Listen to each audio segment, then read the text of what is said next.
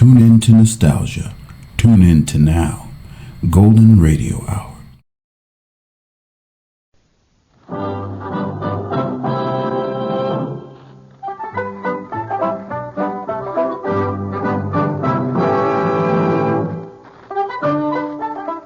In a moment, you'll hear James Stewart as the six-shooter. Just one of many fine programs brought to you each week on NBC. Tomorrow night, there's top comedy entertainment with The Bob Hope Show, The Phil Harris-Alice Faye Show, and Can You Top This with Senator Ford. Bob Hope delivers rapid-fire comedy routines, while Phil Harris and Alice Faye bring both mirth and music. It's a great Friday night lineup of comedy programs, all of them heard only on NBC. James Stewart as the six-shooter.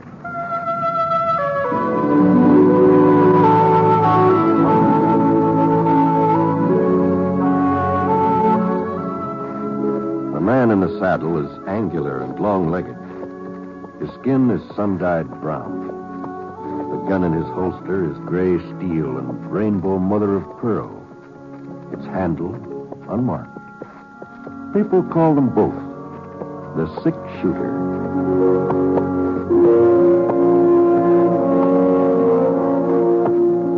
The NBC Radio Network presents James Stewart as the six-shooter, a transcribed series of radio dramas based on the life of Britt Ponset, the Texas plainsman who wandered through the Western Territories, leaving behind a trail of still-remembered legends.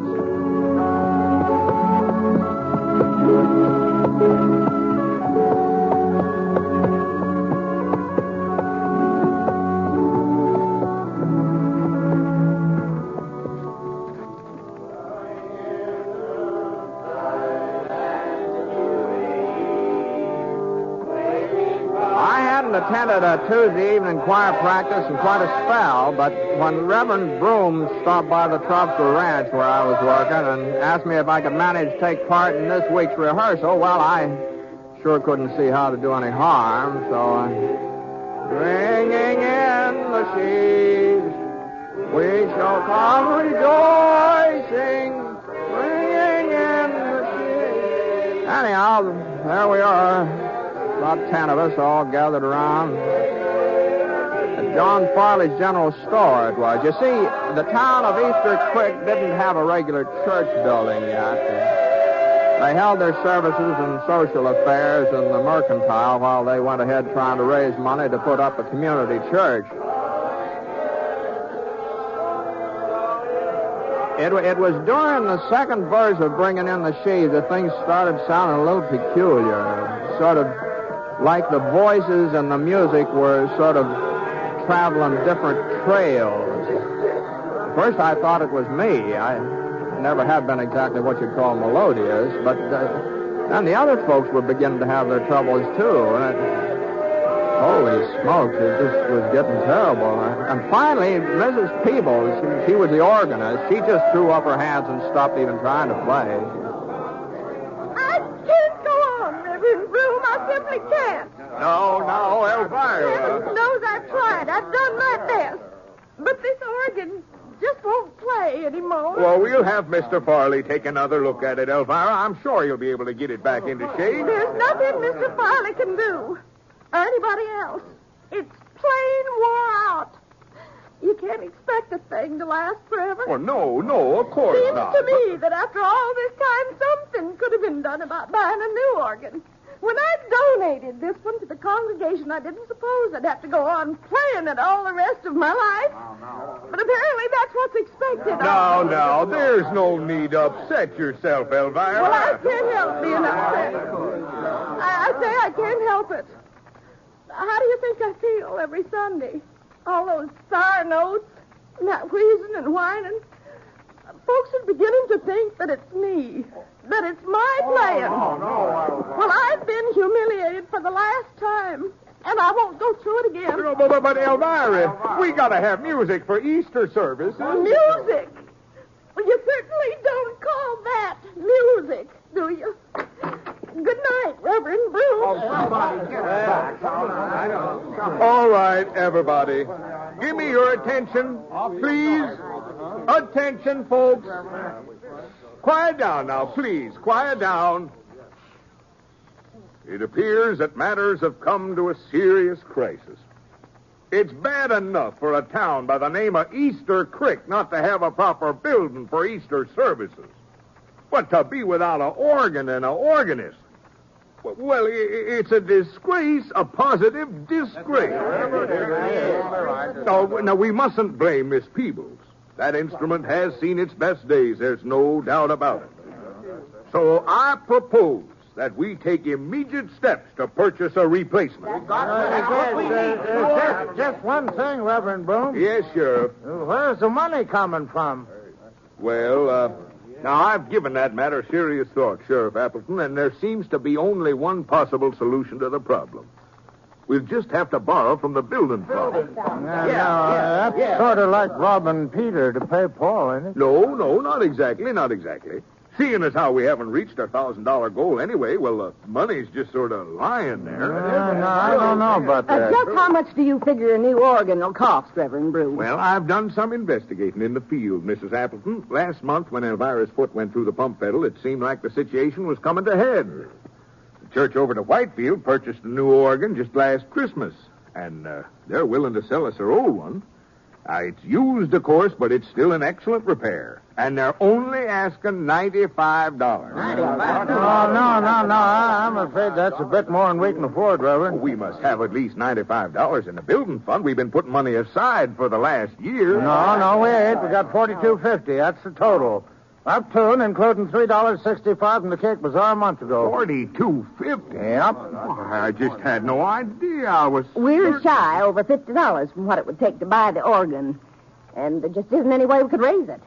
Not between now and Easter. Now. We mustn't give up. After all, we only need the $50. $52.50. Yes, exactly. Well, let's see. There was just someone who could take a firm grip of the situation. A man who... Mr. Ponset. Yes, Reverend. Mr. Ponset, I know you aren't a regular member of our congregation, and you've only been in our midst a few months. But... Well, I sure be glad to donate what I can to the cause, Reverend, but I'm afraid it'd only be a drop in the bucket. Oh, a donation wasn't exactly what I had in mind. Oh? I think perhaps you can be of more service in another fashion. Ladies and gentlemen, I propose that we appoint Britt Ponset, a committee of one, to take charge of the organ raising. Now, hold on a minute here, Reverend Broom. We all know that you're a man of strength and determination, Mr. Ponset, that you inspire confidence, and we trust generosity. Well, now, I'd sure like to oblige you folks, but what you're asking is just out of the question, that's all. You wouldn't turn us down in our hour of need. Oh, no, I'm not turning you down exactly. What I mean is, it just couldn't be done. Why, you've been a whole year raising $42.50, and now you're talking about raising over $50 in just a few days. Well, we've been going at it the wrong way, Mr. Ponset. What? I'm sure your approach will be 100% more effective. My approach? Why, certainly. And just to show you how easy it'll be, we'll start things off by taking up a collection right now. Sheriff Appleton, will you pass the hat? But, all right, everybody. Dig down deep. It's a wonderful thing Mr. Ponset's doing in taking over this fundraising campaign. But I never said a word. And here's word. our chance to let him know how Reverend. much we appreciate it. Reverend.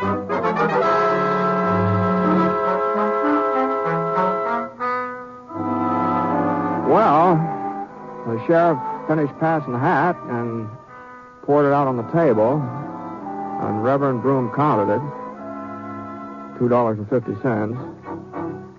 And yet the Reverend was real pleased, too. He said that meant that I only had $50 to go. It's a nice round number. Well, not that I had any intention of taking this job of raising the money to get the new organ, you understand. I told the Reverend I couldn't do it. I told him just as plain as day that I couldn't do it, but somehow he got the idea that I had already agreed to do it, and no matter how hard I talked, he just kept... and the other folks, They were as bad as Reverend Broom. I was just outnumbered. That's all there was to it. So, Early the next morning, I took my hat in my hand and started out. Must have been getting around noon when I finally came back to the sheriff's office. Oh, come in, Bet. Come in.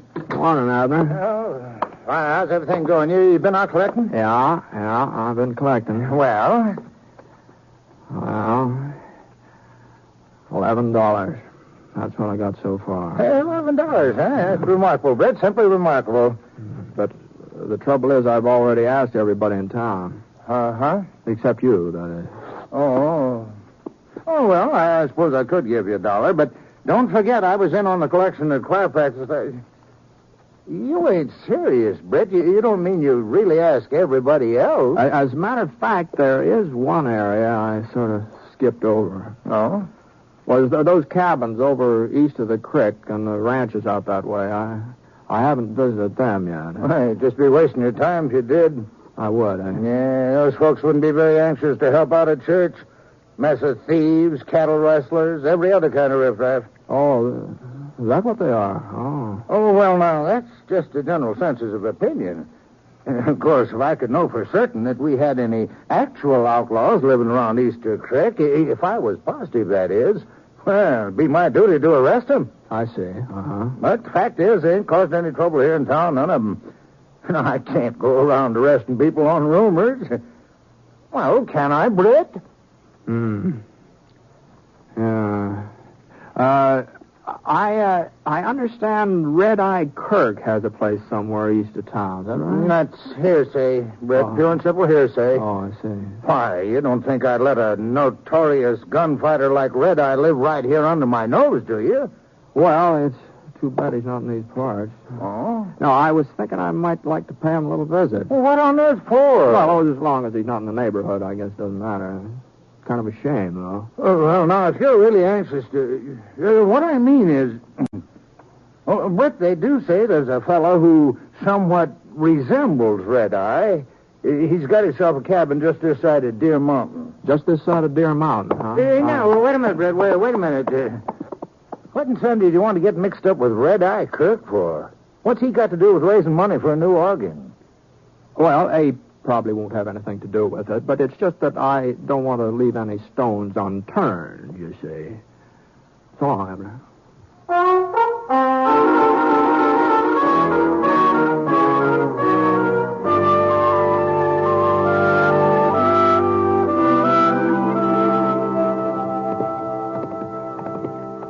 It was about a half-hour's ride out to the cabin Sheriff Appleton told me about. Not much of a cabin, though. Just a shack at the foot of Deer Mountain with a corral off one side. There sure were a lot of different brands on the horses in that corral. Well, I pulled up in the yard about 15 feet from the cabin door. Whoa, Scott. Whoa. For a minute, it didn't seem like there was anybody at home. And then I heard the door start to creak open. The barrel of a .45 poked into sight. The man behind it was tall, square-shouldered, and thick black beard, and kind of reddish eyes. Howdy. What do you want, mister? I'm looking for Red Eye Kirk. Ain't nobody here by that name. Uh-huh. Well, maybe you'll do, then. What? My name's Ponsett, Brett Ponsett. Ponsett? Now, hold on. I'll just take it easy with that gun. Get him up. And get him up high. Oh, sure. How's this? You alone? Yep, I'm alone. You must be plumb crazy thinking you can take me single-handed. No, I'm not interested in taking you, Red Eye. I told you that ain't who I am. Oh, that's right. Yeah, that's right. Yes, you did. Yes, that's right. You mind if I get off my horse? Well, just don't try nothing, that's all. And don't move toward your holster. No, all right. That's close enough. Sure. Now, what are you doing out here, anyway? Well, the fact is, you see, what'd you say your name was? Jones. Bill Jones. Yeah. Well, Mr. Jones, I've been given the job of raising some money. What? Now, don't get me wrong. It wasn't my idea, but since it was for such a good cause, I just couldn't turn the folks down. Good cause. A new church organ. That's what I'm collecting for. What? You see, the one that Reverend Broom's congregation has been using, it sort of gave up the ghost last night, and what with Easter coming on, Are you joshing me, mister? No, of course I'm not. You mean you're out here trying to raise money so you can buy a church organ? That's right. Go on. Get moving before I take a shot at you. You won't give me a hand, huh? I wouldn't give you 5 cents for every church organ west of Mississippi River. Now, it wasn't your money I wanted. What? No, it wasn't that at all. And what the devil did you come around bothering me for? Well, I was thinking that you're a pretty influential man with some of the folks hereabouts. They've told the mark if I tell them to. You can bet on that. Yeah, well, that's just the impression I got. So what? Well, it seemed to me that if I was to go moseying around these parts alone, some of your friends might not look too kindly on the idea of giving me donations. They sure wouldn't. But on the other hand, if we were to approach them together as a kind of a team, you might say. A team? That's the general idea, yeah. You want me to go along with you? I sure would appreciate it if you would. And help you raise money for a church organ? That's right. Well, I'll be... Me taking up a Sunday school collection. Well, that's the doggonedest notion anybody ever had. What do the boys think, huh? Jack Denton, Wisconsin Billy? Why, it'd be almost worth it just to see their faces. You sure got a sense of humor, Ponson. And you know something, this here crazy scheme of yours, I'm going to take you up on it. You know something, Mr. Jones? What? You know something? I kind of thought you would.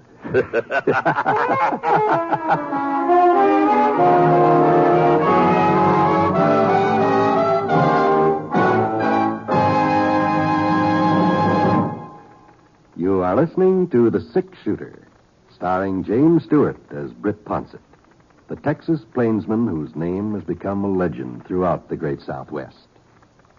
And now Act Two of the story called Crisis at Easter Creek.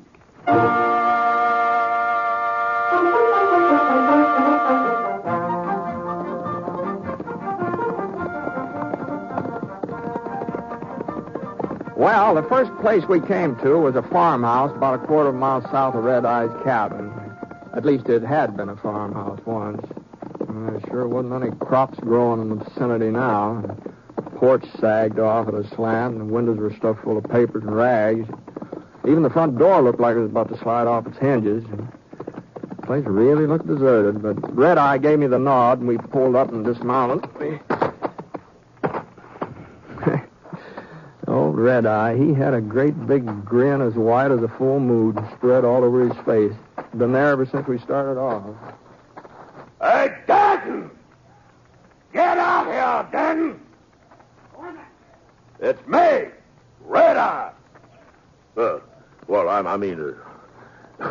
I guess you know who I was anyway, didn't you? Well, I had a pretty good idea. Howdy, Red Eye. What can I do for you? Denton, this here's Britt Ponsett. Ponsett. Howdy, Danton. Now, don't you worry, Red Eye. Even if he did get the draw on you, he ain't turning you over to no sheriff. Oh, put your gun away, Denton. Huh? Use your eyes. Ponsett ain't covered me, is he? Then what are you doing riding along with him? Oh, we got us a little project. Now, you explain it to him, Ponsett. Well, the fact is we're collecting money to buy a new organ for Reverend Broom. What? That's right, Jack. Oh. Sounds to me like you said money for a new organ. I must be getting loco. I sure ain't going to argue that with you, Denton. Well, come on. Come on, fork over. You mean you're serious, Red Eye? Of course I'm serious. Then he must be holding a gun on you. I ain't got all day, Denton. How much we need, Britt? Well, let's see. 12 from 50, $38. Well, you heard him. Denton? Sure, Red Eye, sure. Now, just let me look in my purse here. Oh, yeah. Two $20 gold pieces. How's that? Well, I didn't mean that you had to contribute the whole thing. Just What? keep the change. Just keep the change. Oh, well, thanks a lot. My pleasure entirely. Was there anything else, Red Eye? No. I guess that'll do it for now. Let's go, Ponce. Yeah, sure. Easy, boy. I'm glad you boys stopped by. Anytime I can, well, you know where to find me. We'll stop at Mike Morgan's place next. That's just down the road. Well, that's mighty considerate of you, Red Eye, but we don't need to make another stop. What? Well, what are you talking about? Well, $38, that's all we needed, you see. Oh. See, the organ's all paid for now. Well, there must be something else the Reverend needs money for, ain't it? Oh, I suppose. Doggone it, Ponce. I'm enjoying myself. And besides, it wouldn't be fair to the rest of the boys if Denton was the only one who got a chance to do a little contributing to charity. Least we can do is stop at Mike Morgan's, seeing as how we're so close. I said, well, whatever you say. Whatever you say, Red Eye. Well, we made about 8 more stops before evening, and I must say that all of Red Eye's friends are mighty generous. Why, I even had to turn down the offer of a couple of cows for the cause, seeing as how there was some doubt as to the legal owner of the stock in question. But the gold and the silver and the paper money, well, there just wasn't any way of telling how that was come by. At least, wasn't any way I could think of. So by sundown, I was carrying quite a load of cash. And we were riding away from Slick Wilson's place when Red Eye gave a little sigh and looked at me sort of disappointed. Well, guess I better head back home now. Sure, Red Eye, sure. What's the matter? I was just thinking about how Mike Morgan tripped over his shotgun when I told him what it was we wanted. Nearly blowed himself right over the barn. Yeah, it's kind of a close call, wasn't it? Doggone it, I don't see why Wisconsin Billy wasn't at home. Well, he'd have been fit to be tied. Well, we did all right without him. Easy. Say, Britt. Oh, why don't you come back tomorrow, huh? Oh, no. He'll probably be around there. Oh, no, thanks, Red Eye. I got a whole lot more than I ever expected. And I sure do appreciate your assistance. Oh, pleasure's all mine. Well, good luck. Same to you, Red Eye.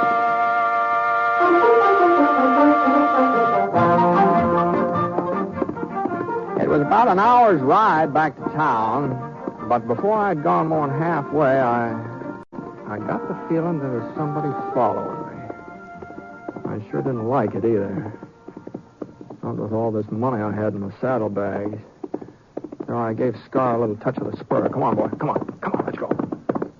When I heard the other horse pounding up the trail after me, let's go, boy. Come on, let's go. His first shot was over my head.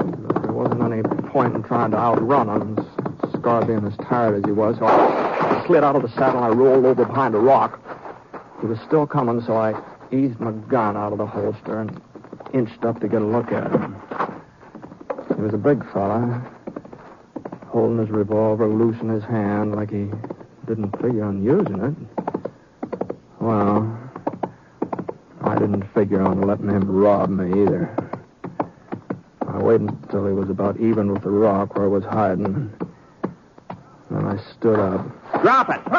Drop it! Okay, take it easy, Ponce. Why, you know who I am, huh? Red Eye told me you was heading this way. I've been trying to catch up with you for the last 15 minutes. You mean Red Eye sent you after me? I'll say he did. Well, I'll be darned. I thought I had him figured different. Now, I suppose he told you about the money, too. Sure. Here's mine. My share. Catch. What? Your share? For the church organ. Name's Wisconsin Billy. I was out when you come by to collect this afternoon. Oh. Then I wanted to make certain you got my donation. Oh, I see. Now, do you mind handing me my gun? You got? No, not a bit. Here you are. Thanks. Well, so long, Ponset. Well, yes, so long there.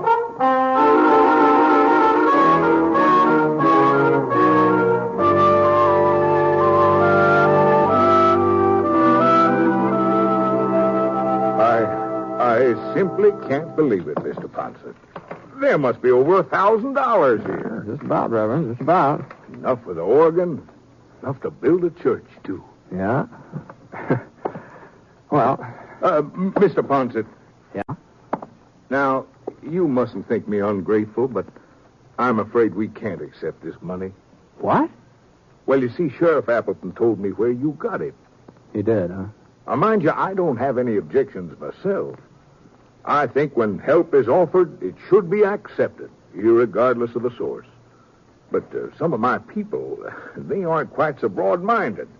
And the idea of permitting Red Eye Kirk and those other outlaws to donate to our fund, well... Now, just hold on a minute, Reverend Broom. Now, just hold on. Now, when I was talking to Sheriff Appleton earlier today, he claimed that there weren't any outlaws in the vicinity of Easter Creek. Well, we don't like to admit that our town is a haven. Why, the sheriff said that if there were any bandits around here, it was his duty to arrest them. Of course, that would mean getting a posse together. It'd probably mean a lot of shooting and killing. Well, Mr. Ponset, everybody knows it. I mean, it's common knowledge. And as for Red Eye Kirk ever having anything to do with that money I raised, well, you could be mistaken, Reverend.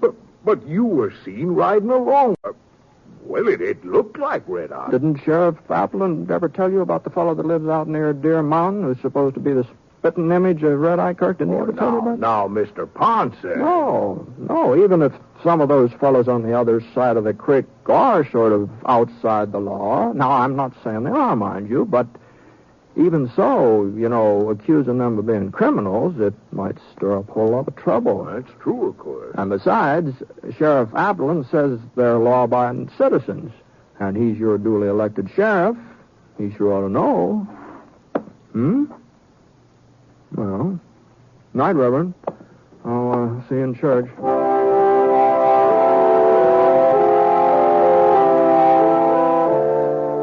Well, I guess there was a little argument about whether or not to accept the money, but Sheriff Appleton finally convinced folks that they didn't have any right to turn it down. So, by the following Sunday, Easter, the congregation had a new organ. And the service was real well attended, too. Now, some of the folks didn't look like regular churchgoers. But Red Eye, Mr. Jones, he explained to me afterwards that he and his friends just wanted to make sure their contributions had been put to a good use. I don't know if they've been back since, but you never can tell, Reverend Broom preached a real fine sermon that morning.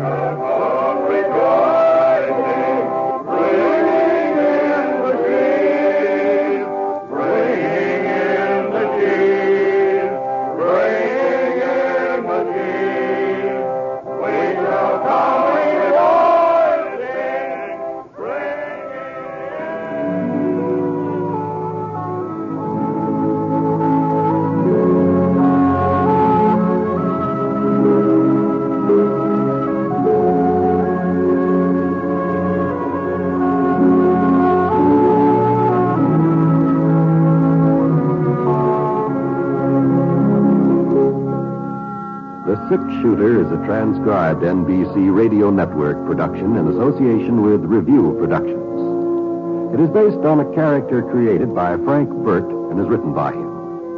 Mr. Stewart may currently be seen in the Universal International picture The Glenn Miller Story. Others in the cast were Virginia Gregg, Marvin Miller, Ted DeCorsia, Robert Griffin, and Red Eye Kirk. Special music for this program was by Basil Adlam, and the entire production is under the direction of Jack Johnstone. All characters and incidents were fictitious, and any resemblance to actual characters or incidents is purely coincidental. Oh, by the way, you'll be interested in knowing that the Six-Shooter has been chosen for broadcast to our men overseas through the facilities of the Armed Forces Radio Services. This is John Wall speaking.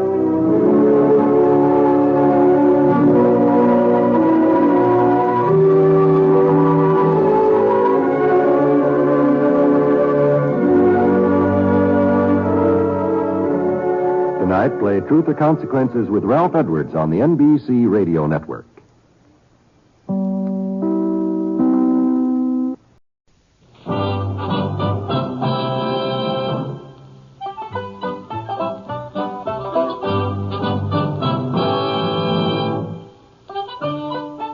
In a moment, you'll hear James Stewart as the six-shooter.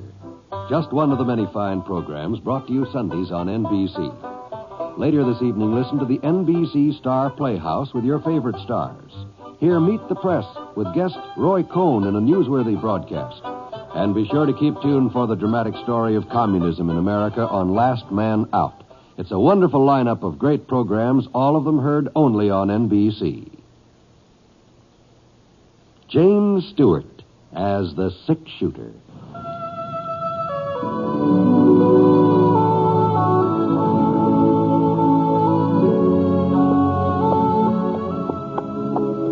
The man in the saddle is angular and long-legged. His skin is sun-dyed brown. The gun in his holster is gray steel and rainbow mother of pearl. It's handled unmarked. People call them both the six-shooter.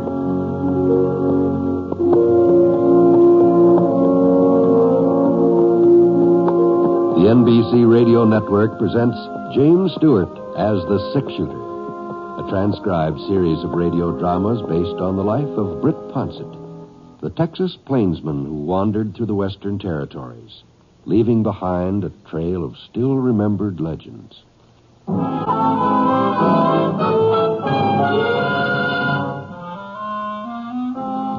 I could tell he was a big man from the sound of his steps as he plowed through the trees toward where I was squatted by the fire eating my lunch. Finally came into sight. He's almost as broad as he was tall, with bright red hair and a great big thick mustache that kind of curled up at the corners. Well, he sure wasn't any cowhand. Not with those duds he was wearing. Long black coat and light yellow breeches. Looked like he'd been wearing them for quite a spell, too, though. Mud all over the pants and a tear in one of the coat sleeves. He seemed cheerful enough, though. At least the grin he gave me was so broad it showed off practically every tooth in his head. Lots of gold there, too. Howdy, mister. Hello. Mind if I warm myself for a spell? No. Go right ahead. That sun just don't give off much heat. What time you make it, mister? About noon. Maybe a little later. Hey, that grub sure smells good, don't it? Are you hungry? Well, not hungry exactly. Starved would be more like it.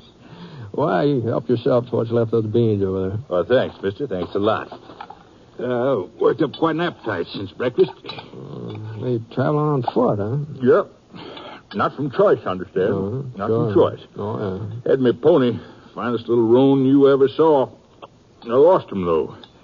Oh, by George, those beans are tasty. Well, you lost your horse? Yep. Last night. Poker game over to Jackson. Oh, poker, yeah. Oh, yeah. Well, you're a gambler, huh? Well, the way the card's been running lately, I ain't so sure. I see. But if I had to go broke somewheres, I guess Jackson was as good a place as any. At least it's within walking distance of Clover Fork. Well, that's quite a walk. Well, I know it. I ain't got much further to go, though, have I? About 15 miles, I think. Well, I reckon I'll make it somehow. You acquainted with Clover Fork, mister? Some. I've been working on a ranch not very far from there. Usually get into town every week or so. That's where I'm headed now. Well, then, maybe you can tell me where I'll find my family. My wife and son, that is. Their name's Proctor. What? Proctor? Well, they're still living in Clover Fork, ain't they? That's where they'd moved to last time I heard. Janet Proctor, that's my wife. Boy's called Ted after his grandfather. You know him, mister? Yeah, I know Ted. Oh, I'll bet he's a whopper by now. Why, he must be, well, let's see, he's going on 12 years old. He's a good-sized boy, all right. Well, what about Janet, mister? She's still pretty? She used to be pretty as a picture when she was a girl. Yeah, well, as a matter of fact, Mrs. Proctor's dead. What? Yeah, she's, it was over a year ago now, pneumonia. Janet? Dead? Yes, I'm very sorry, Proctor. It's funny they didn't let you know. I reckon they tried.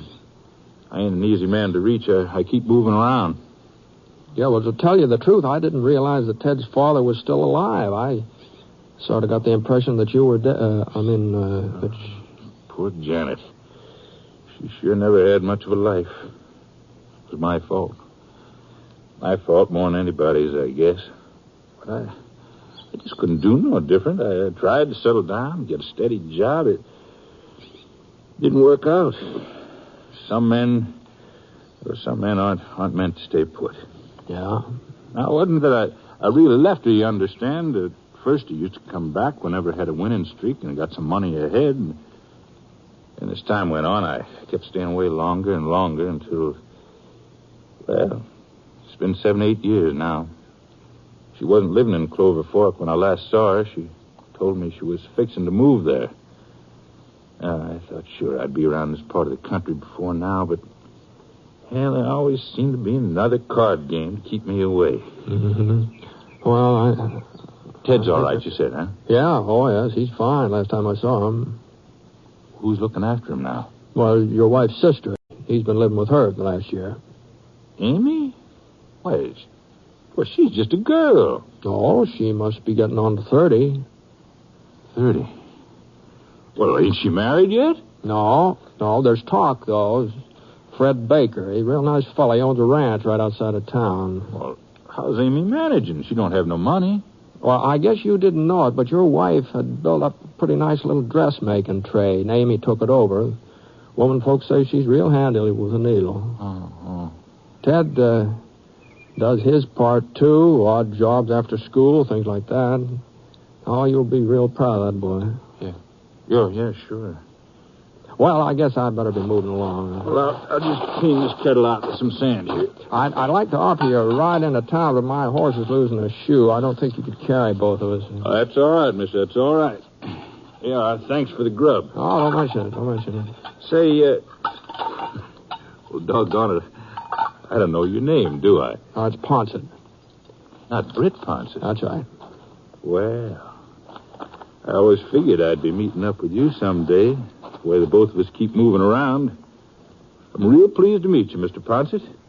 Oh, my first name's Gus. Oh, you Gus? Before you shove off, I was wondering if you'd mind doing me a little favor. As long as you'll be getting into Clover Fork ahead of me, would you stop off and tell Amy and the boy that I'm coming to see him for a day or so? I think maybe they kind of deserve a warning. Sure, I'd be glad to, Gus.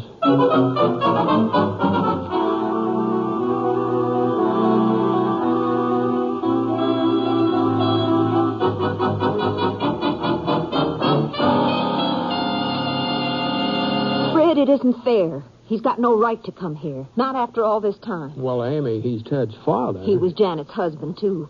But that didn't make any difference to him. Nobody else ever made any difference. Now, all of a sudden, he remembers that he's got a son.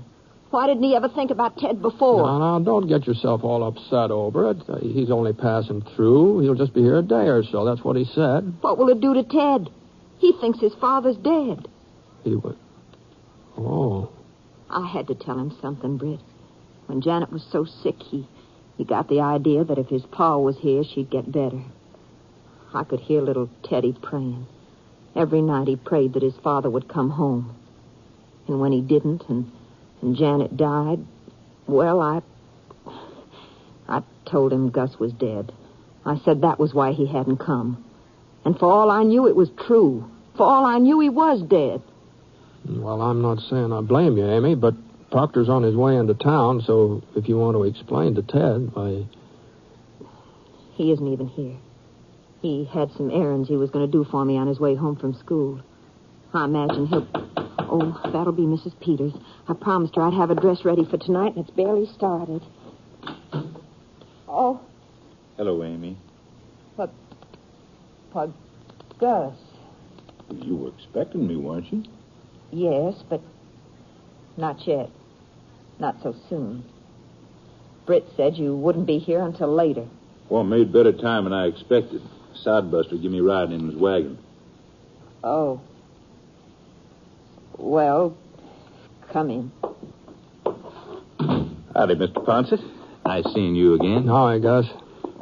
My. You turned out real pretty, Amy. Have I?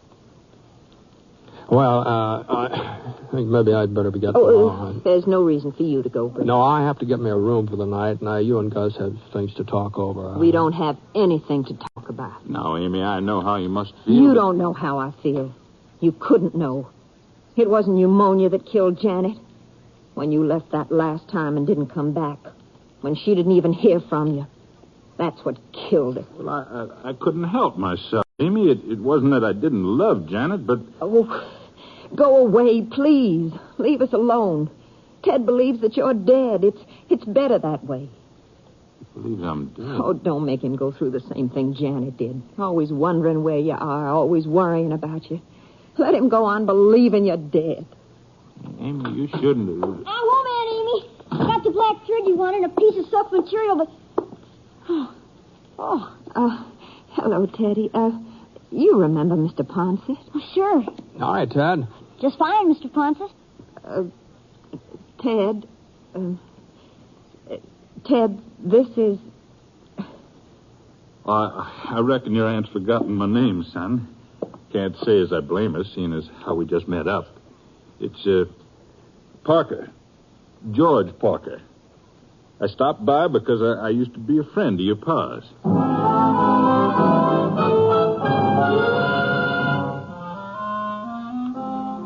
Well, Gus Proctor carried it off pretty well, too. Sounded real convincing. The only mistake he made was saying that he'd known Ted's father. Well, sir, that youngster cut loose with a whole passel of questions.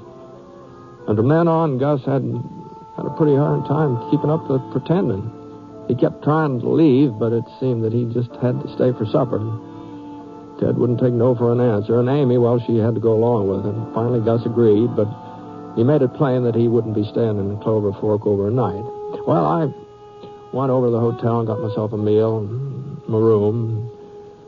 Oh, Amy had invited me to supper, too, but I told her to make it some other time. After I'd eaten, I settled down in the lobby.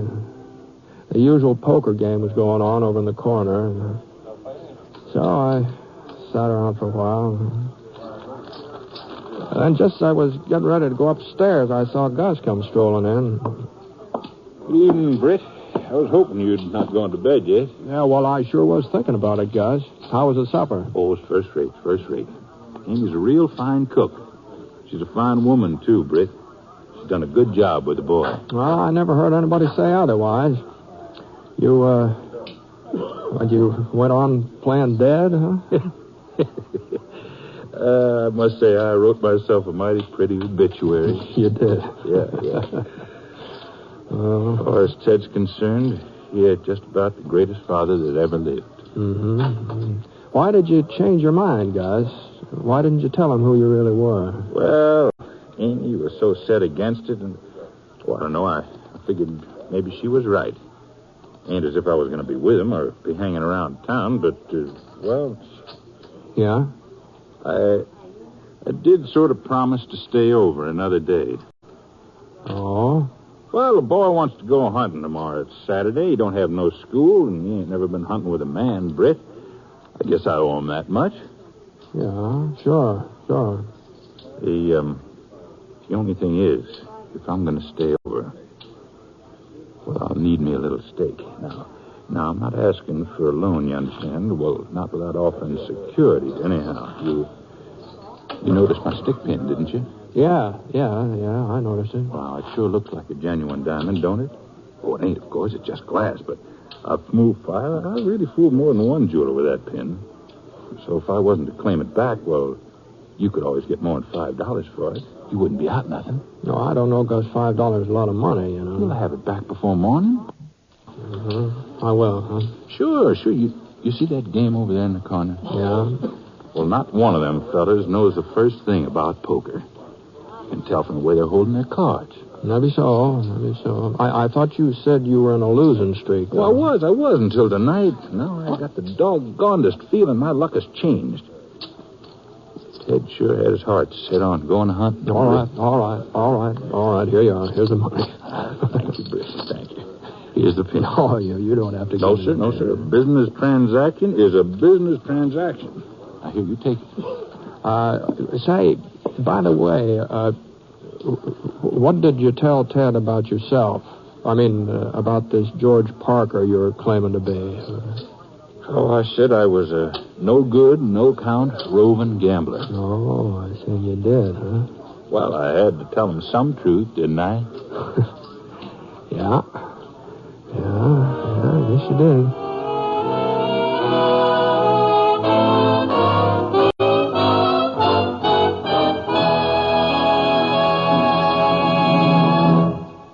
We'll return to James Stewart as the six-shooter in just a moment. But I'd like to pass on a word of thanks to you, our audience. Thanks from Jimmy Stewart, from our writer, Frank Burt, the entire technical crew, and our director, Jack Johnstone, for the warm, friendly letters we receive from you every week. It makes us feel that you are somehow sharing the pleasure that is ours in bringing you the six-shooter. We only wish it were possible to answer them all individually, for we appreciate hearing from you more than you may realize.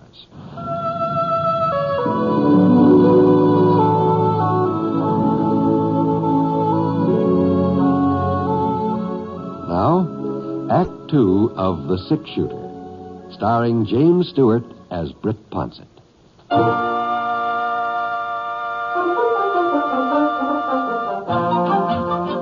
Well, Gus paid me back first thing next day. And he had a whole lot more than $5 in his pocket, too. Plenty of silver and a roll of bills. I guess his luck had changed, all right. He was all fixed up to go hunting when I saw him, wearing some new breeches and a flannel shirt, carrying a couple of first-class rifles under his arm. I went about my business, picked up some parts for the pump on the Eagle J where I was working, and headed back to the ranch. And it was almost a week later before I came into town again. New harness for the mules this time. I was kind of surprised to see Gus playing poker in the hotel lobby when I registered. I figured he'd probably moved on by now. He waved to me and went on with the game, and it looked like to me he was still winning. Well, I went upstairs to my room and started to clean up for supper. Come in. Oh. Howdy, Mr. Pontus. Well, how are you? Well, what can I do for you, Ted? I stopped by the hotel to see Mr. Parker, but he's busy. He said you were back in town, so... Well, I'd like to talk to you, Mr. Pontus. Sure, go ahead. You're a friend of Mr. Parker's, ain't you? Well, more or less, I reckon.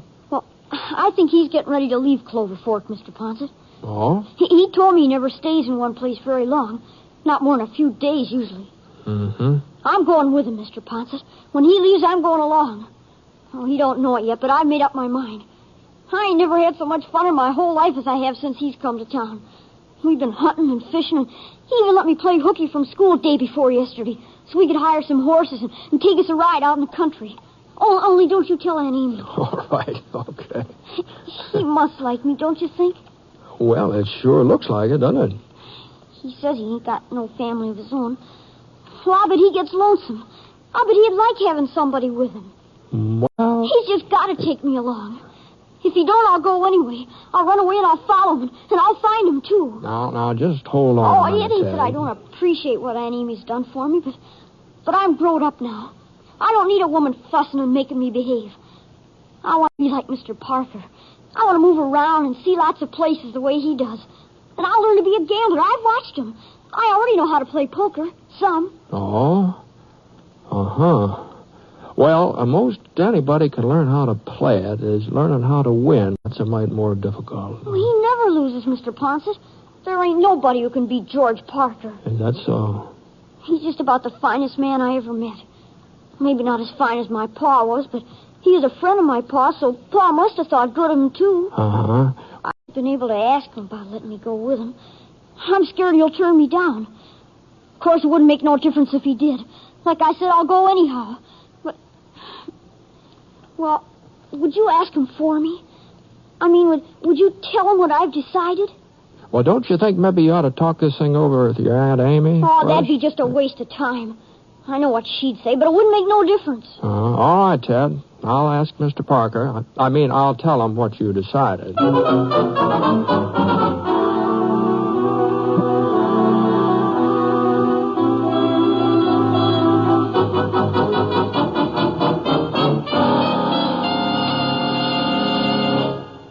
I'll be doggone.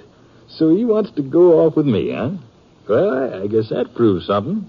Ted's my son, all right, and I guess maybe somewhere down deep inside, he knows it. Maybe so, Gus. Maybe so. I don't know why I never thought of it myself. Well, ain't no reason why I shouldn't take him. Oh, I sure don't know of any. Why not? When I was his age, I'd already left home. He'd just be following in my footsteps.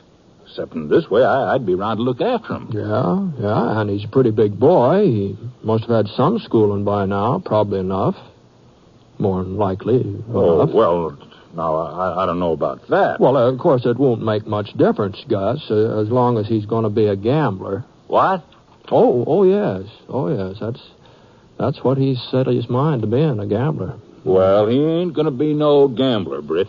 You think I want Ted to have the kind of life I've had? You think I'm proud of myself? Man wants his son to do better than he's done. Any man wants that. Of course he does. I could settle down, get a job again, make a real home for him. And then later on, I could let him know who I really am, that I'm his pa. Yes, sir. Yes, sir. That's just what I'll do. Sure, yeah. What's the use of trying to fool myself? I couldn't work steady or stay put. I couldn't do it for his ma. I couldn't do it for Ted. I'd be moving on inside of 6 weeks. Well, I guess it's up to me to lay down the law to him. You know, he's a real determined youngster, Gus. He told me he'd run away and follow after you no matter what, and I believe him. Oh, he'd come back to Amy soon enough. You know, you didn't come back when you were his age and you ran away, did you? Well, he ain't me, and he ain't going to make the same mistakes I did. Well, maybe a good talking to will set him straight. But right now, you're his idol, Gus. Finest fellow that ever lived. Next to Dad, of course. He said that? That's what he said. Britt, I can't be nobody's idol. And I don't want nobody following my example, least of all my own boy. I'm getting out of town tonight. Right now. Now, you know, kids have pretty good memories, Gus. Some things they never forget. And some people, too. Even after you're gone, he'll still want to be like you. No, he won't. Not if I... Hey, look, it's still early yet. I'll have time for a couple of hands of poker before I go. You don't play, do you, Britt? No, not very much. Sometimes I kind of enjoy watching.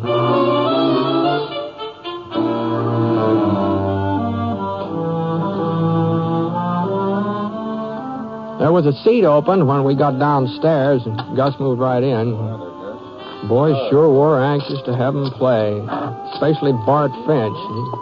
Seems he'd lost quite a bit during the last week, and he wanted a chance of getting some of it back. I stood by Gus's chair watching the play. He was just about holding his own the first few minutes. Then along about the fifth or sixth hand, I noticed he sort of tensed up. That wasn't like him, not from what I'd seen of his poker playing. Gus was the dealer, and Bart opened the pot. They raised each other a couple of times, and the other players dropped out. Then it came to a draw. Bart tossed in 2 cards, and one of them kind of hit on edge and almost flopped over. I couldn't see what it was, though, not from where I was standing. Gus dealt Bart 2 fresh cards and drew 2 himself. And then everybody seemed to get kind of quiet.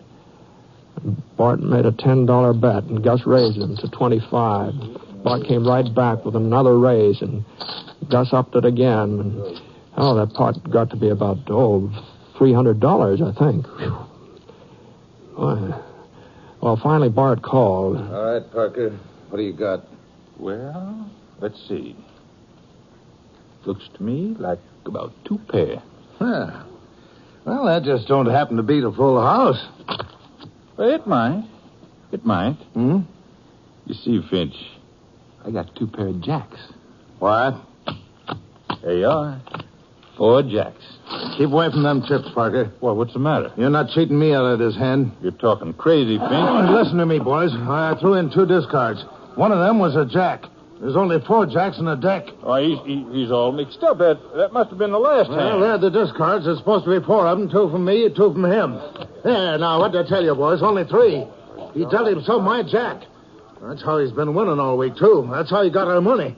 Well, you ain't going to cheat anybody else, Parker. Now, hold on. Now, take it easy, Finch. You stay out of this, Ponset. You put that gun away. I mean it, You Bart. ain't going to stand up for a crooked gambler, Britt. Now I'm fixing it so he won't ever... Oh! Now, rest of you sit tight. If there's going to be any more gunplay around here, somebody's going to get hurt. Except for you, Parker. You better get out of town and fast. And you better think twice before you come back, too. Don't worry, Ponce. I won't be coming back.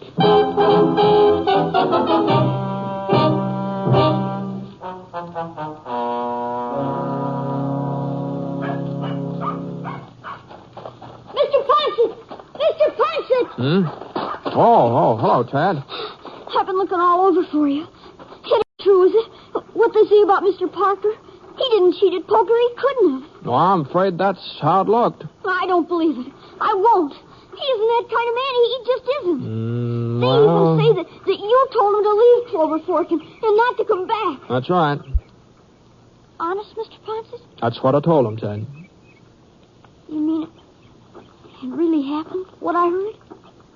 It happened all right. It's true. To think I wanted to go with him. I wanted to be like him. I must have been loco. Why, a man who cheats at cards, he's lower than a snake even. Well, maybe Mr. Parker had a reason for what he did. There couldn't be no reason. Not for something like that. I wish I'd never heard of him. And I don't think he was a friend of my Pa's either. I don't think he ever knew Pa at all. Pa wouldn't have had nothing to do with a skunk like him. No, I don't know about that, Ted. Well, I do. Uh-huh. Look, maybe you ought to head for home. Your Aunt Amy will be worrying about you, don't you think? Yeah, you bet. You know, Mr. Ponset, I ain't ever gonna leave her. Oh, someday you will. But not for a while yet. Not for a while yet, Ted.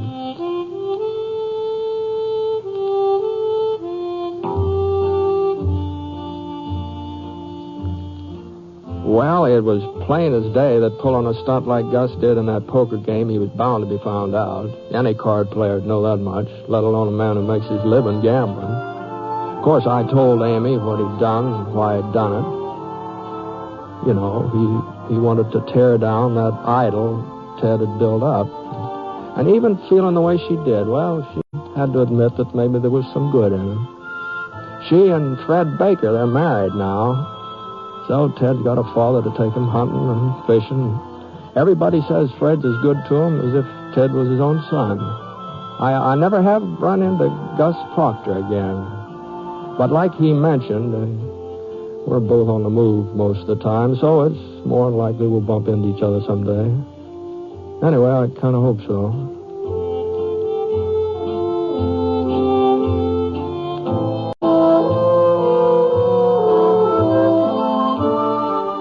The Six Shooter is a transcribed NBC Radio Network production in association with Review Productions. It is based on a character created by Frank Burt and is written by him. Mr. Stewart may currently be seen in the Universal International picture, The Glenn Miller Story. Others in the cast were Shirley Mitchell, Dick Beals, Barney Phillips, and Robert Griffin. Special music for this program was by Basil Adlam, and the entire production is under the direction of Jack Johnstone. All characters and incidents were fictitious, and any resemblance to actual characters or incidents is purely coincidental. By the way, you'll be interested in knowing that the Six Shooter has been chosen for broadcast to our men overseas through the facilities of the Armed Forces Radio Services. This is John Wall speaking. Listen to Jan Murray in Sunday at Home on the NBC Radio Network.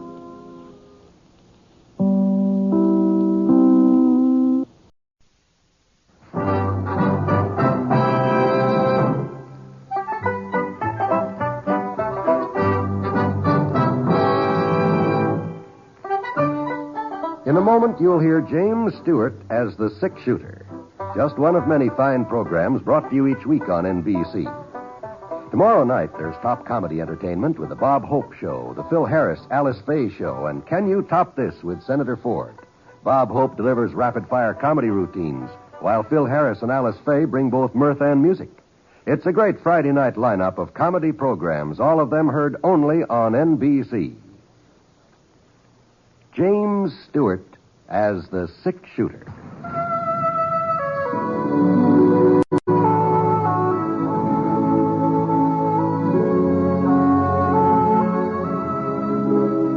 The man in the saddle is angular and long-legged. His skin is sun-dyed brown. The gun in his holster is gray steel, rainbow mother of pearl. Its handle unmarked. People call them both the six-shooter.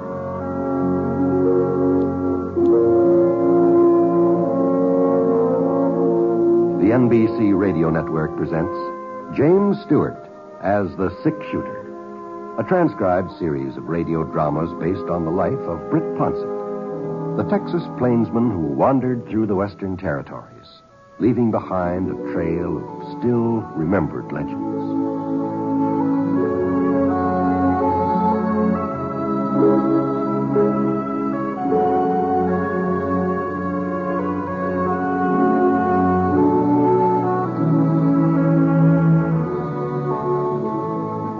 Sure didn't look like I was going to get much sleep that night. The Prospect Hotel was right in the middle of town, and from my room I could hear just about everything went on outside. Hold up a minute, George. And there wasn't much I could do about the noise either. It was too doggone hot to shut the window. The sun had been down for a couple hours, but there wasn't any breeze, and my room being on the second floor, well, the heat just seemed to sort of hang there. Whew. Boy. Well, along about 10 o'clock, I finally managed to doze off. I wasn't exactly sound asleep, you understand. It was just sort of in between, you might say. What the Sam Hill is... For a second, I thought maybe I dreamt that shot. And then I heard somebody come running out of the front door of the hotel and jump on a horse. And by the time I got across the room to the window, whoever it was had ridden out of sight. Well, I pulled on my pants. I headed downstairs.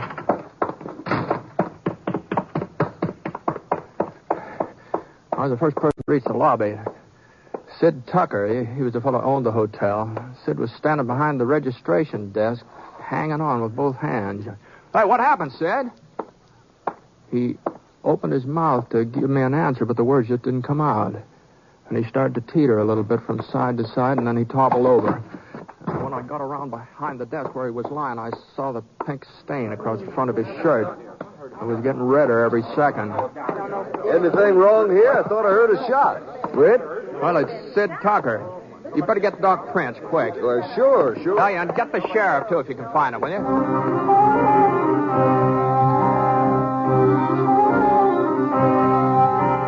I managed to carry Sid into the dining room, laid him out on the table. I figured the doc might have to do some probing for that bullet in Sid's belly. And if Sid was in a good hard surface, he'd have a little easier time handling him. By this time, everybody in the hotel was crowding around seeing what was wrong. Sid was still breathing, but there was a kind of a raspy noise with every breath he took, and the bleeding was worse than ever. Gee whiz, he was bad off, all right, no doubt about that. Well, it was about 10 minutes before Doc Prince got there. It seemed a lot longer, of course, but Let me through. it was just about that time. Now, just go on back to bed, everybody. Go on now. There's nothing you can do here. You'd just be in my way. Please, go on now. You stick around, Britt, if you don't mind. Why? Well, I might need somebody to help hold him down. Oh, sure.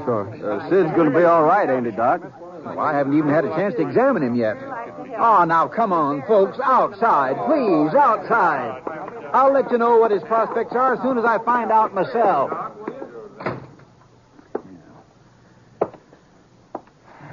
I'm afraid that's not much of a bandage, Doc, but it's the best I could do under the circumstances. Sure, Britt.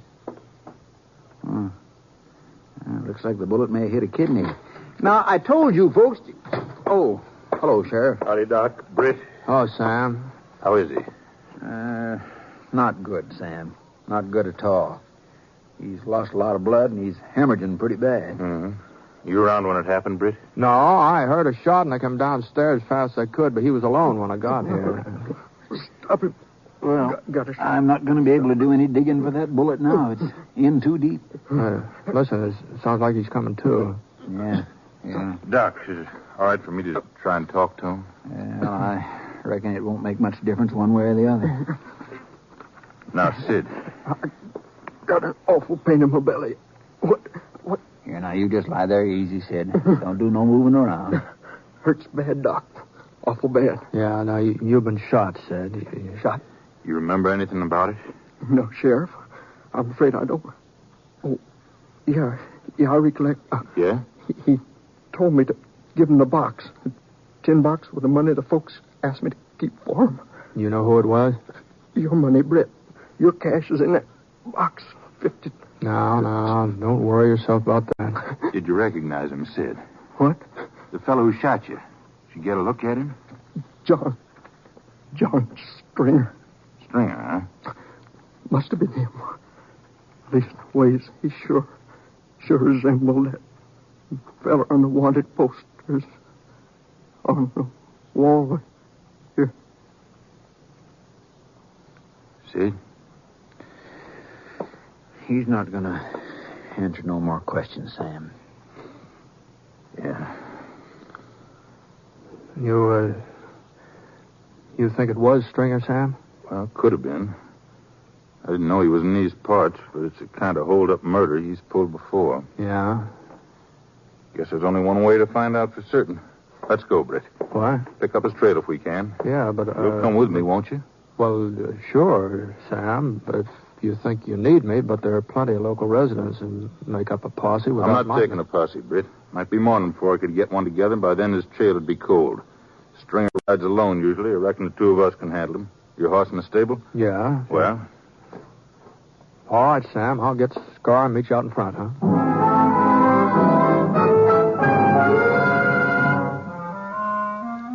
I'd heard about Johnny Stringer. He'd killed his first man when he was only 14 years old, and they said he'd managed at least one more every year since. He's still young, though, 21, 22. Supposed to be a handsome boy with black curly hair and brown eyes, and a little scar on the side of his neck from a gunfight somewhere near Salt Lake City. I'd never met up with him in person. As a matter of fact, this was further south than he usually strayed. That is, if it was Stringer who'd killed Sid Tucker. Well, we got our horses, Sam and I, and started looking for the trail. The fellow I'd heard ride off just after the shooting had been heading east toward the Furnace Hills, so we rode out that way. There was a lot of moon, and after milling around for 15, 20 minutes, we spotted some fresh tracks along the creek at the edge of town. Of course, we still had no reason to be certain that this was the right trail. Hold on a minute, Sam. Whoa, Scar, whoa. What's the matter, Britt? Who? Look, over there beside that cactus. What's that look like to you? I don't see any... Oh, yeah. Easy, boy. Easy. That's the tin box Sid was talking about? Yeah, the kid must have shot the lock open. Empty, huh? Yeah. Probably got tired carrying it. Mm-hmm. Hotel should have had a safe. Been telling Sid Tucker that for years. Yeah, well, this box always served the same purpose. Up till now. Yeah, up till now. Sid said he was keeping some of your money for you. Yeah, a couple of months' pay. That's too bad. Oh, well, I'll get over it. Sid won't. Well, no point hanging on to this anymore, I guess.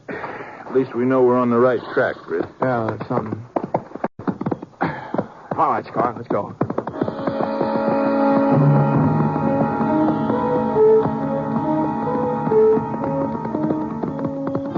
Well, he had an hour's head start, maybe more.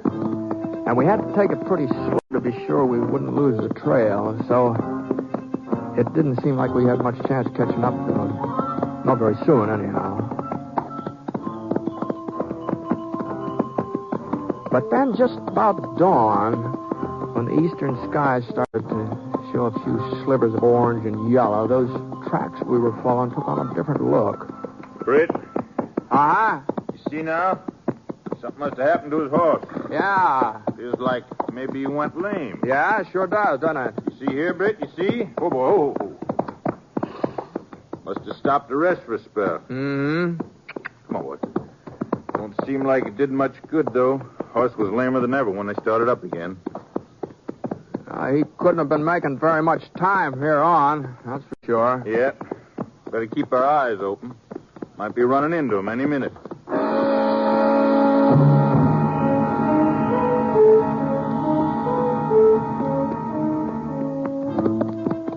We were in the Furnace Mountains now, and the sun was coming up hot. Oh, this is going to be another scorcher, all right. You could feel everything start to warm up already. The trail we were following showed more and more signs that the horse was in pretty bad shape, and the places where he'd stopped to rest were getting closer and closer together until finally we saw the fellow on the saddle had just given up trying to ride and started moving out ahead on foot. Oh. Easy, Scar. Easy. Might as well leave the horses here, Britt. He can't be much further now. Yeah.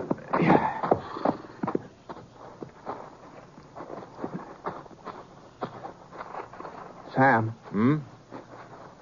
Hey, over there in the cabin on the side of the ravine there. Uh-huh. Know whose it is? No, I ain't never been on this slope before. Well, somebody's living there. From the looks of that smoke, I'd say they're cooking breakfast. Let's close in.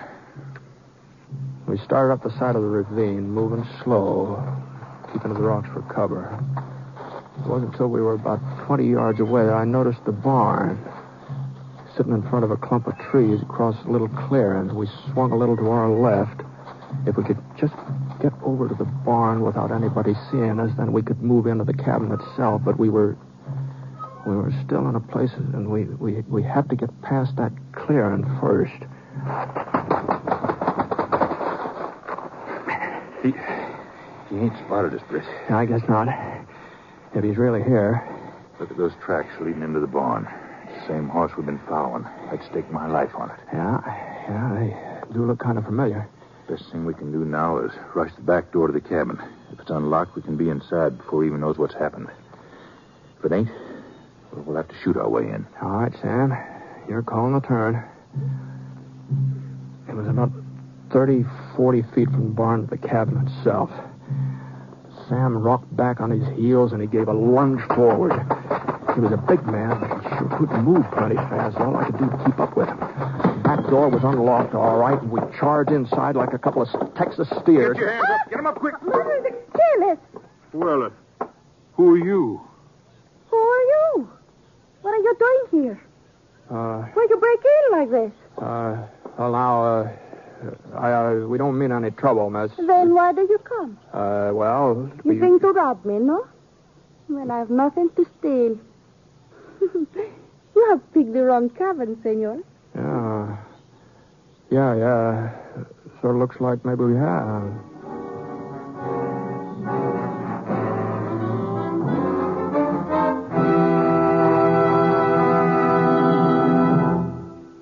We'll return to James Stewart as the six-shooter in just a moment. Not all careless drivers have accidents, but many such careless drivers cause accidents. A woman driver who drives slowly down Main Street while doing a little window shopping is a menace. So is the man who insists on telling the people in the back seat of his car about his poker game last week. It's no wonder that ordinarily cautious drivers start to lose their tempers and take dangerous chances to pass these careless drivers. When an accident results, the person who caused the accident probably won't even be touched. So the National Safety Council says if you want to window shop, get out and walk. If you are too busy describing one of your sterling feats to pay any attention to traffic, get out and walk. The driver's license you have does not give you the right to endanger the lives of your passengers or other human beings. Driving can be dangerous. Keep your mind on what you're doing, or walk.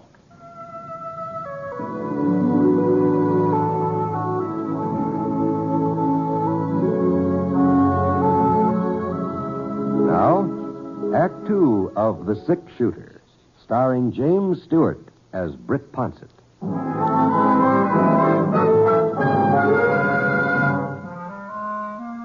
Well, she was a real pretty girl. About 20, jet black hair and black eyes that sort of flashed sparks when she talked.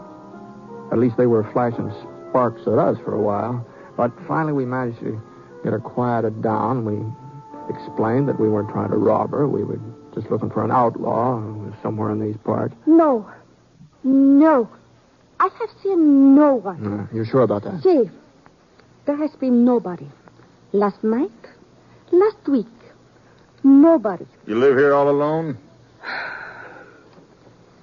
This cabin belonged to my father, Alfredo Mendez. He's dead now. 6 months. I live alone. It must be kind of lonely, a young girl like you. I'm busy. I take care of cows. I plant seeds. There will be food for winter. Yeah. Well, I think I'll take a look around outside. The barn, maybe. Well, you look there. I tell you, there's no one. Yeah, that's what you told us. Want me to go with you, Sam? No. You might check the rest of the cabin, though, Britt. Sure. You think I lie?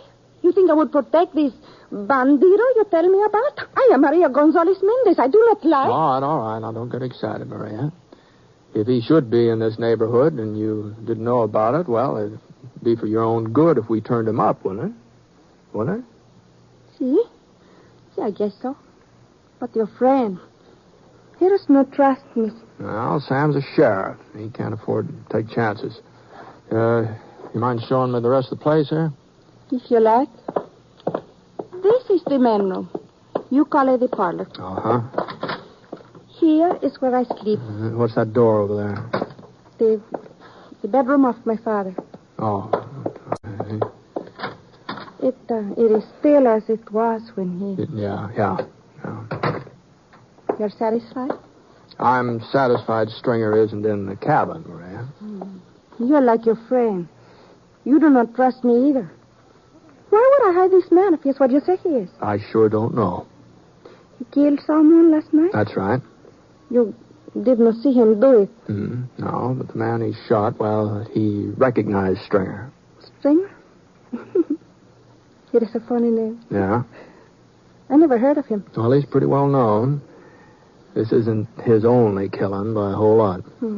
Has nothing to do with me. He's not in here, Sam. Yeah. Well, he's not in the barn either. But his horse is. What? No, senor, no. It is my horse, the one you saw. I suppose you've been riding him all night, huh? I do not know what you mean. Well, somebody's sure been giving him a workout. They even rode him after he went lame, too. Now, why don't you start telling us the truth for a change? How about it? It does not matter. He has gone. I get to him another pony and he rides away. Long before you get here, he is gone. Well, now I'll be... You will never catch him now. That is why I pretend I think you want to rob me when you come. Might have known. But he has killed no one. And his name, it is no Stringer. It is Johnny Davis. He tells me that you will look for him and that you will blame him for things he does not do. Sure, that's what he told you, and you had to believe him, didn't you? He would not lie to me. Well, I guess you ain't the first senorita that got taken in by Johnny Stringer. Even his wife. He's talked her into putting up with him on and off for the last 5 years, and she's supposed to be a pretty decent girl. His wife? That's right, Maria. Johnny's married. Has been since he was, 18 or so. It is not my concern, this Johnny Stringer. It isn't, huh? Your friend Davis, has he got black hair, curly black hair? Many men have black hair. Mm-hmm.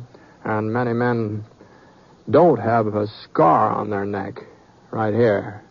A scar? We're just wasting time, Britt. We got a trail to pick up. Yeah. Wait. You lied to me about this scar. You tried to make me think that my Juanito is the same man you look for. You lie about him.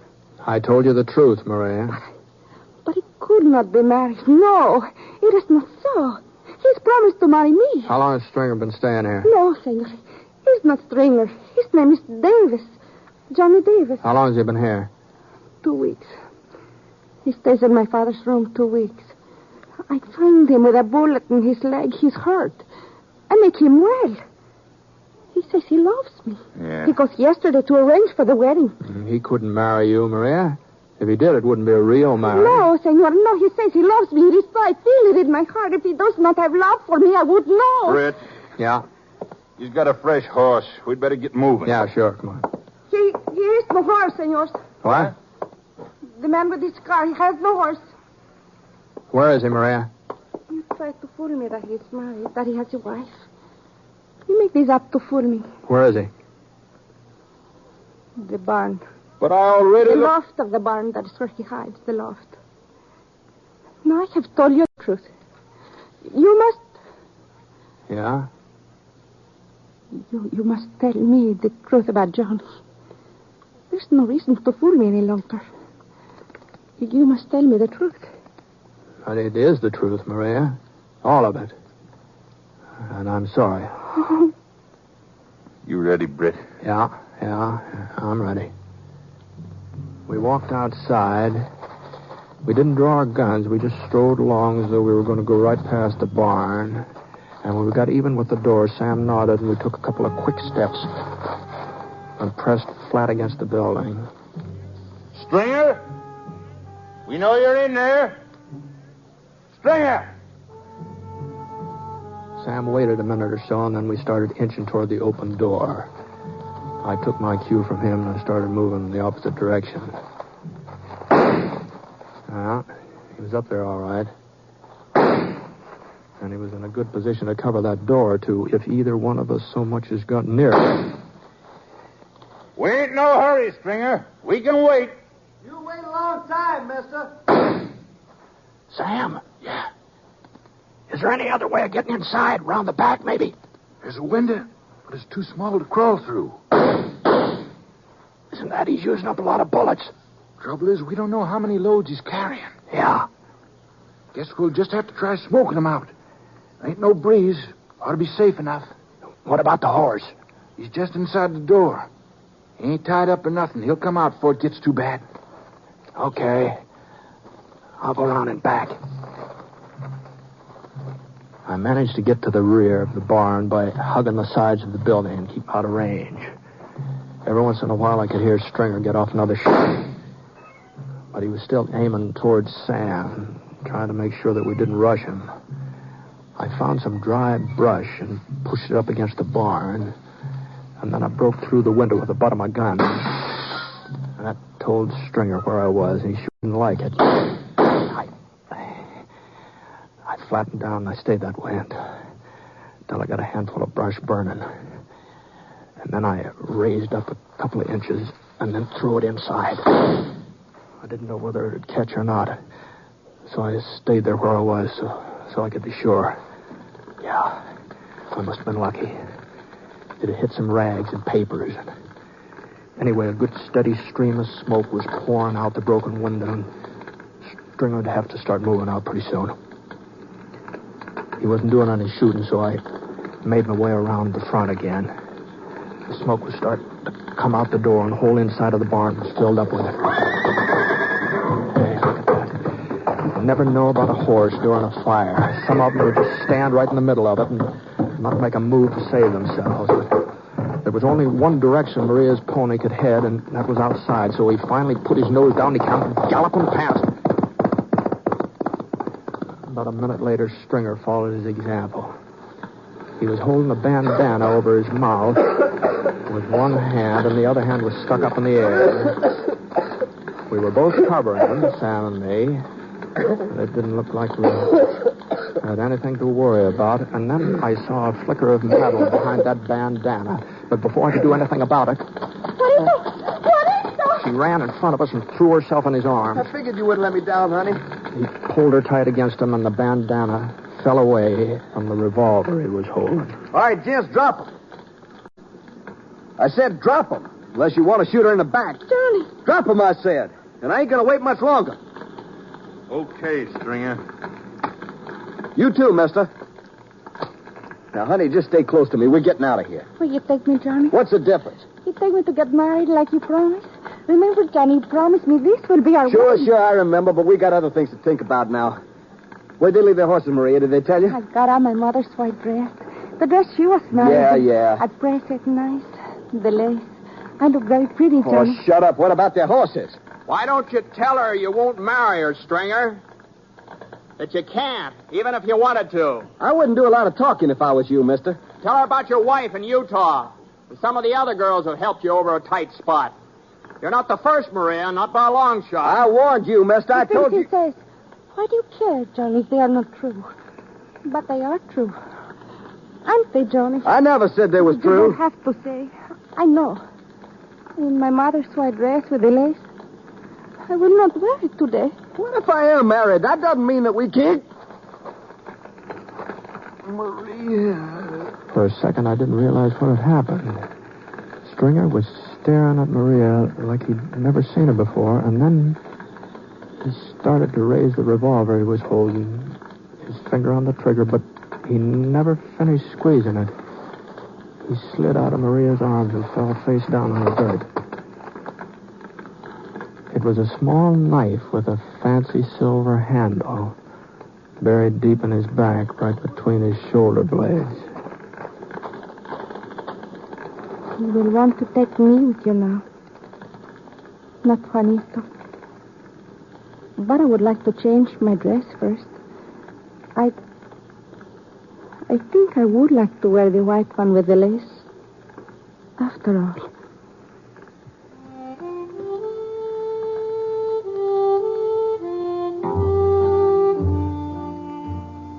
Well, we waited around till we were sure the fire was out, and then we took Maria back to Prospect.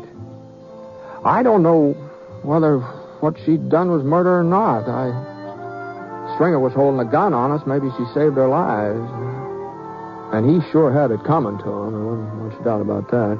I gave Judge Ricker a statement, and then I left Prospect. I guess if there was a trial, Maria must have come out of it all right.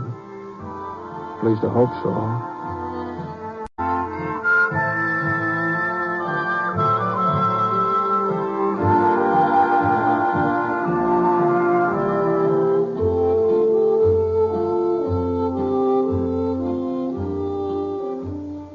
The word research has become pretty familiar to all of us in the last 10 years or so. But have you ever stopped to think what research, especially medical research, means to you personally? Without research, we would have no penicillin or any of the other wonder drugs. Research is also the most important weapon in the fight against mental illness. And mental illness today afflicts more than 9 million people. Already, research has opened up leads for preventing many mental illnesses, and research has shown us speedier and more effective ways of helping mentally sick people to get well. Research scientists say we can be hopeful, but they need help from us. They need money to carry on research. If we help science, science can give us a much better chance to escape mental illness and to cure mental illness if it should strike. If you'd like to help, give to the Mental Health Fund in care of your local postmaster. Just address Mental Health Fund in care of your local postmaster. Don't wait. This worthwhile cause needs your support now.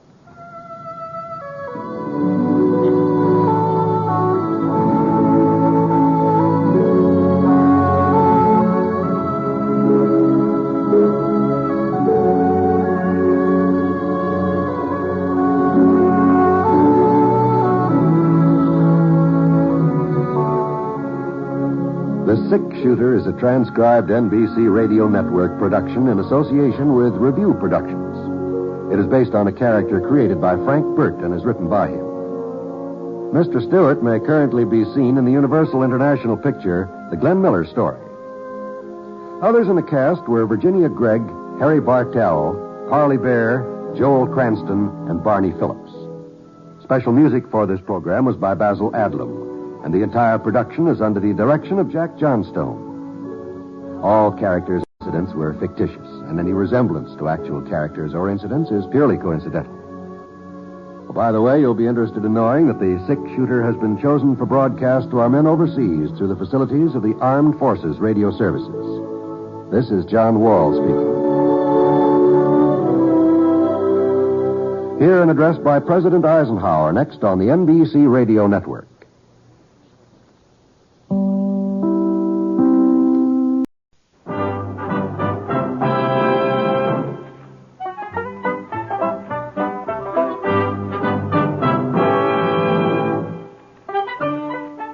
In a moment, you'll hear James Stewart as the six-shooter.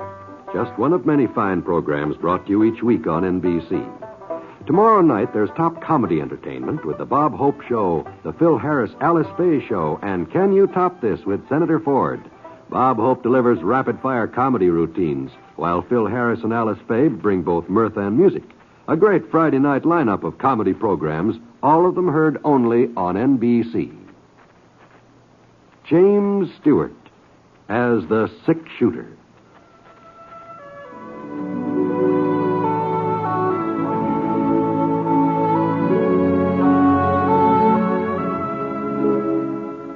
The man in the saddle is angular and long-legged. His skin is sun-dyed brown. The gun in his holster is gray steel and rainbow mother of pearl, its handle unmarked.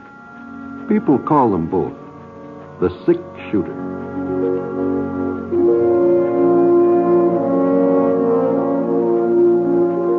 The NBC Radio Network presents James Stewart as the six-shooter, a transcribed series of radio dramas based on the life of Brett Ponsett, the Texas plainsman who wandered through the Western Territories, leaving behind a trail of still-remembered legends.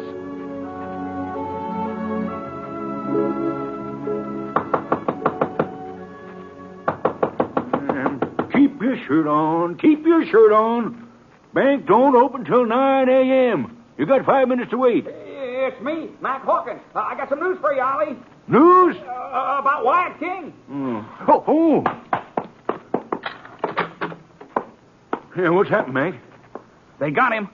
No. Yeah. Sheriff Hemphill's bringing him into town now. The posse come by my ranch about half hour ago. I took right off so as I could spread the word. Well, I just can't believe it. That's right, they got him. Spud Hemphill capturing a Wyoming kid? Yeah. Oh, not that Spud ain't been a good sheriff, but, nobody's ever been able to lay a hand on Wyatt King before. Well, the sheriff didn't exactly capture him, Ollie. Well, I thought you said the sheriff's bringing him in, and that's true enough, but the way I understand it, the posse just sort of stumbled onto the kid. What? Yeah, that's what they say. He was laying in a grove of sycamores over by Tenderfoot Creek. Dead, huh? No, but he'd been shot up some, a bullet in his belly. Must have been hit at close range. He was still out cold when they went past my place. Spud say who shot him and left him laying there? Well, they just don't seem to know, Ollie. Well, he was in mighty good health when he rode out of here yesterday, carting off $2,500 from my bank vault here. And your money was still on him. No need for you to worry about it. Good morning, Mr. Owen. I'm sorry I'm late.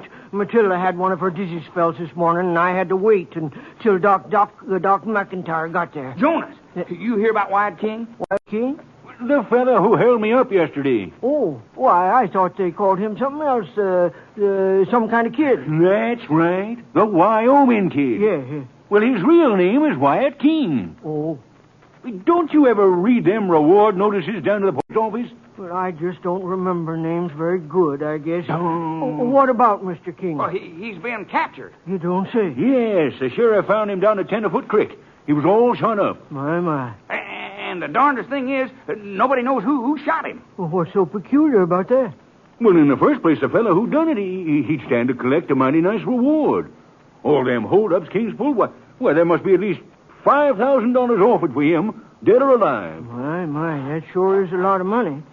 Well, I better get over to my desk and start working on the account. Ollie, that ain't the only strange thing about this here business. What are you driving? Well, I told you the kid had been shot at close range. That means somebody met up with him, face to face. He wasn't drag gulched or nothing like that. Yeah, I see what you mean. And it would take a mighty big man to stand up to Wyatt King and a mighty fast man to outdraw him. Yeah, he was supposed to be lightning gunfighter. There's about 10 graves that'll testify to that. Sure ain't nobody around here. Well, leastways, I can't think of anybody. Can you, man? No, can't. Not a single solitary soul. I've been racking my brain ever since I heard what had happened.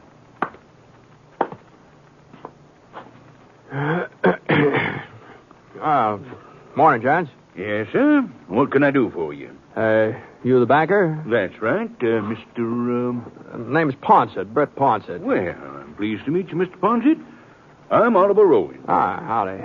I got a little check here. I was wondering if you... Did You say Britt Ponset? That's right. Well, I'll be doggone. What's the matter, man? Why, he's a six-shooter, Ollie. A six-shooter? Ain't that right, Mr. Ponset? Well, sometimes I guess folks call me. There. Well, what did I tell you? Well, sir, I guess we don't have to do no more wondering about who shot up Wyatt King. What? Well, sir, we're all mighty grateful, Mr. Ponset. Oh, hold on. If we'd have known you was in these parts, we wouldn't have had no doubts in the first place. No, sir. Well, I'm afraid I don't follow you. You're the fellow who shot it out with the King last night, ain't you? Well, it must have been you. It couldn't have been nobody else. Why, of course it was him, Ollie. There ain't no doubt about it. I said it would take a fast man to outdraw the kid. Well, the six-shooter's just about the fastest man west of the Mississippi from the way I hear it. Well, that's mighty flattering, but as far as outdrawing Wyatt King, well, I wouldn't know about that, seeing as how we never met up. Never met up? No. Oh, you mean you didn't recognize him last night? Last night? Well, whenever it was you shot him. Now, let's get this straight, gents. I didn't shoot Wyatt King last night or any other time. I've never laid eyes on him. Well, if it wasn't you, then who did do it? I sure wouldn't know. I rode down the trail from Fort Drexel. I didn't see any sign of Wyatt King or anybody else. Tenderfoot Creek's just off that trail. Is that so? Well, if Mr. Ponset says he didn't do it, I guess he didn't. Yeah. Wait a minute. Sure. Why didn't I think of it before? Yeah, think of what? Everybody knows that the six-shooter don't like to take credit for what he does. He's the sort of man who hides his lamp under a bushel.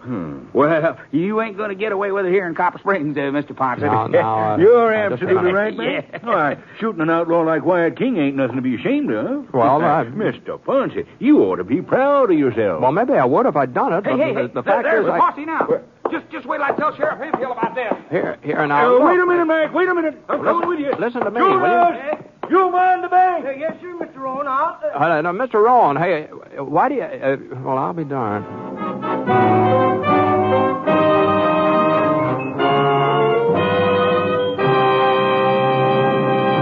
Well, I never saw anything like it.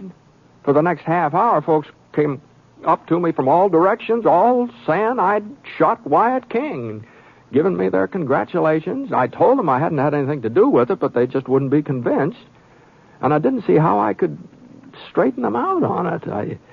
It did make me feel kind of funny, though, all this hullabaloo over a misunderstanding.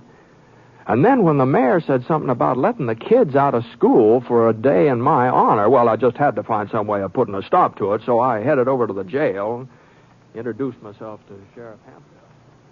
Sir, it's a privilege to meet you, Mr. Ponset. A real privilege. Yeah, it's a privilege, yes. Oh, not that I wouldn't have caught up with King myself sooner or later, but you kind of speeded up the operation. Yes. Now, that's what I wanted to talk to you about, Sheriff. Oh, now, don't you worry about the reward. I'll see that you get it. No, yes, sir. I'm not interested in any reward. Well, yeah, everybody says you're the generous type. I heard that. Well, I'm not that generous, Sheriff. Now, I reckon I'd take the reward if I was entitled to it. Oh, now, Mr. Ponset. Sheriff, you've got to listen to me now. I didn't shoot Wyatt King. Well, I heard you've been trying to ease out of taking the credit. I'm not trying to do anything except tell you the truth. Now, you ask King when he comes to. You'll find out. Oh, he came to a little while ago, Mr. Ponset. Right after Doc McIntyre got through patching him up. He's practically as good as new now. Well, go on. Ask him if I had anything to do with shooting him. Well, why should I ask him again? Again? Well, sure. As soon as he was able to talk, I questioned him. Well? He says you made a lucky draw, Mr. Ponset. Of course, that's just an alibi. Now, wait a minute here. Now, you mean to say that Wyatt King claims I shot him? Huh? Well, you're the six-shooter, ain't you? Well, that's who he says done it. I just couldn't believe my ears. I never laid eyes on this Wyoming kid my whole life. Though I'd heard plenty about him, of course. All his escapades. He had quite a reputation. Well, Sheriff Hemphill wasn't even easier to convince than the rest of the folks had been. So finally I asked him if he'd mind letting me talk to King. The fellow who'd shot him must have resembled me in some way. At least that's what I figured. And I was certain that once we met head on, the King would see that he'd been wrong. Well, Wyatt? Huh?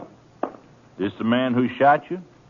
Why do you have to keep going over that, Sheriff? I told you who done it. Yeah, but Mr. Ponset here kind of disagrees with you. I sure do. Oh?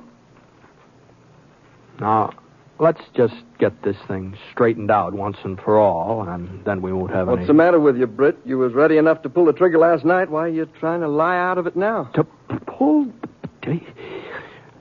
Why, you know we've never run into each other before, last night or any other time. I got a bandage on my belly that says different. Now, take a good look at me, Wyatt. Now, maybe in the dark you sort of thought that the fellow, well, maybe there was a likeness. You got a twin brother? Of course I've got no twin brother. If you ain't got a twin brother, then it was you that shot me. And it wasn't very dark either. Don't you remember the way we were standing there in the moonlight and the way you went for your gun? The same gun you're wearing right now. I sure ain't likely to forget it. Well, now, look here, Sheriff. Now, you listen to me. Now, I don't know what's the matter with this kid. He must have gone loco or something, but I give you my word. Mr. Ponset, we all know how you feel about accepting honors and having folks look up to you. But this is one time you just ain't going to be able to get away with it. As a matter of fact, I believe there's some kind of a doings planned over at the town hall later on this afternoon. After the parade, that is. The parade? Oh, now, you just hold on here. Now, before everybody starts tearing around in circles, I'd like to talk to Wyatt alone, if you don't mind. What for? Well, just give me a couple of minutes with him, Sheriff. All right, but I sure don't see what you hope to gain by it. I'll have to lock you in with him, though. Can't take no chances with a man like King. Give a holler when you want out. All right, King. I want the truth. Well, I ain't the one who's loco, Ponset. You are. That's a pretty big reward for me. There's a reward for the fellow who captured you. Well, as long as I keep saying you're the fella you can collect, I'm doing you a favor. Well, maybe I don't happen to want any favor from you. Well, don't look like you got much choice in the matter, does it? Of course, just between the two of us. Now seeing you right close like that, it might have been somebody else that shot me. You know doggone well it was. Well, even if it was, even if I was mistaken about it, I sure wouldn't admit it. I don't see why not. Oh, now, Mr. Ponset, you don't think I want folks to know I was outdrawed by a little fellow with gray hair and a pot belly? Oh, how's that?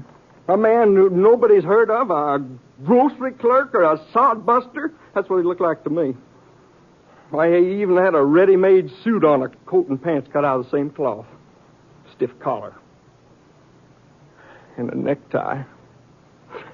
I never supposed a man like him would know how to use a gun. Otherwise, I'd been more careful. Well, at least we finally got down to the truth, huh? Now, all you got to do is tell the sheriff and we'll... I'm not telling anybody else, Ponset. And I got an idea your telling them won't make much difference. What? Not as long as I keep saying it was you that shot me. And, of course, that's what I'm going to say. I ain't got no choice. Well, you haven't got any reason to lie about it. Well, now, look, it's one thing to be outshot by Britt Ponset. That ain't so hard to swallow. But the idea of being outdrawed by a nobody, well, I wouldn't be able to face my friends again after I break out of jail. They'd all have a laugh on me. Yes, sir. It sure was a lucky break when the sheriff come in and said you was in town. Yeah. Asked if you was the one that shot me. You're not going to get away with this, King. Well, I'm sorry if it upset you, Ponset, but after all, I got my reputation to consider. Your reputation? Why, I never heard of such a thing. Sheriff, get me out of here.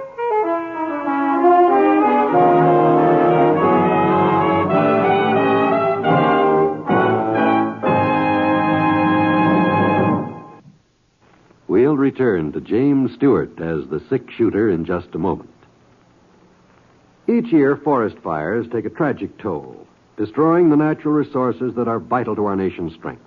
Remember, one moment of carelessness can destroy national beauty and wealth that can never be replaced. Forest fires have been called America's most shameful waste because they can be prevented. Don't fail to do your part in preventing them. Don't be guilty of starting one.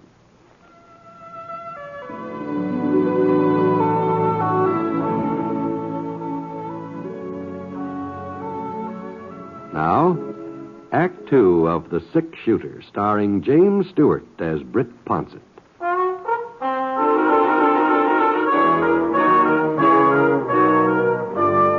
Well, I knew that there wasn't any point in hanging around the jail trying to make Sheriff Hemphill believe what Wyatt King had told me. King was right. As long as he kept insisting that I shot him, I wasn't going to be able to convince anybody of the truth, unless the man who really did shoot him. I was walking down the main street, passing the bank, when I remembered what King had said.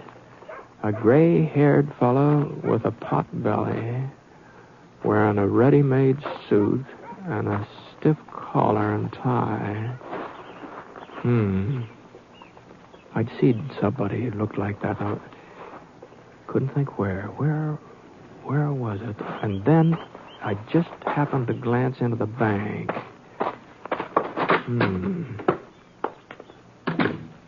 Yes, sir. What can I do? Oh, what? You're Mr. Ponsett, ain't you? That's right. My, you sure stirred up a lot of talk, Mr. Ponsett. The whole town. Yeah, I know. Mr. Rowan just stepped out for a couple of minutes, but if there's anything I can do... You're the teller, aren't you? Yes, sir. Uh-huh. Been with the bank for 26 years now. You don't say. The name's Jonas Pilgrim, Mr. Ponsett. Well, pleased to meet you, Mr. Pilgrim. Of course, if you're in a hurry for something, maybe I could find Mr. Rowan. No. As a matter of fact, it was you I wanted to talk to. Me? Yes. You see, I've just come from a session with Wyatt King over at the jail. Oh? And, he told me about the shooting last night. Uh-huh. Well, that's real interesting, Mr. Ponsett. Well, I've got some statements to get out now, so if you don't mind, And King told me about the man who did it. Oh, see. Mm-hmm. It's a funny thing, Mr. Pilgrim. The description he gave me sure fits you right down to that tie you're wearing. And to come to think of it, you're just about the only person in town that does fit. I don't know what you mean, sir. Well, you don't, huh? You don't. Well, it was nice talking to you. Mr. Ponsett. Yeah? You won't mention this to anybody else. Well, I don't see what difference it makes as long as it wasn't you he was talking about. Well, it might be kind of embarrassing. I mean, Just what do you mean? All right, I'll admit it to you, Mr. Ponsett. But you got to promise me you won't tell anybody else. You got to give me your word. You shot him, huh? I didn't intend to. I didn't even know who he was. You see, I wasn't here when he held up the bank. Oh? I was on my way back to town from Widow Tolliver's ranch. I'd rid out to tell her that her account was overdrawn again. Uh-huh. And this fella, he come at me out of the dark. Told me he wanted my horse. I didn't even stop to think. I just grabbed my gun and let fire. I never should have done it, Mr. Ponsett. I don't know what got into me. You're sorry you shot a man like Wyatt King? No, not exactly, but it's kind of hard to explain. The fact is, I'm married, Mr. Ponsett. And Matilda, that's my wife, Matilda's kind of particular about some things. She's real particular about me. That's why I gotta wear this doggone collar. Just cuts my neck so I can hardly stand it sometimes. Is that so? Yeah. Shame. I sure feel sorry for you, Jonas, but I don't see what that's got any connection with... Well, now, Mr. Ponsett, if don't you see, if Matilda knew, if I so much as carried a gun, why, she'd just have a conniption fit. And if she was to find out that I used to be, kind of experienced at gunplay, why, she'd just raise the roof. I don't think that she'd ever let me get out of her sight after that. You see, I never told her that when I was younger I used to be sort of quick on the trigger. I'll be doggone. Well, I take it your talents haven't exactly deserted you, huh? Well, sir, that was the doggonest thing. I wouldn't even had that dang revolver with me, except that Widow Tolliver had given me some money to deposit, and she was real worried about my getting it into town. All right, you see. It was old Smith Tolliver's gun. She insisted on loaning it to me. I see. When this Wyatt King jumped up at me, well, I guess some of my old instincts must have come through. Leastways, the next thing I knew, he was laying there in the dirt, not moving. Yeah, I'll be darned. Now, mind you, I wasn't a gunfighter in my younger days. But I did kind of manage to shoot my way out of a few scrapes. I guess I don't look much like it now, do I? Well, a man's liable to do a certain amount of aging, I expect. Sometimes I think I've done more than my share. Well, anyway, I suppose you can see now why I don't want folks to know what happened last night about me and Wyatt King. Yeah, I guess you've got a point, Jonas. But I can't go on taking the credit for what you did. Well, Mr. Punchett, you give me your word on it. No, I didn't do any such thing. Well, you sure did. Why, I wouldn't have been telling all this if I didn't. What in tarnation? Mr. Hawkins, what's all the rumpus about? Well, Wyatt King here just broke out of jail. He broke out of jail? Some darn fool forgot to lock his cell. Sheriff thinks he's heading toward Badwater Falls. We're getting a posse together. For goodness sake. Well, we won't be needing you, Jonas. Oh, no. Of course not. No. But the sheriff was real anxious to have you come along, Mr. Ponset. Is that so? Well, I'm sorry. I won't be able to oblige. But you've already captured Wyatt once. Well, let's just say that once was enough. As a matter of fact, I'm figuring on leaving town. Which way is Badwater Falls?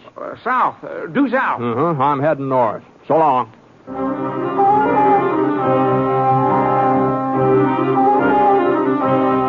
Well, inside of 5 minutes, the whole town of Copper Springs had ridden off in a southerly direction. The male population, that is. I guess Jonas and I were about the only two men that hadn't joined up with the sheriff's posse. In a way, I was kind of relieved that King had broken out of jail. At least I'd be able to leave town without any more of this foolishness about me capturing him. Oh, not that I ever wanted a fellow like King to go free, you understand, but I figured the posse would probably catch up to him pretty soon. He couldn't have had much of a head start. So I headed over to the livery stable to get Scar. I'd already paid for his keep in advance, but the man who ran the stable had gone off with the others, and I didn't feel like sticking around for the refund. Easy, boy. Easy, Scar. I looked around for his saddle. It was lying on the floor over by a pile of hay. And just as I picked it up, I noticed something funny about the hay. It was starting to move. Just keep holding on to that saddle, Ponset, and don't reach for your gun. Wyatt. If you make a move, I'll ram this pitchfork right through you. Oh, you're crazy, Wyatt. You'll never get out of town. There ain't nobody left in town to stop me, except you. You got a wound in your belly. That'll stop you. Don't worry about me, Ponset. I'll make out. Now I'm taking your gun and your horse. There are plenty other horses here. I'm taking yours. Wyatt. Shut up, or you get a taste of these problems. Well, there wasn't any point of my arguing about it, not with a pitchfork digging into my chest. So I waited until he reached out a hand for my gun, and I gave that saddle a little toss. Caught him right in the neck. He went over backwards. I started to go for my holster, but Wyatt stuck out the handle of that pitchfork, and the next thing I knew, I was down on the floor beside him. He banged his fist into my face, and I felt his hands go for my throat. I managed to get up on a knee and flipped him over. I hoisted myself onto my knee, but he let loose with a kick, and I went flat again. I got a glimpse of his boot coming into my face, and I just got out of the way in time. And then he missed me and almost lost his balance, and I had time to get on my feet again. Came charging in with both fists again, and one of them whipped past my ear, and the other one smashed into my shoulder, and that left him wide open.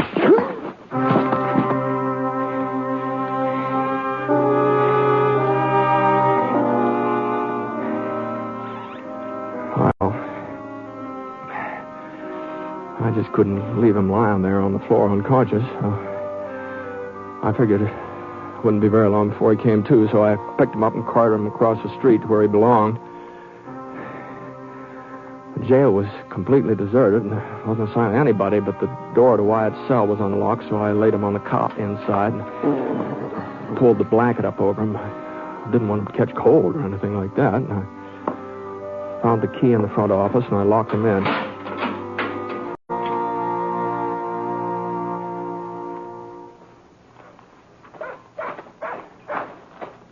Hey, Jonas. Hold up a minute, Jonas. Mr. Ponce, why, I thought you'd left town. I'm leaving right away, Jonas, right away. That is, if you'll do me a little favor. A favor? Yeah, you're through for the day with the bank, aren't you? Oh, yes. We close at 4 o'clock sharp. I'm on my way home now. Well, I was wondering if you'd mind putting off your supper a little bit. Well, Matilda... Until the posse comes back, that is.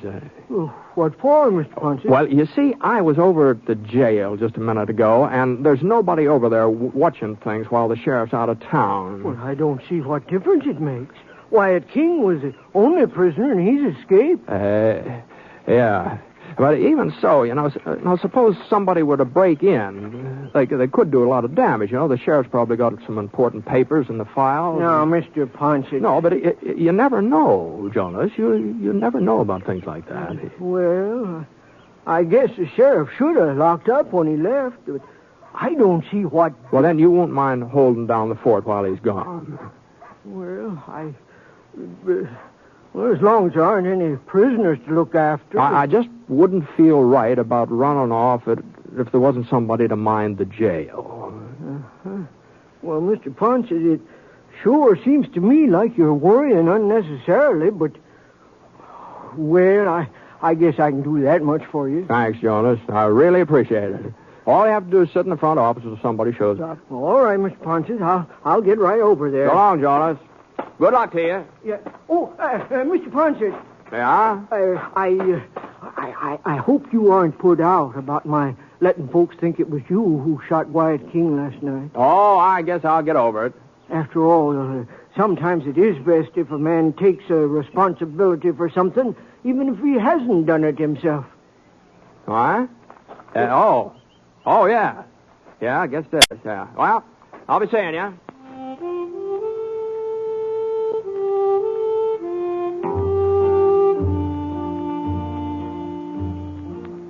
I tell you what, I got out of Copper Springs fast as I could.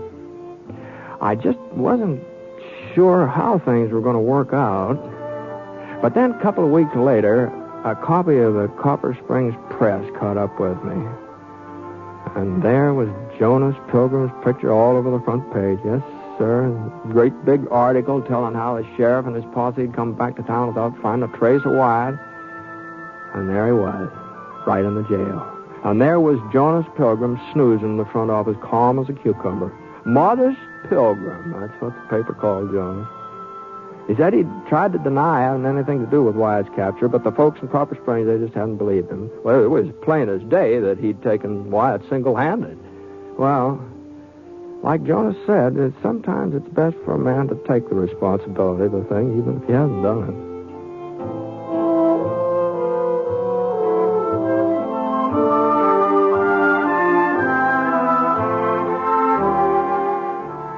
The Six-Shooter is a transcribed NBC Radio Network production in association with Review Productions. It is written by Frank Burt and is based on a character created by him. Mr. Stewart may currently be seen in the Universal International picture, The Glenn Miller Story. Others in the cast were Bill Johnstone, Herb Vigran, Junius Matthews, Barney Phillips, and Joel Cranston. Special music for this program was by Basil Adlam, and the entire production is under the direction of Jack Johnstone. All characters and incidents were fictitious, and any resemblance to actual characters or incidents is purely coincidental. Oh, by the way, you'll be interested in knowing that the Six-Shooter has been chosen for broadcast to our men overseas through the facilities of the Armed Forces Radio Services. This is John Wall speaking.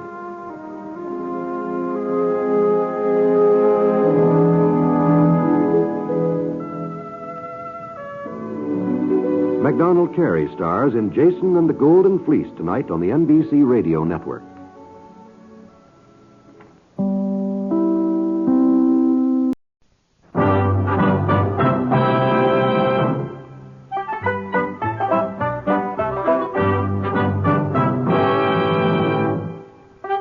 In a moment, you'll hear James Stewart as the six-shooter, just one of the many fine programs brought to you each week on NBC. Tomorrow night, there's top comedy entertainment with The Bob Hope Show, The Phil Harris-Alice Faye Show, and Can You Top This with Senator Ford. Bob Hope delivers rapid-fire comedy routines, while Phil Harris and Alice Faye bring both mirth and music. It's a great Friday night lineup of comedy programs, all of them heard only on NBC. James Stewart as the six-shooter.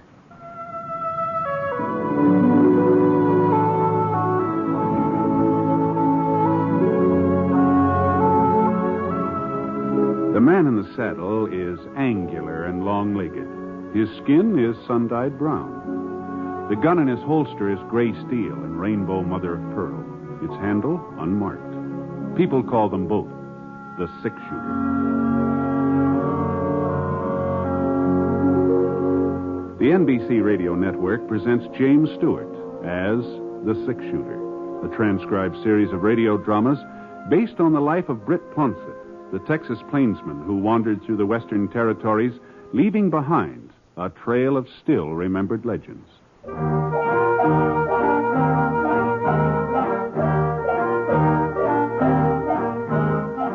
It was Friday morning when I got to Smoke Falls on my first trip to town in about 3 months.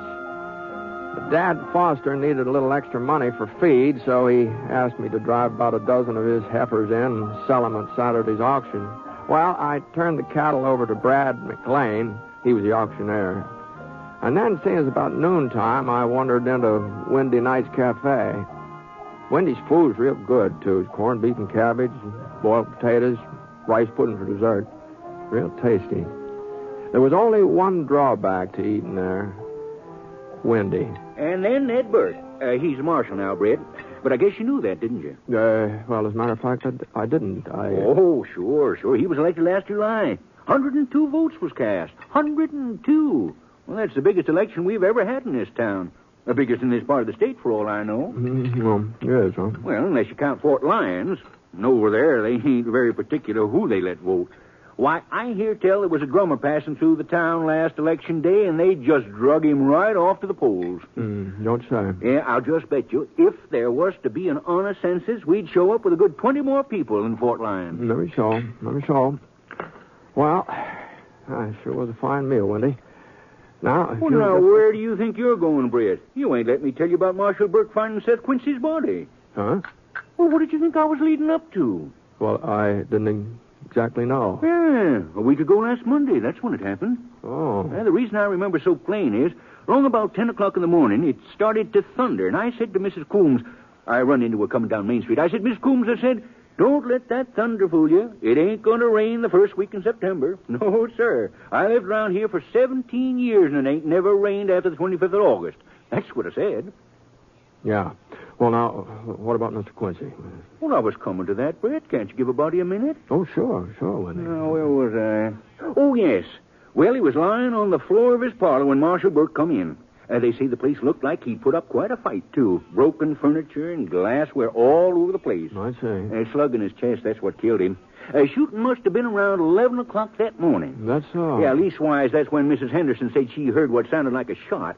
You know the Hendersons, Britt. Live right over in the road there, just down the road a bit from Seth Quincy's ranch, you know? Yeah, sure, I know. Clyde Henderson. He's that short, red-haired fellow who married Sarah Watkins. I said I knew him, Wendy. Well, there's no need to take my head off. I'm just trying to give you the facts. Oh, I'm sorry. You go ahead. Give me the facts. Well, let's see. Where was I? Well, that's the trouble. Somebody interrupts you, and you lose your whole train of thought. Oh, yeah. About Seth Quincy. Well, I guess that's all there is to tell. A trial was last Monday. The trial? Sure. Pete Kellgren, the fellow that killed him. Pete Kellgren? What's the matter with you, Brett? Ain't you listening to me? What?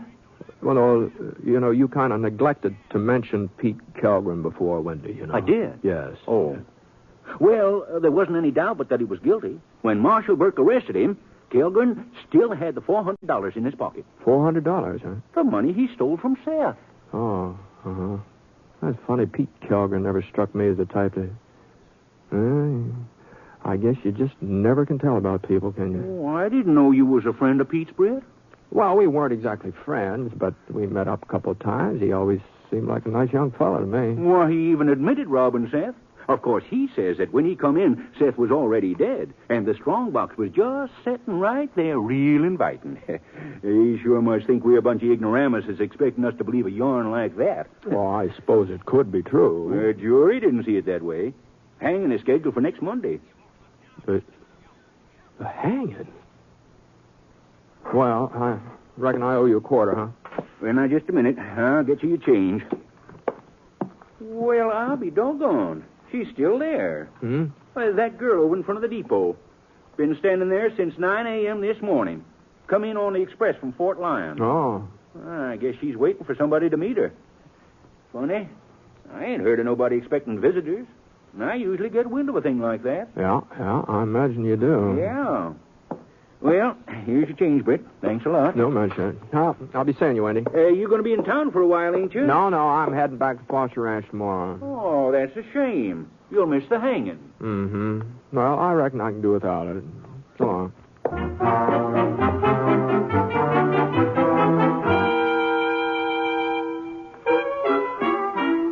I couldn't help noticing the girl waiting on the station platform. She's young, not more than 20 or so. Pretty, too. This straw-colored hair that was sort of fixed up in braids across the top of her head. Real pretty. And it sure looked like she intended to stay around Smoke Falls for a spell. Leastwise, she had plenty of luggage with her. 2 great big canvas suitcases and a wicker basket packed to overflowing. I started to cross over toward her, and she gave a little turn. She was frowning, kind of anxious-like. She seemed to be studying me as if she was trying to make up her mind about something. Excuse me for bothering you, miss, but is there anything I can do for you? You come to meet me, mister? Oh, no. Oh, yeah, I see now. You could not be him. How's that? He's shorter feller. He sent me picture. He's different-looking man. Then you're waiting for somebody. Oh, sure. Well, maybe if you told me who it is, maybe I'd be able to find him for you. It is man I come to marry. Oh, I see. He write letter over 2 years now. He have family in same part of Sweden where I live. Be Swedish, mister. Yes, I sort of figured you might be. Then he send me money. I come to America. I think he must be a rich feller, send me so much money. $200. Yes, well, that's a good sum of money, all right. He tell me stay with my sister in Wisconsin till he makes some more. I stayed there 6 months over, but I get tired of waiting. I still have $50 left, so I take train west. Uh-huh. Well, maybe he didn't know you were getting in today. Maybe that's why he's not here yet. Well, I write him letter from Wisconsin. My sister helped me. I'm not so good at English language. No, you're doing all right. Doing fine. He must be busy working, and that is why he's late. But he will come. I do not worry. Well, whatever you say. Go on. Mister? Yeah? You're a friend of his? Well, I don't know. You didn't tell me his name. Oh, I am a very foolish person. I not use my brains. It is a Peter. Peter? Yeah, Peter Kelgren. You have heard of him? Why, yes, I've heard of him. You do not see him anywhere today? No, I haven't seen him. Thank you, just the same. Yeah, mister? I didn't tell you my name either. It's Ponsett. Britt Ponsett. I am very pleased to meet you, Mr. Ponsett. Anna Norquist. Oh, how do you do, Anna? Why you look at me like that, mister? Well... Something is the matter? Yeah, I'm afraid there is. Peter, he is not sick. No, it isn't that. Well? But you said you'd come to America to marry Pete? Yeah, sure. But you don't know him very well, do you? Over 2 years, we write letters. Oh, yes, but I mean with you letters. You think I cannot love a man I never meet? No, not necessarily. I know Peter just the same as if we meet 100 times. We tell each other everything in letters. Maybe so, but Yeah, I see what it is you think. Oh? You tell yourself I only marry Peter because he sent me so much money, because he is such a rich fellow. No, of course not. Well, I tell you the truth, mister. I marry him because I love him. I never see him. But I love him. There's no other reason. Uh-huh. Yeah, well, of course, Anna. So why don't you come over to the cafe and have a cup of coffee? Oh, it's very kind of you, but I must be here when Peter comes. Well, I'm afraid Pete isn't coming. I do not understand. No, I'm awful sorry to tell you about this, but, well, he's in jail. In jail? Yeah. You mean police arrest him? Well, it was the marshal. Amounts about the same thing. What did Peter do? Oh, sure, and no. He's scared to meet me, so he has too much to drink, yeah? No, Anna. It's a lot more serious than that. Tell me, mister. Well, the folks say that he killed a man last week. Peter killed a man? Yeah, it sure looks that way. No, it could not be. He's fine, good feller. Yes, well, I guess you're bound to think that, Anna, but... They make big mistake. I tell them so. They let me Peter go. Where is Jay? No, I wouldn't do Please, that. mister, where is Jay? Well, it's just around the corner there, but I don't think Thank you very much. No, here, let me give you a hand with those I things. can manage. I can carry suitcase. Ever confirm I'm plenty strong. Now, listen, Anna, I'm afraid the marshal Goodbye, will... mister. You come to wedding, yeah? Oh, sure. Well, good luck.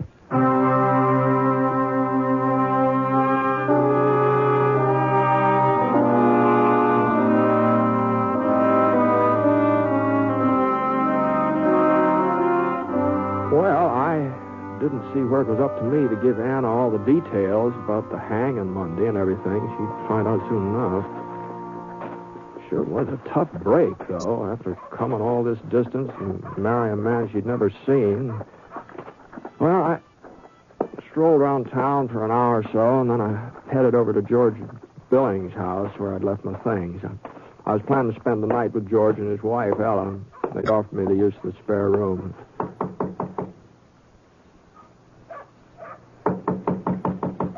No, nobody home. Well, I picked up the flower pot on the top porch step, and I found a key under it, and there's a note from Ella, too. It said for me to go inside and make myself comfortable.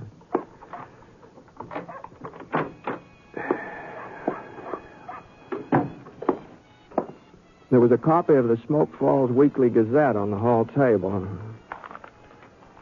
I skimmed through it for a couple of minutes. The main article was about the Quincy shooting, Pete Kilgren's trial. Oh, there that is. Oh, hello. They tell me I will find you here. I must talk to you. It's important. Yes, well, come in, Anna. Thank you very much. Won't you sit down? I would rather stand. I get too nervous if I sit. Mr. Ponsett. Yeah?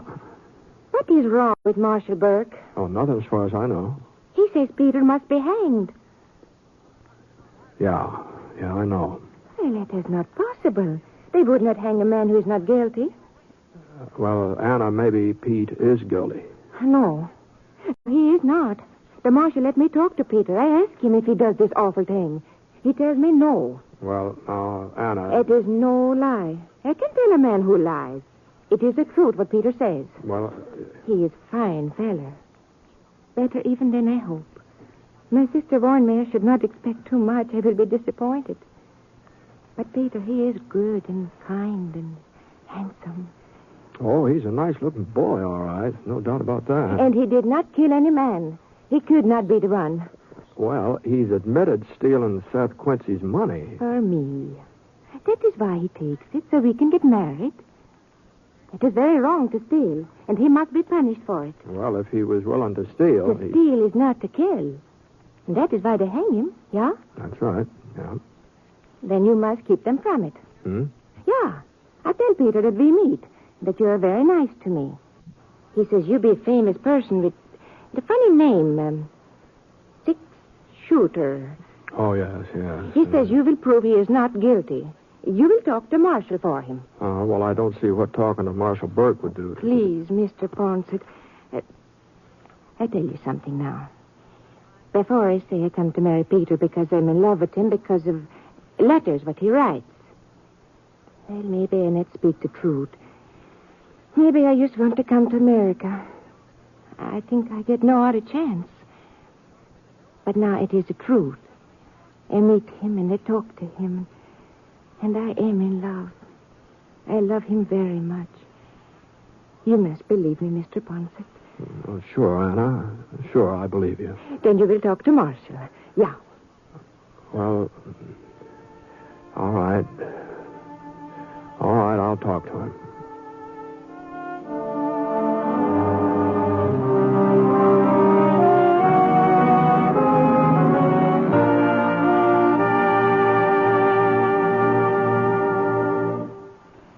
You are listening to The Six-Shooter, starring James Stewart as Britt Ponsett, the Texas cowpoke whose name has become legend throughout the West.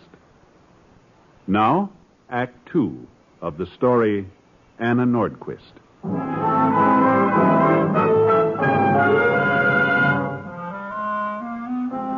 I left Anna at the hotel, and I went over to see Ned Burke. His office was in the front part of the jail where they were keeping Pete Kilgren. Ned had only been marshaled for a few months, but he'd had a couple of years' deputy experience, so he knew the job. And he was sort of a man that usually made a good marshal, too. He's quiet, not looking for trouble, but able to take care of it when the time came. I sure felt terrible, Britt, when she came in here and told me who she was and what she wanted. Yeah. I let her talk to Kilgren. Figured it was the least I could do. Just seemed to make things worse, though. He convinced her that he was innocent and I was out to get him. Well, no, nobody's going to believe that, Ned. That girl might believe it. Guess I wouldn't blame her if she did. That Kilgren's a pretty smooth talker. Yeah. Ned. Yeah, Brent? There couldn't be any doubt about it, could there? I mean, as I understand it, Pete says that Quincy was already dead when he got there. Well, sure he does. And that he took the money because, well, it was just so darn tempting. Oh, it don't stand to reason that somebody'd murder Seth and then go off without breaking into a strong box. Now, does it, Britt? No, I guess it doesn't. Besides, Sarah Henderson seen Pete riding away from Seth's house not 5 minutes after she heard a shot. Mm-hmm. What, you arrest him the same day? Well, I came into town right after I found Seth's body. Sarah had sent for me. She had a feeling something was wrong. Kilgren was at Bud Winkler's place. That's where I found him. Mm-hmm. Do you still have the gun on him? No, he claimed he didn't own a .45. That's what the slug in Seth's chest was, .45. I see. And of course, Pete had plenty of time to get rid of the gun, and there are plenty of places between Seth's ranch and town where he could have ditched it.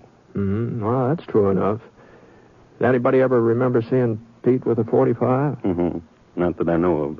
Now, wait a minute, Britt. You ain't taking Pete's side in this thing, are you? Well, I'm not taking anybody's side, Ned. I'm just curious, that's all. This was a cold-blooded killing. You going out to Seth's place, you'll see. He was an old man, but he sure put up a darn good fight for his life. And from the looks of things, he went on fighting after he was shot. You know, I just might take you up on that invitation, Ned. Yeah, about going out to Seth's place. I'll see you later.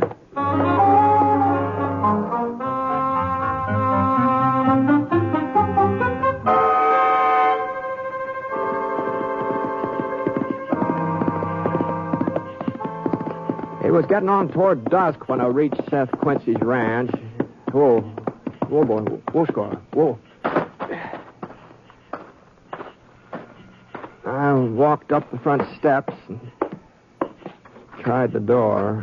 It wasn't locked. Seth had lived alone. It didn't look like anybody had in to straighten things up since the murder. Boy, there sure had been a whale of a fight in the parlor there. A couple of broken chairs and some stains on the sofa and pieces of a lamp that had been smashed against the fireplace. Strong box didn't seem to be there. I figured they probably needed that for the evidence. Well, I poked around for about half an hour, and then I headed back to town. The moon was starting to come up as we hit a bend in the trail, and the doggonest thing happened. Now, Scar was usually as sure-footed as a mountain goat, and not a bit skittish either, but when a bat came winging out of some cottonwoods, I darn near sailed right out of the saddle. What the Sam Hill is going? Whoa! Oh, Scar! Come on now. What? And that's when I saw it. It was buried under a pile of leaves in a little gully. The first thing that caught my eye was the moonlight glinting off a piece of metal. Easy, Scark, easy. Of course, it could have been almost anything, a broken spur or part of a farm tool, anything. But even before I pulled it out from underneath the leaves and the dirt, I knew it was a gun.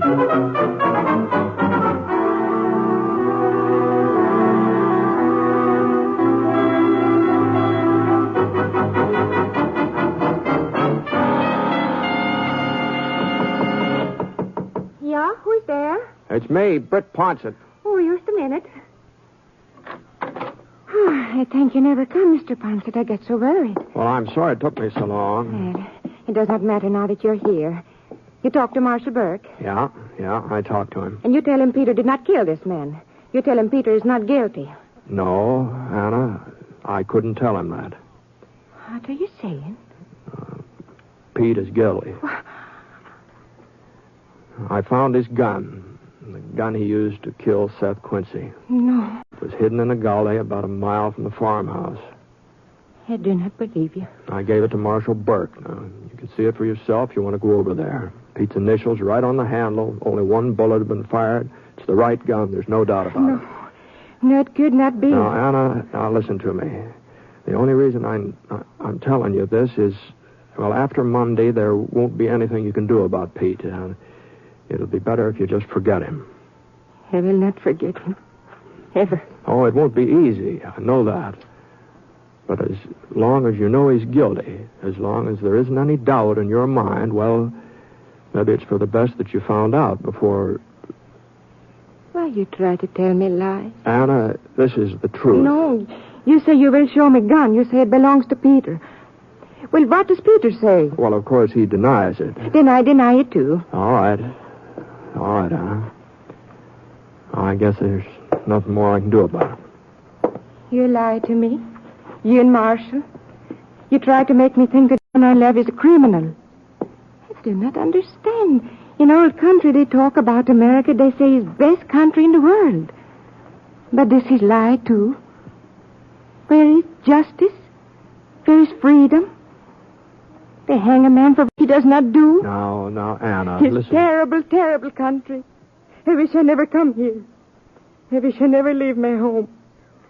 I have no friend, no husband. I be alone in country that I hate.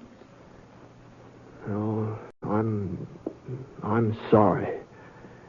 And if there's any way I can help you, if you need some money... I want no help from American. Well, good night, Anna.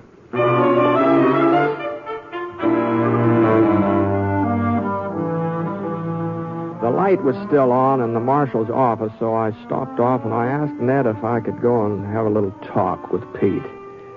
He didn't seem to think it'd do much good, and to tell you the truth, I didn't think so either, but, well, I couldn't see it'd do any harm to try, so... Pete was a tall, stringy man, about 25 or so, tow-headed with a yellow mustache, kind of a pointed chin. All right, Britt, I'll leave you here. When you want out, just give me a yell. Thanks, Ned. Sure am popular today, ain't I, Britt?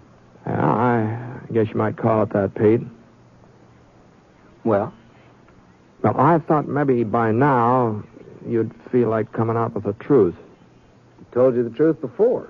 I've never seen that gun my whole life. I ain't the only man with those initials, am I? Besides, what's the difference if I'm going to be hung anyway? Well, the difference is Anna. Anna? She believes you, Pete. She believes you're innocent. And as long as you go on saying so, she's going to keep on believing it.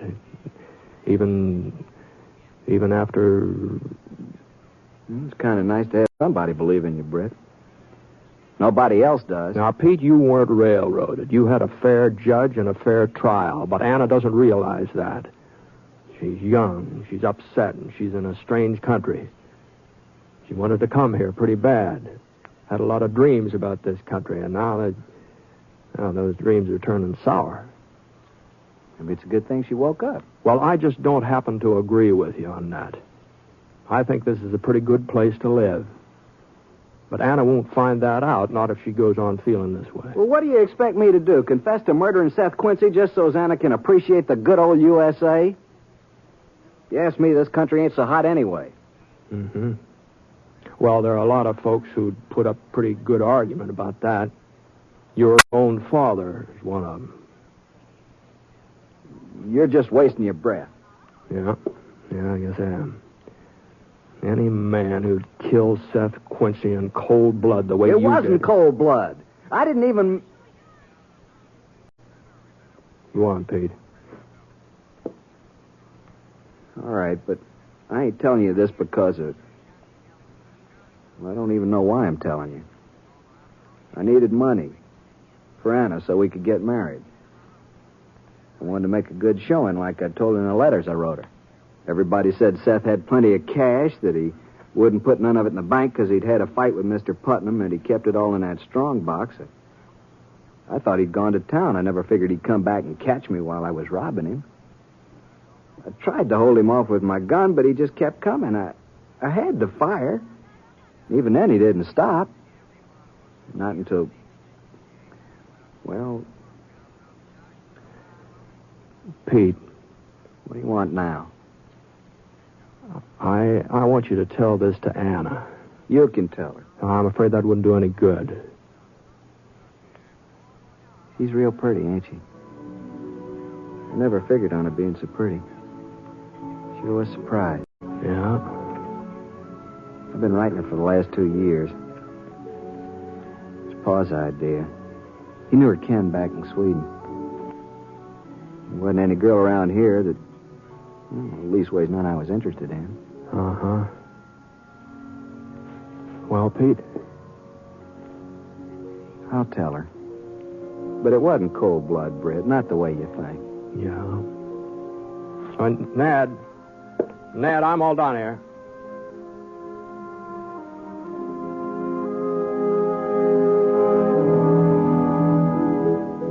Well, Pete finally explained things to Anna, and I guess she saw what had happened in kind of a different light, maybe. Anyway, she stayed on in Smoke Falls, and last time I was through there, she was working over in Windy Nights Cafe. She changed some, too. The way she wore her hair, the way she dressed. But she was still just pretty as a picture, huh, Georgie? And you know something? Wendy had changed. He wasn't talking so much.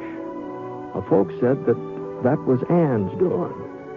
That she'd asked him to simmer down a bit. Well, sir, if she was able to get Wendy to stop talking even for a couple of minutes, if she had that much influence on him, well, you never know, do you?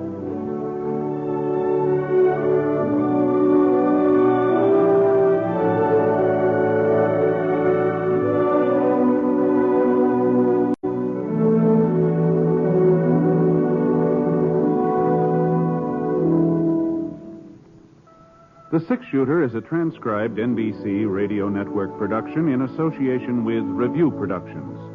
It is written by Frank Burt and is based on a character created by him. Mr. Stewart may currently be seen in the Universal International picture The Glenn Miller Story. Others in the cast were Lillian Buyeff, Bill Johnstone, Lou Merrill, and Harry Killer Bartell. Special music for this program was by Basil Adlam, and the entire production is under the direction of Jack Johnstone. All characters and incidents were fictitious, and any resemblance to actual characters or incidents is purely coincidental. Oh, yes, and by the way, you'll be interested in knowing that the Six-Shooter has been chosen for broadcast to our men overseas through the facilities of the Armed Forces Radio Service. This is Hal Gibney speaking. Hearing Time brings you the Senate committee hearings tonight on the NBC Radio Network.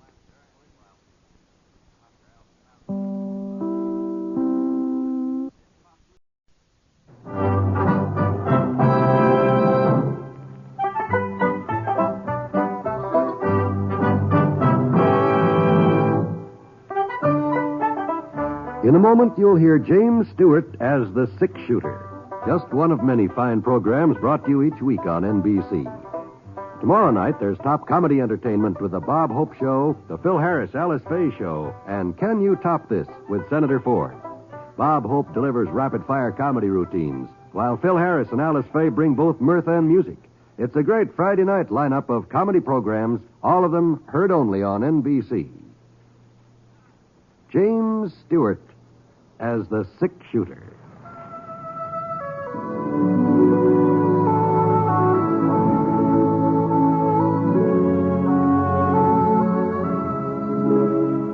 The man in a saddle is angular and long-legged. His skin is sun-dyed brown. The gun in his holster is gray steel and rainbow mother of pearl. Its handle unmarked. People call them both the six-shooter.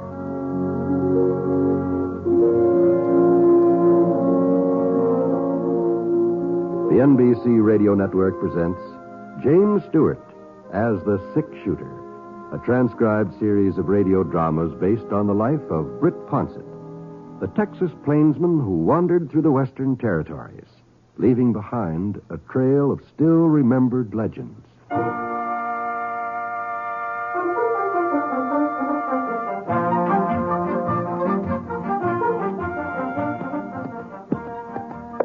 We weren't exactly lost, Scar and me. Well, not completely, anyhow.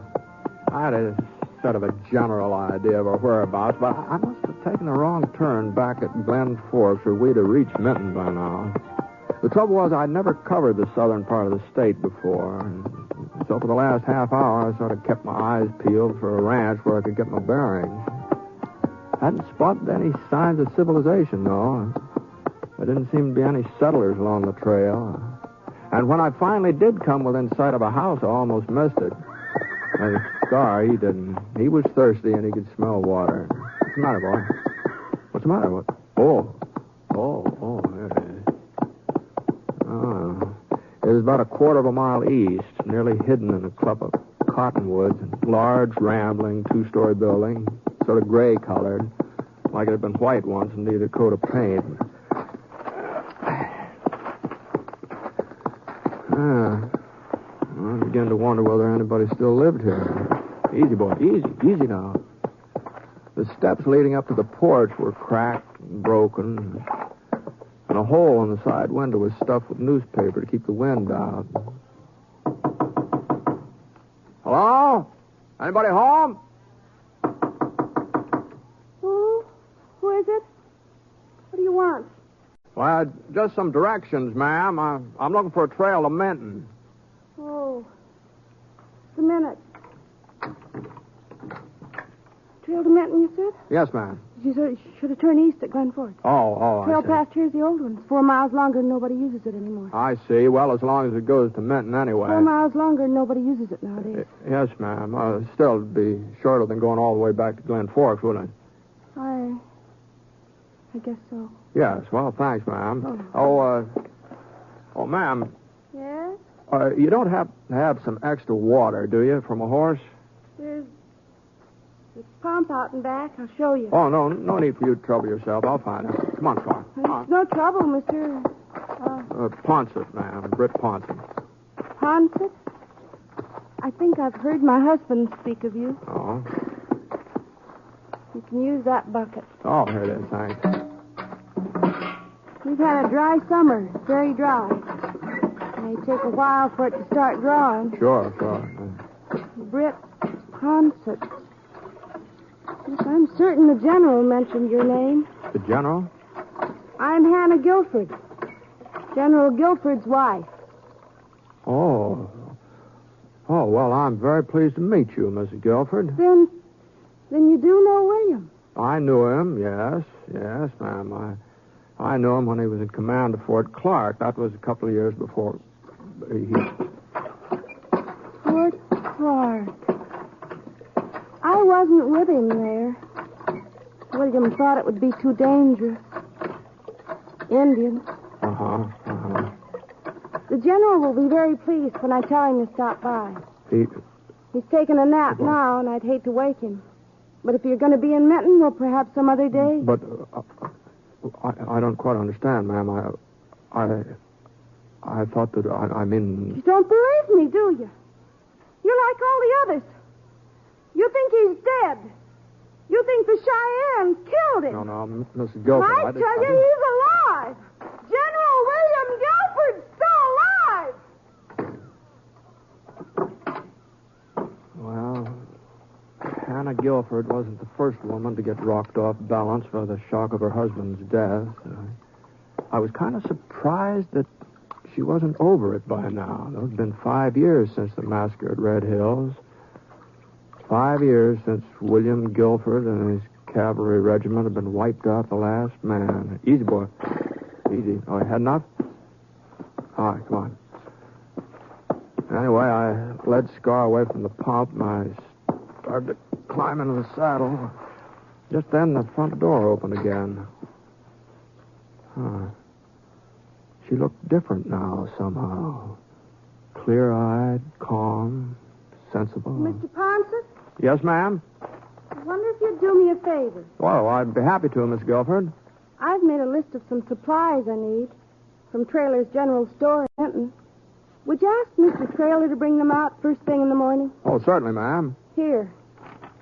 My husband and I were planning to take the buckboard into town this afternoon, but I don't think he's up to the drive. This way you'll save us the trip.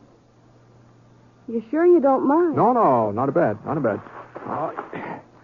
Bye, Miss Guilford. Bye. Don't forget to tell Mr. Traylor first thing in the morning. That's when I want them.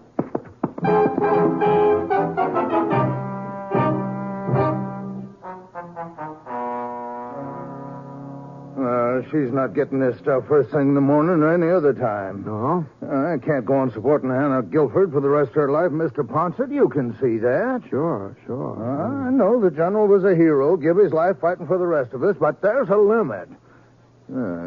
Feeding her ain't enough. I have to send food for him, too.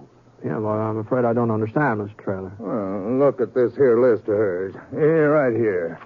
2 steaks for the general. You know how thick to cut 'em. Oh, I see. Well, I'm not saying don't feel sorry for her, living out there all alone, cooking meals for him. There's talk she even sets his place at the table. Well, But she's carrying on like this for 5 years, Mr. Ponset, refusing to believe that he's dead.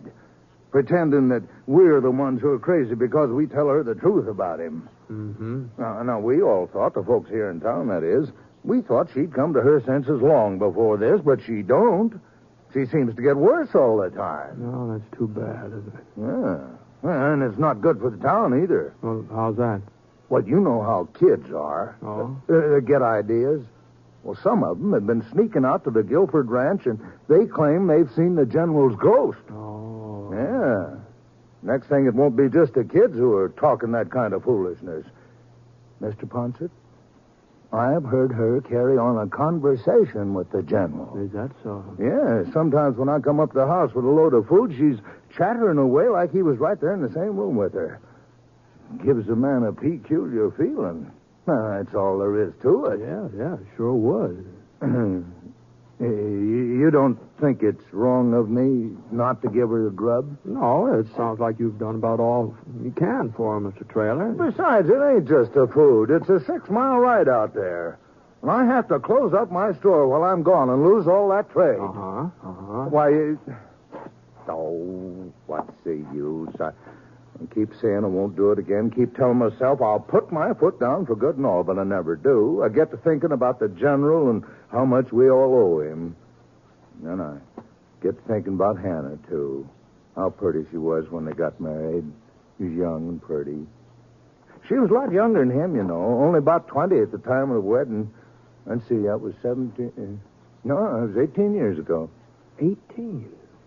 Well, you mean she... What did that make it? You mean she's only 38 now? Yeah, somewhere's in there. Not much older, anyway. You wouldn't think it to look at her, would you, Mr. Ponset? You wouldn't think she was once the prettiest girl in Minton, now would you? Oh, I guess she's been through a lot. Yeah, I guess she has. Well, I suppose I might as well start getting her order together. If I have it all ready to take out there in the morning, I won't miss much business. The fact of the matter is, I won't miss any business. Seems how I got the only general store here in Minton. Say, if it'd be of any help to you, Mr. Traylor, I could drive out to the Guilford Ranch tonight and deliver the supplies. No.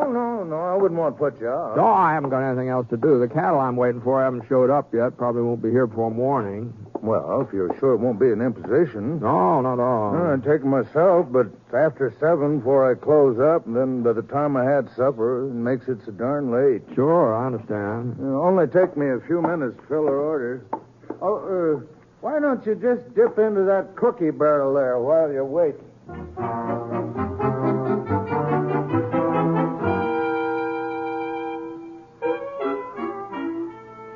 I left Scar at the livery stable, and Trailer loaded the grub for Mrs. Guilford into the buckboard, and I started off for the ranch.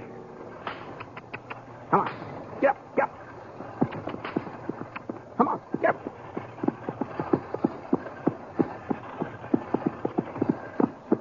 The sun had gone down by the time I got there. It wasn't dark yet, though. You could still see yellow and red over behind the mountains, but the evening star was getting brighter and brighter. Whoa, now. I thought, sure, she must have heard me when I drove into the yard, but the front door hadn't opened yet, so I climbed off the seat, walked up those broken steps onto the porch, and the next thing You can't live on charity forever, will you? Got to do something about the ranch, sell it, or find some way of getting it in shape again. You got to have money. I figured it was one of those conversations Trailer had told me about, that Hannah was talking to herself, pretending her husband was with her. And I felt kind of peculiar, too, the way Trailer said he felt. And I raised my hand to knock, and then all of a sudden I heard something else. Something that told me I'd figured wrong. Why, it's been 5 years. Don't you think I know how long it's been? 5 years, you call it. To me, it's been 50.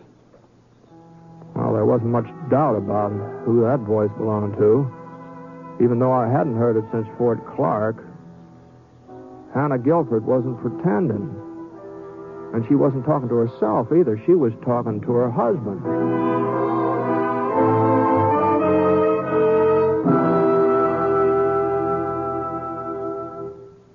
We'll return to James Stewart as the 6-shooter in just a moment. It is the busy folks, particularly, who should listen to this bit of advice from the American Cancer Society. Regular physical examinations are important in the fight against cancer. Medical science today can cure many cancers if treatment is started soon enough. In other words, to cure cancer, it has to be discovered in its early stages. Regular physical examinations are one of the best ways in the world of detecting the condition in time. Another way is by knowing cancer's 7 danger signals. If you'd like a free list of them, plus a lot of other life-saving information, write today to the American Cancer Society in care of your local postmaster. Providing information to fight cancer is part of the American Cancer Society's job. Other vital parts of its job are to provide research, education, and service to cancer patients.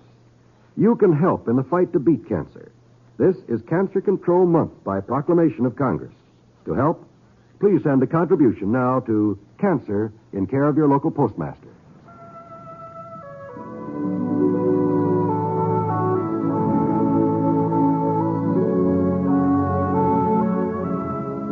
Now, Act 2 of The 6-Shooter, starring James Stewart as Britt Ponsett.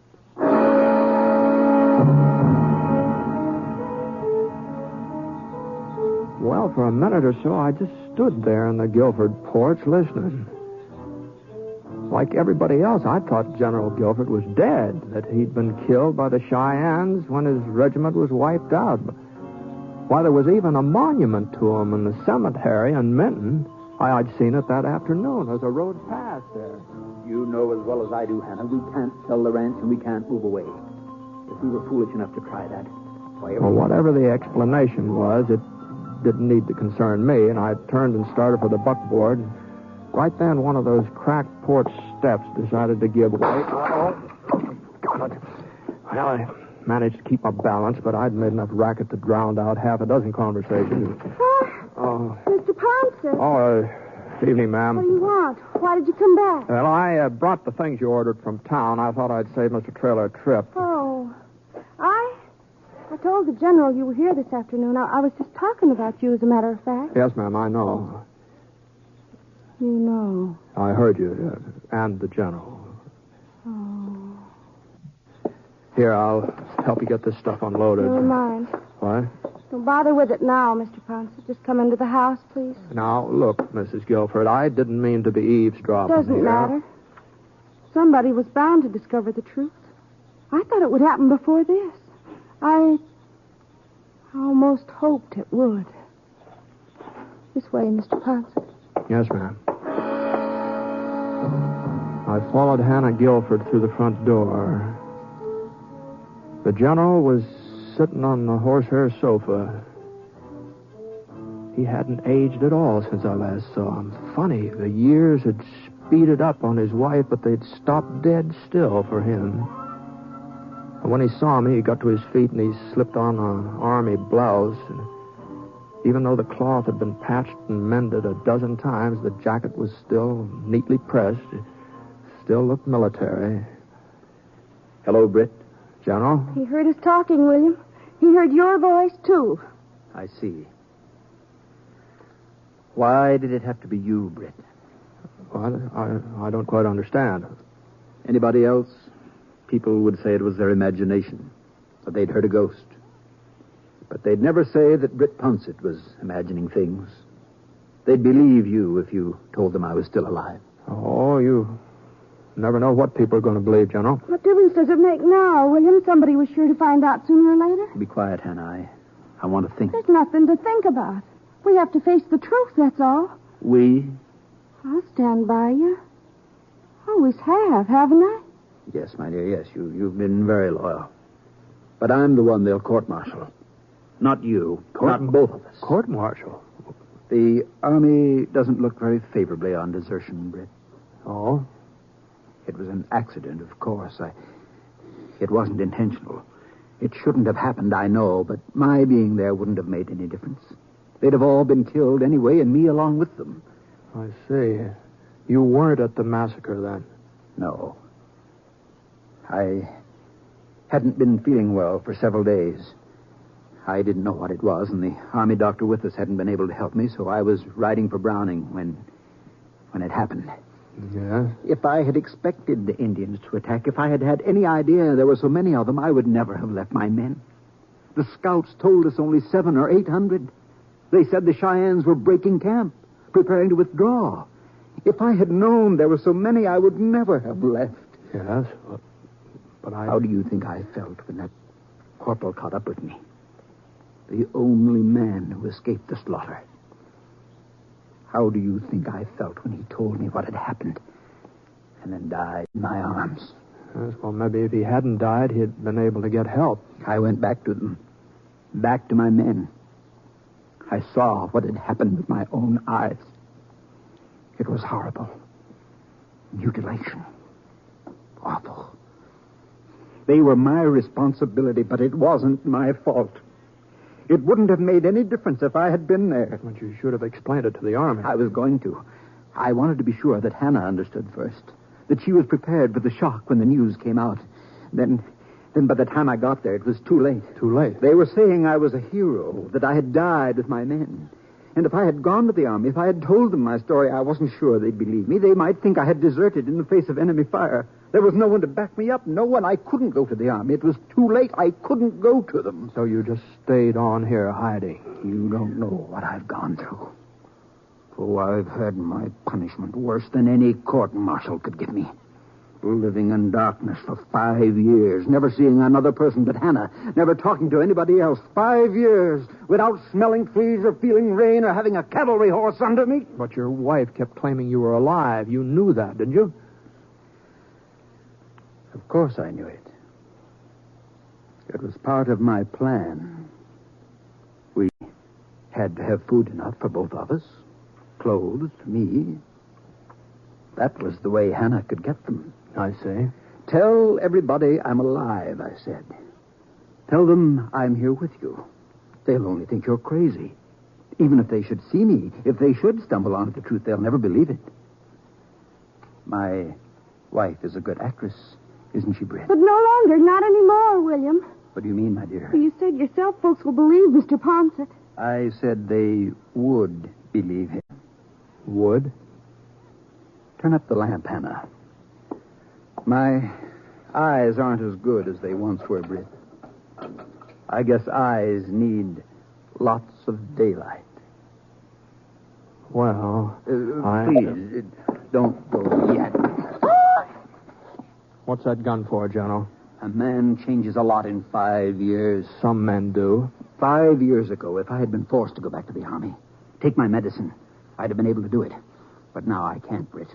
As miserable as I am here, as terrible as this life is, I won't give it up. Put it away, William. Put the gun away.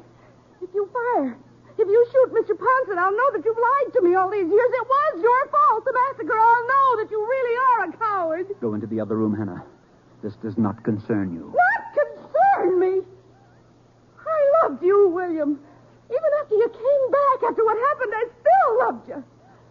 Now I know, tonight I know, I don't love you any longer. Any more than you love me. Hannah. Look at me, William. Look at my face, my hair. These 5 years have done that to me. You've done it to me. You mustn't upset yourself, Hannah. Another year or two, we'll be able to leave Minton, live somewhere else. People won't recognize me then. People will always recognize you. Why do you think you haven't aged? Why do you think you look just the same? It's so people will always be able to tell who you are and you'll never feel safe. That's your punishment, William Guilford. I'm leaving now, General. No, Britt, you're not. Go ahead! Kill him! What's one more life to you? What's one more life to a man who left a whole regiment of soldiers to die? Your husband's not going to kill anybody, Mrs. Guilford. He said he changed in the last 5 years. Well, I think he has changed. I think he's become such a coward that even the sound of a gunshot would scare him half to death. Britt!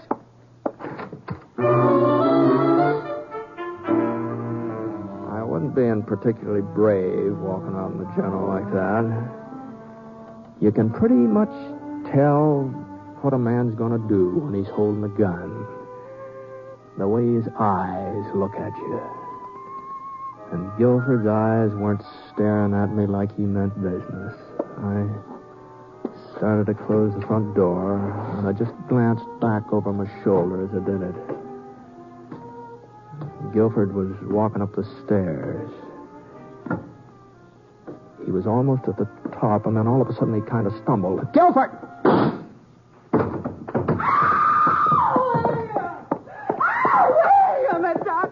Mr. Ponset, get a doctor quick. I'm afraid it's too late for that. No, it can't be. Better let me put him on the sofa here. William.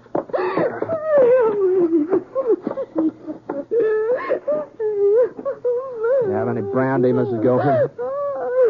Here now. Miss Guilford. Brandy? Yes, ma'am. I think so.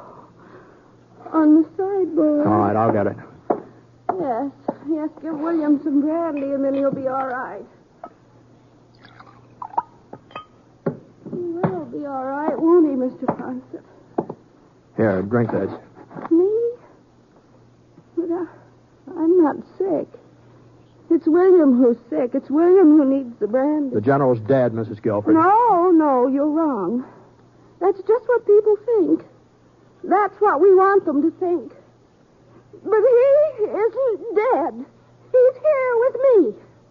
He lives here in this house. Well, you've got to get a hold of yourself, Mrs. Guilford. Why do people keep saying the General is dead? Come on, get a hold of yourself here. Stop shaking me. Stop it. But I didn't stop. I went right on shaking you harder and harder and harder until I thought you was going to faint. And then, for a second, she went limp and let out a pitiful little moan. And then she straightened up and her expression changed. It was sort of like a window curtain being pulled back from in front of her eyes. I'm all right now, Mr. Ponset. Well, I'm sorry if I hurt you any. You had to do it. If you hadn't, don't know what would happen. Well, you'd better ride back into town with me and spend the night in there, and we can send somebody back here to take care of the general. I can't, Mr. Ponson.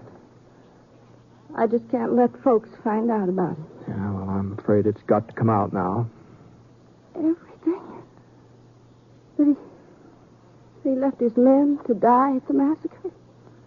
That he was ashamed to admit it?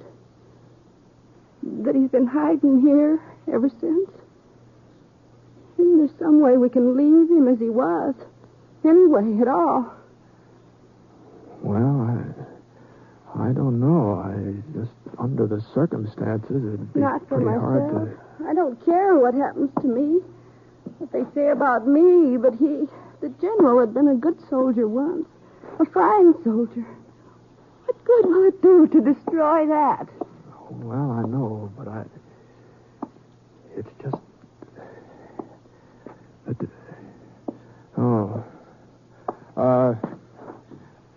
Here, you'd better be careful there, Miss Guilford. What? Well, that table with the lamp on it, you almost knocked it over there.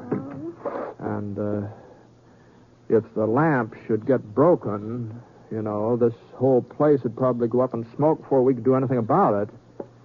It wouldn't matter. The ranch doesn't mean anything to me. Not now. I could never live here again anyway. Yes, well, all the same, we have to be careful. Fire's very dangerous. Yes, it is. Fire. Now, here, what are you doing? Now, put that lamp down. Fire. Come on. Better hurry up and get out of here. Come on.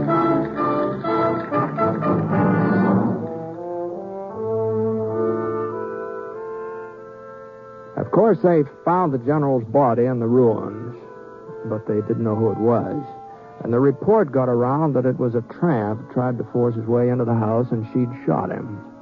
And the fire had been started during the scuffle. Everybody seemed satisfied by that, and as long as nobody asked me, I didn't feel obliged to volunteer any additional information.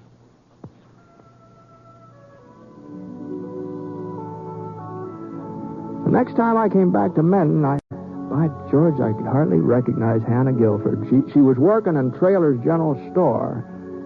And, she looked a good 8-10 years younger than she had before. There was even talk about her and Mr. Traylor getting married.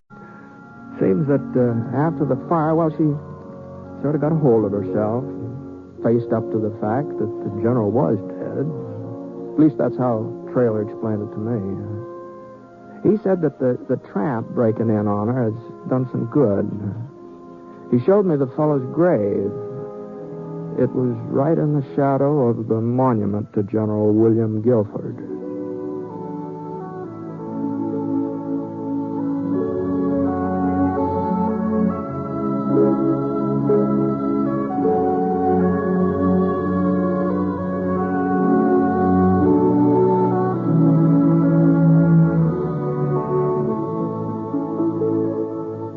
Six-Shooter is a transcribed NBC Radio Network production in association with Review Productions. It is based on a character created by Frank Burt and is written by him. Mr. Stewart may currently be seen in the Universal International picture, The Glenn Miller Story. Others in the cast were Virginia Gregg, Parley Bear, and Robert Griffin. Special music for this program was by Basil Adlam, and the entire production is under the direction of Jack Johnstone. All characters and incidents were fictitious, and any resemblance to actual characters or incidents is purely coincidental. Oh, by the way, you'll be interested in knowing that the Six-Shooter has been chosen for broadcast to our men overseas through the facilities of the Armed Forces Radio Services. This is John Wall speaking. Tonight, play Truth or Consequences with Ralph Edwards on the NBC Radio Network.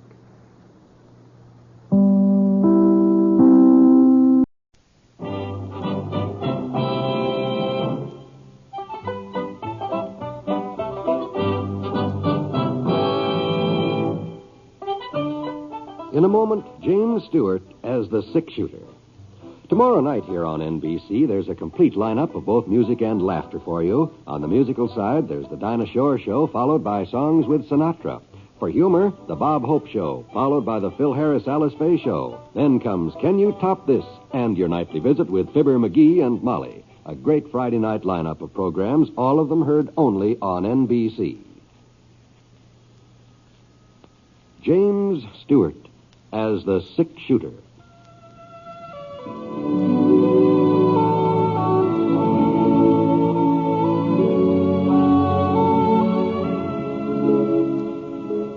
The man in the saddle is angular and long-legged.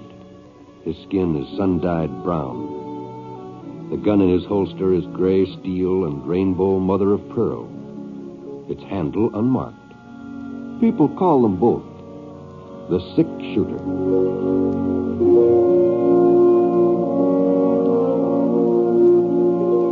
The NBC Radio Network presents James Stewart as the Sick Shooter, a transcribed series of radio dramas based on the life of Britt Ponsett, the Texas plainsman who wandered through the Western Territories, leaving behind a trail of still-remembered legends.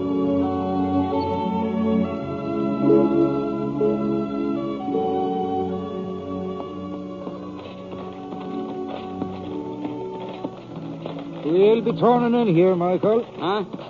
As long as they're going into town anyway, we can be seeing whether there might be anything Homer Dunfield's needing. Well, we got enough to do, Pa, just getting the things we need for ourselves. Oh, now, what kind of a neighbor are you, Michael O'Hara? We'll turn in, I said. Okay. That's one thing that you'll have to be learning. A man can't live by himself. And there's many a time Mr. Dunfield's done us a favor. Yeah, sure. Hold on. Ho. Mr. Dunfield! It's Sean O'Hara, Mr. Dunfield.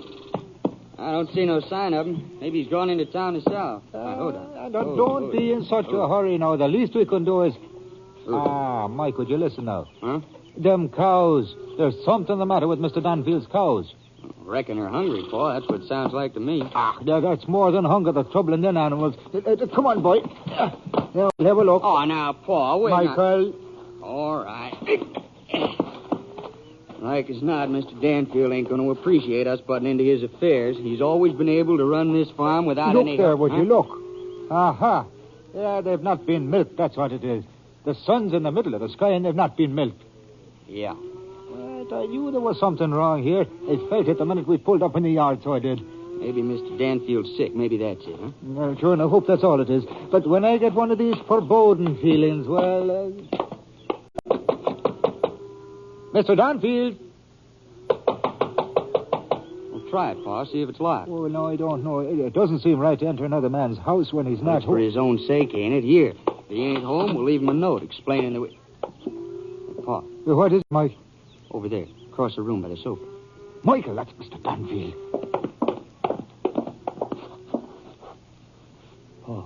Oh, he has been shot bad, real bad.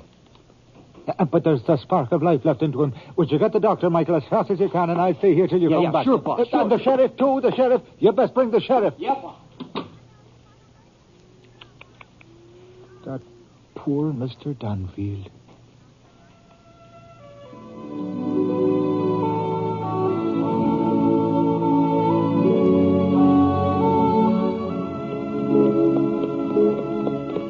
I'd expected to reach Pearl City before nightfall, but it looked like I'd been a mite optimistic. The sky had already lost most of its color, and I still had a good 15 miles to go, so I slowed Scar down to a walk. Easy, boy, easy. Oh, that's it. I started looking around for a place to make camp. It didn't really much matter when I got to town. The spring roundups were sure to be over, and a day or two, one way or the other, wouldn't make any difference about my finding a summer job. Besides being out in the range for another night, I'd probably get a lot more sleep than I would in any of those hotel beds. Well, about a mile further on, I spotted a little flicker of light behind a couple of gray-green boulders, and when I rode up closer, I heard somebody singing and playing a guitar. It looked like I wasn't the only one in the range that night.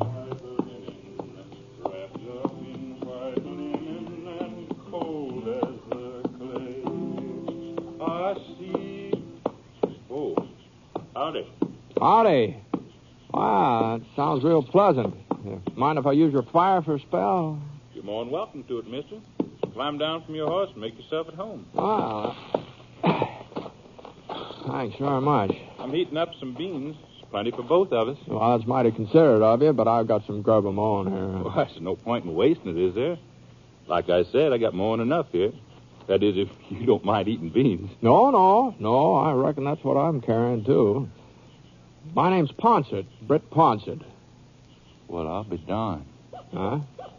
I sure heard about you, Mr. Ponsett, and that gun of yours. Yeah. I'm Toby Yeager. I'm pleased to meet you, Yeager. Here, just let me get my guitar out of your way so you can sit down. Oh, thanks. I hope I didn't interrupt your singing. That sounded real pretty. It just sort of helps to pass the time, especially when I'm alone. Mm-hmm. Care to try a tune, Mr. Ponsett? Oh, no. I'm afraid I'm not much of a singer. You just go right ahead. Well, ain't anybody going to hear us, excepting a few coyotes, and they're not likely to be very critical. What do you say? Shall we give our vocal cords a little exercise while we're waiting for them beans to heat up? Well, as I said... Come on now. I like that third verse. Oh, beat the drum slowly and play the fife lowly. Come on, Mr. Ponsett. Play the dead march as you carry me along. Take me to the green valley where lay the sod o'er me. For I'm a young cowboy and know I done wrong.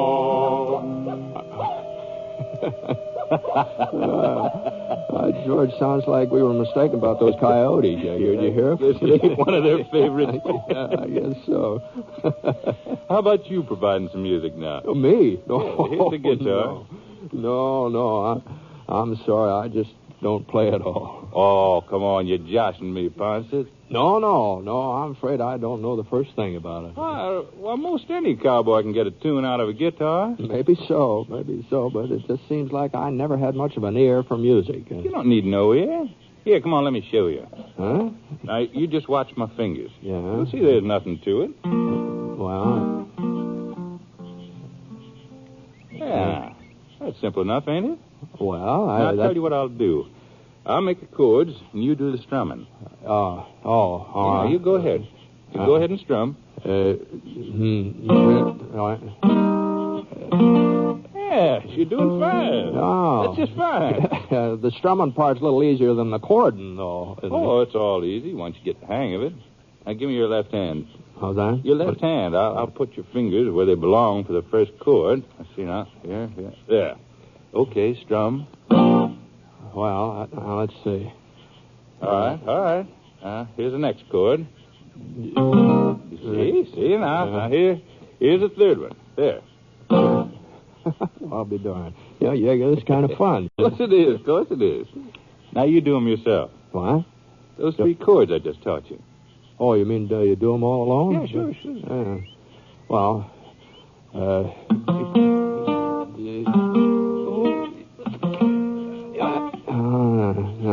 No, this contraption just isn't for me. Oh, you mustn't give up yet. A little more practice, you'd be a first-rate guitar player. No, I was mighty flattering, Yeager, but I think I'd better stick to my humming. Well...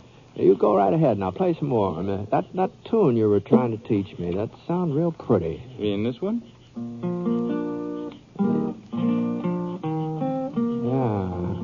Yeah. I don't think I've ever heard that before, have I? Oh, it's brand new. Folks back east are all singing it, but it ain't got this far west yet. Oh, I see. Are you from the east? No. Utah's my home. But I spent a couple of months in Chicago last winter. That's where I picked up this tune. I see. I sure didn't cotton to city life, Mr. Ponsett. I headed back this way first chance I got. Been laying track for the Santa Fe. That's so? Mm-hmm. Line reaches Pearl City now. Oh, I didn't know that. Yeah. But they had to stop there for a spell on account of some legal ruckus about the right-of-way. So I took my pay, bought myself that mare over yonder, and moseyed on. Mm-hmm. I don't know what it is about this song. Once you hear it, it just sort of sticks with you. Yeah, it does. Silver threads among the gold. That's the title. Darling, darling, I am growing old. Silver threads among the gold shine upon my brow today. Life is fading fast away, but my darling, you will be always young and fair to me. Yes, my darling, you will be always young and fair to me. Oh, that's real nice, Jaeger. Oh, God.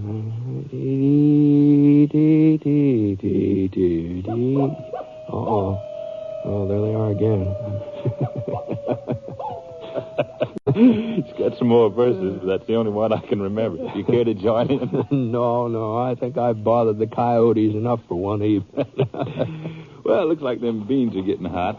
Suppose we can interrupt our concert until after supper. Probably sound better on a full stomach anyhow. No, I don't know, Jaeger. In my case, I reckon it wouldn't make much difference.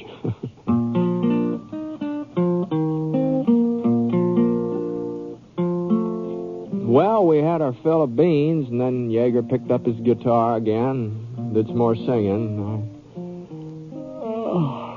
What with the music and all, I felt kind of sleepy, so I spread out my bedroll. And the last thing I remember is hearing that guitar as I dropped off.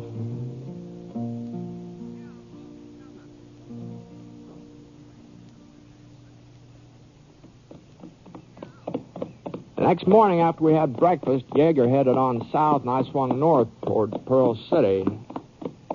A couple hours later, I was riding past the farms just this side of town. I noticed a buggy and 4 or 5 horses pulled up in Homer Danfield's front yard. Homer had always lived alone ever since I could remember. He never had been much of a man for company either, so I turned off the road into the lane leading to the house. Sean O'Hara was sitting on the steps whittling. On the size of the pile of shavings at his feet, figured he'd been doing it for quite a spell. Whoa, Scar, whoa. Oh, Sean? Huh? Hi. Don't you remember me? Britt Ponsett. Oh, why, for goodness sake, Mr. Ponsett, I never had no idea you was in these parts. Lord, it is a miracle you've come. What are you talking about, Sean? Oh, it's a terrible thing that's happened to Homer Danfield. What? Him lying in there right now, hovering between life and death, so he is. Oh, well, I'm sorry to hear that. He's pretty sick, huh? He's been shot, Mr. Ponsett. A big hole right over his chest. Is that so? It was along about noontime yesterday when we found him, my son Michael and myself. Oh, the poor man. Well, just what happened, Sean? Well, now, if you ask me, it was a thief who done it. Sure, and from the looks of his house, somebody turned things every which way searching for valuables. And besides, anybody who knew Homer Danfield, anybody from around Pearl City, that is, they'd have no call to try to kill him. He was a well-liked man, Mr. Ponsett. Well, he sure was, yeah. Yeah, and the doctor's staying with him almost 24 hours now. And Sheriff Gentle, too. But, you know, the poor Homer has not breathed a conscious breath during the whole day and the night that followed. Yeah, and like as not, he'll never be able to tell us just exactly what... Oh, hello, Sheriff. Huh? Oh, howdy, Britt. Where'd you come from? Oh, just passed through on my way to town, and Sean's been telling me about Homer. Uh-huh. Yeah, has there been any improvement, Sheriff? Well, I wouldn't exactly call it an improvement. He did come to for a couple of minutes. Oh? You don't say. Yes, he told me what he could. But I'm afraid it won't do much good. The fellow broke in night before last, along about midnight. He was a stranger. Homer had never seen him before. And he didn't get a very good look at him either. Well, he was trying to rob Mr. Danfield. Is that what happened? Yeah, that's the way it was. Uh-huh. Homer heard him prowling around in the parlor and come downstairs. The fellow let fly with a slug, caught Homer right under the shoulder. He's lost a lot of blood. The doc thinks maybe one of his lungs is nicked, too. Yeah, that sure is too bad. Yeah. Well, not much I can do without a description, evidence. Sure, no one couldn't he tell you anything at all about the man? No, as far as Homer can recollect, he was medium height, medium build. That's about all. Except for the song he was singing. The song? Yeah. Homer didn't pass out right after he was shot, not entirely. He remembers hearing the fellow searching around and humming and singing to himself while he was at it. Something about silver and gold and getting old. Homer ain't too clear in his own mind, and well, as far as I can tell, it's a song I never heard before. You ever hear it, Sean? No, it don't sound familiar to me, Sheriff. What about you, Britt? Britt? I've heard it, Sheriff. Huh? At least I've heard something mighty similar. Mighty similar.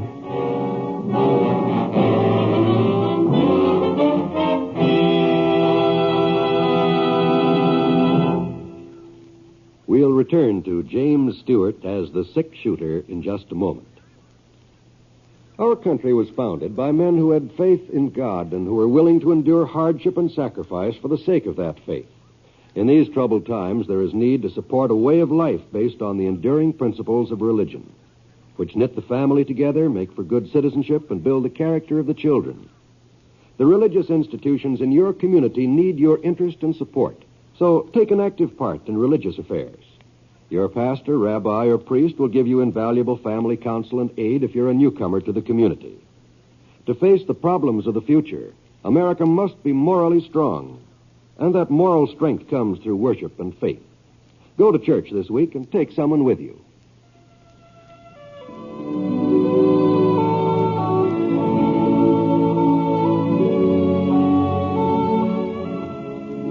Now, Act Two of The Six-Shooter, starring James Stewart as Britt Ponsett.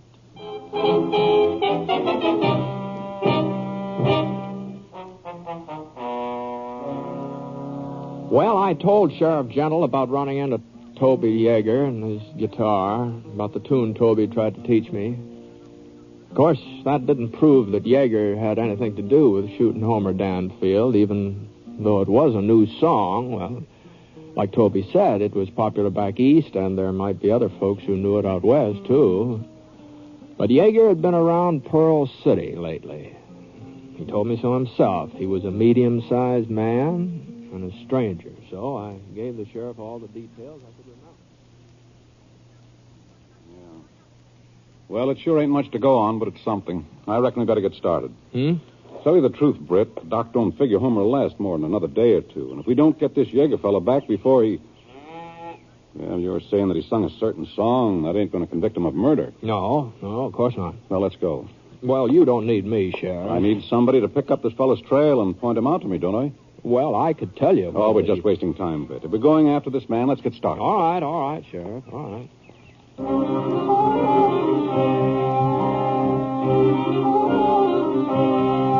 It took us a couple hours to ride back to the place where Yeager and I had camped for the night. When we'd split up, he said he was heading south, so the sheriff and I looked around for his trail that way. We didn't have too much trouble finding it. There was only one thing. He hadn't gone south, leastwise not for very long. As soon as he hit Little Creek, a mile or so from the camp, he turned west towards Saddle Mountain. We were able to make pretty good time the rest of the day, and that trail didn't look like he was in too much of a hurry, so I figured maybe we'd been gaining on him. We didn't stop for supper. We just kept right on going, and even after nightfall, there was enough moon so we could still make out his tracks. Well, about 9 o'clock, we were moving through the pass between Saddle Mountain and Porcupine Peak. We were getting pretty high up, too. Not very many trees, just a scrub pine every once in a while. Easy, Scar. Whoa. Here. Hold up a minute, Sheriff. Huh? I thought I heard something. No, I guess I was wrong. Or maybe the wind's changed. Here. No. There it is again. You hear it? You hear it? Yeah, he must be up there. Right around that bend. Think we better move in on foot. Yeah, I rode up on him last night. He seemed tame enough. Well, okay.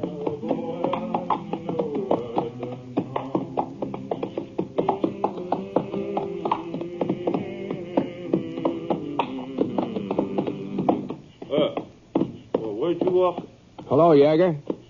Why, Mr. Ponsett, thought you was heading other way. Yeah, I sort of changed my mind. Come back for another guitar lesson, huh? No, not exactly. Yeager, this is Cleet Gentle from Pearl City. Howdy, Mr. Gentle. You two never met up before, Yeager, while you were working in Pearl City. No? No, not that I recollect. Why? Mr. Gentle's the sheriff there. Sheriff? That's right. Well, I was only in town for a few days, and I was sort of on my good behavior. Leastwise, I never had no run-in with the law. Yeah. There's something I can do for you, gents? Yeager, a fellow was shot the other day. Shot and robbed. Farmer just outside of town. Oh? He didn't recognize the man who did it. He remembers one thing about him, though.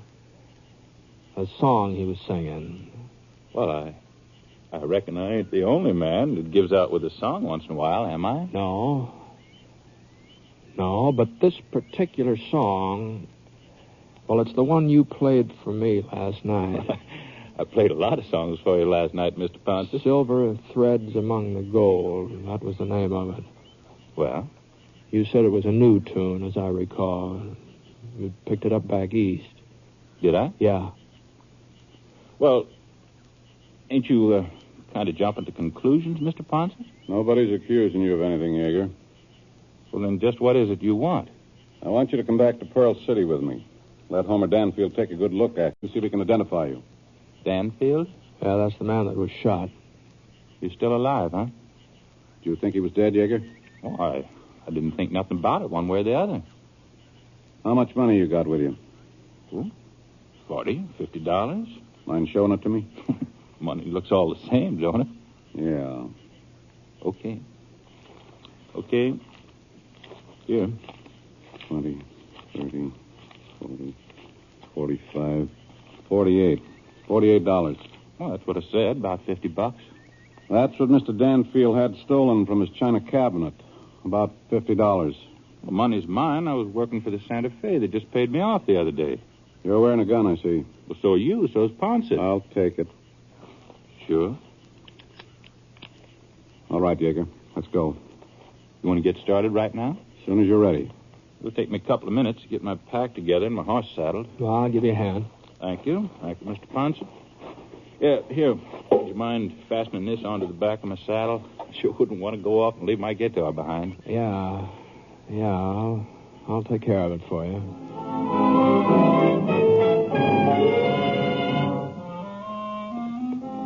Well, we rode all night, the three of us.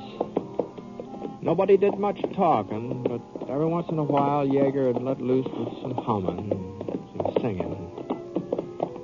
He sure didn't seem very worried about what had happened when he came face to face with Danfield.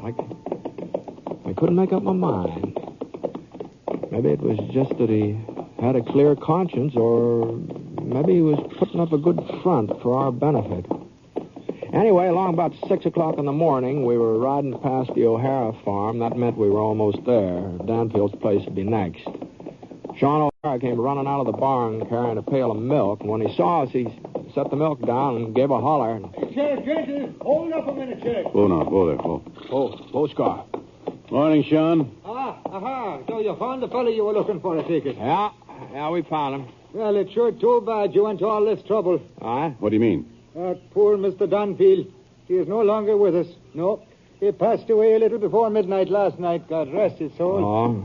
Tell me, Sean, did he say anything more before he died? No, Sheriff, not a word. I see. Well, looks like you won't have no more use for me, Sheriff. You ain't going to prefer charges of murder just on account of a song I happen to sing to Ponce, are you? Well... Well, I guess he's right, Sheriff. Yeah. All right, Yeager. Here's your money and your gun. Thank you. Well, so long, gents. Come on, boy. Yeager. Yeah? I don't know whether you had anything to do with this or not.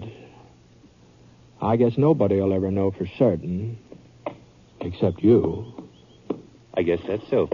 But you'll know it, Yeager. And if you did it all the rest of your life, you'll know it.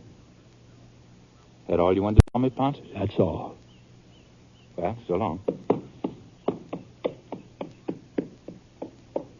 What do you think, Britt? Did he do it?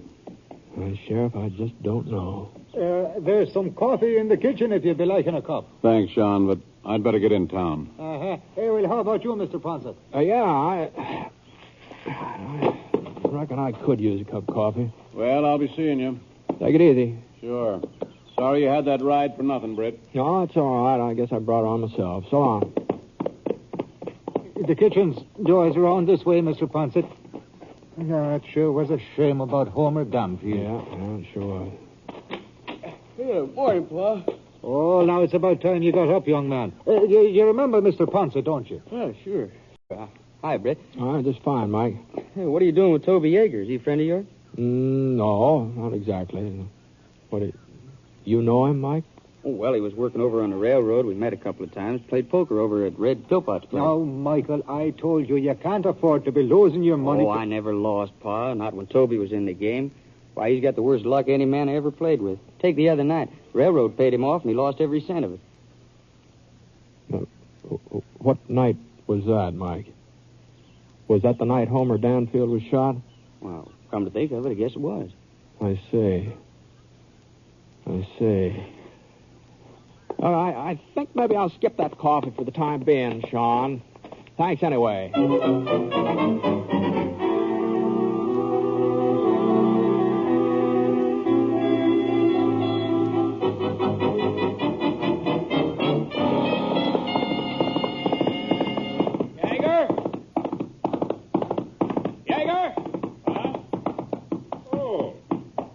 What is it now, Ponset? Let you and me go into town, huh? What for? Easy going, easy. That $48 you're carrying, that isn't Santa Fe money. What do you mean? You lost your pay the other night in a poker game, all of it. Oh? Where'd you get the $48, Yeager? What might be kind of hard to explain, Ponset? It sure would. Looks like you was wrong, don't it? Huh? Well, you said if I was the fellow who shot him, nobody'd know it, except me. You shot him, huh? Sure. Well, then I was wrong. Maybe we'd better go back to Pearl City, huh? Sure.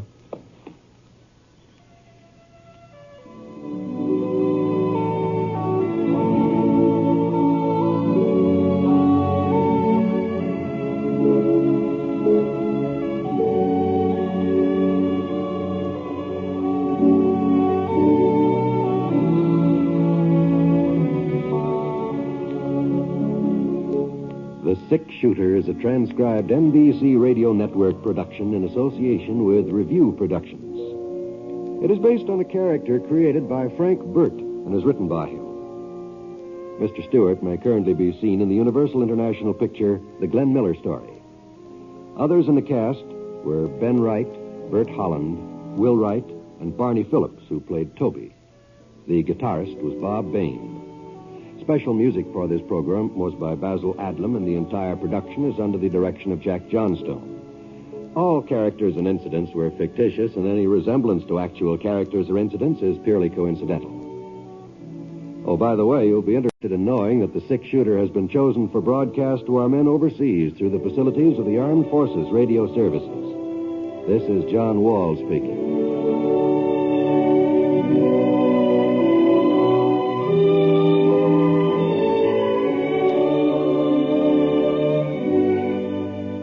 MacDonald Carey stars in Jason and the Golden Fleece tonight on the NBC Radio Network.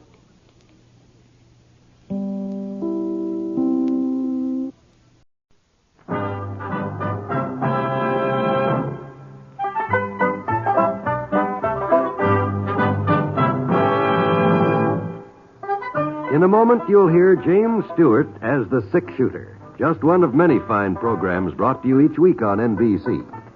Tomorrow night, there's top comedy entertainment with the Bob Hope Show, the Phil Harris-Alice Faye Show, and Can You Top This with Senator Ford. Bob Hope delivers rapid-fire comedy routines, while Phil Harris and Alice Faye bring both mirth and music. It's a great Friday night lineup of comedy programs, all of them heard only on NBC. James Stewart as the Six-Shooter.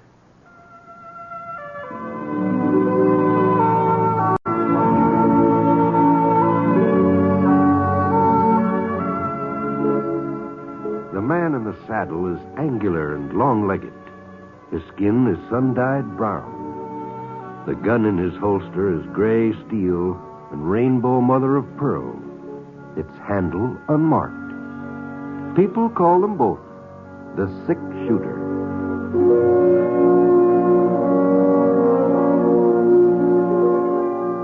The NBC Radio Network presents James Stewart as the Six-Shooter, a transcribed series of radio dramas based on the life of Britt Ponsett, the Texas plainsman who wandered through the Western Territories, leaving behind a trail of still-remembered legends.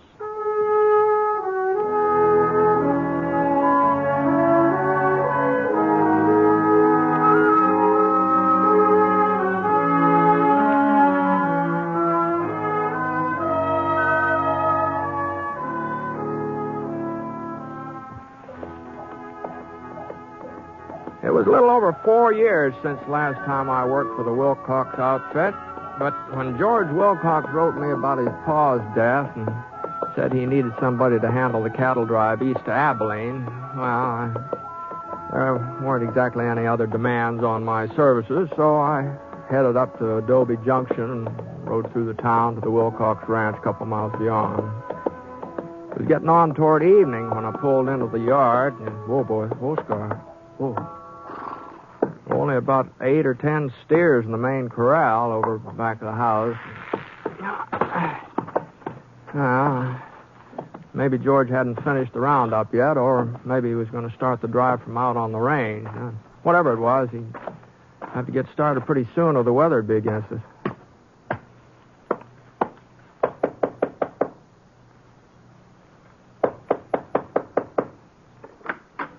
Yes? Good evening, ma'am. Is George Wilcox in? Why, Mr. Ponsett, don't you remember me? What? I'm Viola Wilcox, George's sister. Viola No, you... Why, I just can't believe it. Well, I guess I have changed since you last saw me. Change? Why, gee, well, you've practically grown up overnight, Viola. There are some folks around here who wouldn't agree with you, Mr. Ponsett. Oh? Who is it, Vi? It's Mr. Ponsett, George. Britt?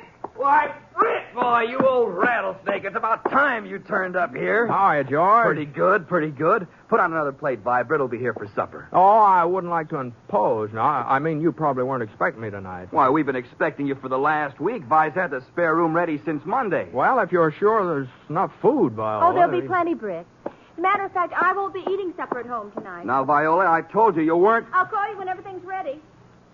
I guess we might as well wait in the parlor, Britt. Sure. I hope I'm not too late for the drive, George. Late? Well, you said you've been expecting me for several days, and I didn't see much stock in the corral. Oh, the boys are still out on the roundup. They're a little late. I couldn't go out with them this year. Oh, that's all. They'll probably show up sometime tomorrow, or Friday at the latest. You can start off then. You won't be going long? No. I'm going to stick around here. Uh-huh. I was real sorry to hear about your father, George. He went easy, Britt. I'm thankful for that. Yeah. You know, I just can't get over how Viola's changed. Why, she's turned out to be a real pretty young lady, hasn't she? I'll bet she's got more beaux than any other girl in the whole county. She could have, I guess, if she wanted them. What? Britt, do you remember Judd Coffin? Coffin? He was that outlaw from up around Cloud City. You had something to do with capturing him, as I recollect. Well, I was sort of in the neighborhood when it happened. I was just a kid then, but Pa took me over to Cloud City to see Coffin's trial and the hanging afterward. I guess he figured it'd be a good lesson for me. Uh-huh. He was right, too. I never forgot it. There's something else I never forgot either. The way Judd Coffin looked. His eyes. His nose. Everything about him. He was born to be a killer. It was writ all over him. No, I don't know now, George. Well, I do. And now he's back here again. Well, what are you talking about? Judd Coffin was hung. You saw it yourself. You just said so, George. Judd had a brother. A few years younger. I don't remember his name, but I saw him at the trial, too. Yeah. Oh, yes. Yeah, now that you mention it, it seems to me there was another coffin boy. What about him? There's a young fella started working for the Mercantile in Adobe Junction, and if he ain't... I'll be right there, Hank. Everything's on the table, George. Just stack the dishes when you finish eating, and I'll do them when I get home. Now, you hold up a minute, Viola. See you later, Britt. Night. Come over here, Britt. Over here to the window. What? There he is in that buggy. Now, you take a good look. Well, what... Now, don't he look just like Judd? Well, it's been quite a while, George. I've sort of forgotten Judd Coffin. Well, I ain't forgot him. I couldn't, not ever. I can still see him when they led him up to them gallows. I can still see his eyes, killer's eyes. And that's his brother out there riding away with my sister, ain't it? Well, ain't it? Well, maybe he does sort of resemble Judd in a way, but why... It's more than a resemblance, Britt. I've seen him up close. He's a spitting image. Well, I don't see what difference it makes, George, unless he's been causing trouble, and even then... Britt, he's only been around here for a couple of months. Just give him time. He'll cause plenty of trouble. Maybe so. But now listen, George. Britt, if a man's got bad blood in him, it's bound to come out sooner or later. It's bound to. George, it seems to me a fellow ought not to be blamed for what his brother's done. If he ain't up to something, then why don't he admit who he is? What do you mean? Says his name's Hank Wallace. Says he never heard of Judd Coffin. Well, he ought to know. He's lying, Britt. You saw the resemblance yourself. Well, resemblance doesn't always prove anything, you know. You think I want a man like that going around with my own sister? Why, she's barely 18. She don't know nothing about the world or about people. I'm all she's got now.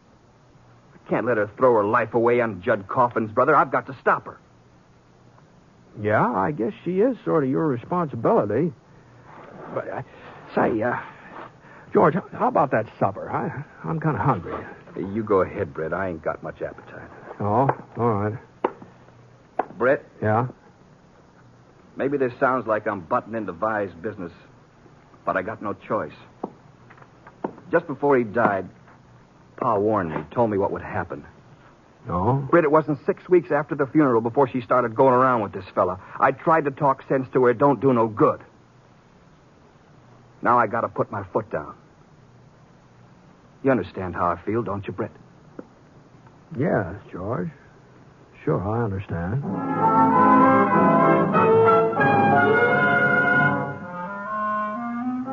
Well, I went ahead and had some supper. Cold ham, potato salad with bacon in it. And stewed peaches for dessert. Wasn't anything exceptional, but it was filling enough. And afterwards, since George hadn't eaten anything, I decided maybe I'd go ahead and do the dishes. The dishpan was hanging right beside the sink, so I pumped some water in it. There was only a couple of plates and cups to wash. But the handle on that cup just wasn't very substantial, and when it slipped... Oh, doggone it. Well... Looked like it was beyond the gluing stage, so I kind of got the pieces swept together and put them in the garbage bucket. I wasn't exactly trying to hide them or anything like that, but, there were plenty of other cups in the cupboard. Anyhow, I walked back into the parlor and said goodnight to George and went upstairs to bed. I figured he was going to wait up for Viola, and I didn't suppose she'd like the idea, but it wasn't any of my business, so no. I was kind of tired anyway.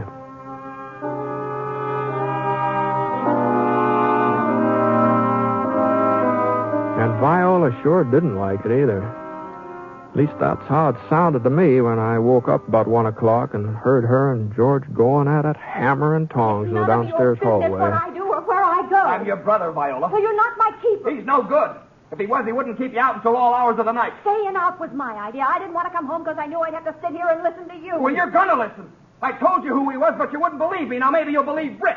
Don't drag him into this, please. Please, George. Britt? Britt, are you still awake? George, I asked you not to. Britt? Yeah, what's trouble? Would you mind coming down here? Well... It'll only take a minute, Britt.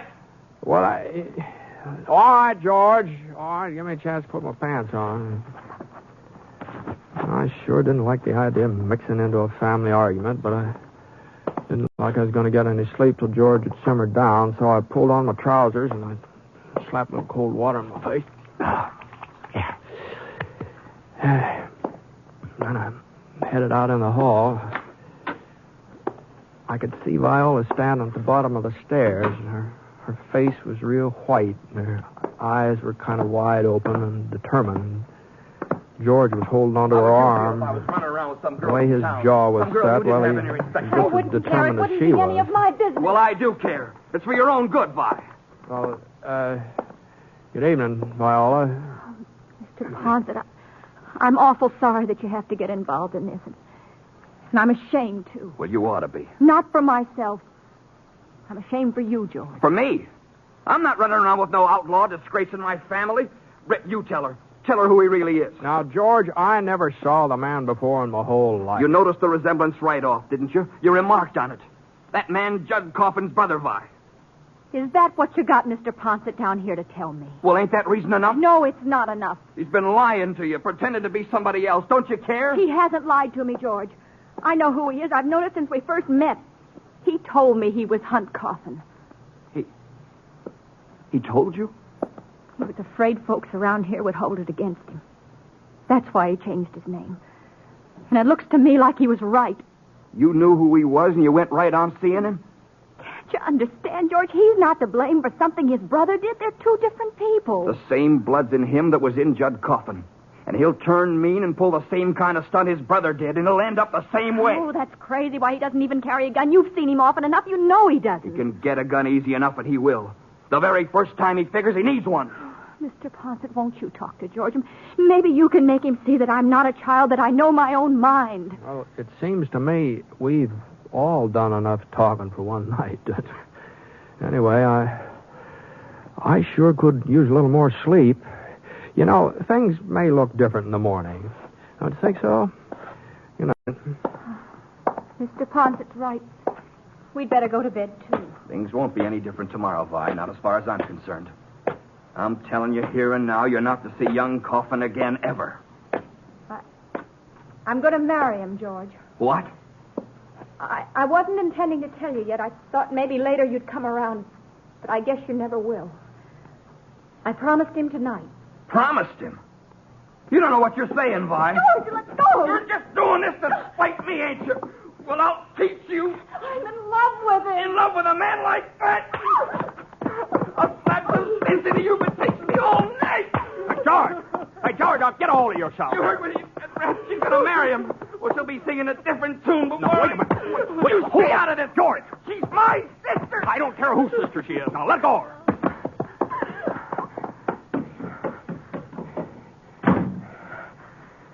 All right, now, George, come on. Let's go upstairs. It's for her own good, Britt, what I done. Well, I guess you must have thought it was. Someday she'll realize it was for her own good. She can't marry him, Britt. She just can't. Well, treating her the way you did is apt to make her more set on it than ever. She'll get over that idea fast enough now that she knows I mean business. Someday she'll thank me for slapping her. Yeah. All right, let's get some sleep, George. Come on.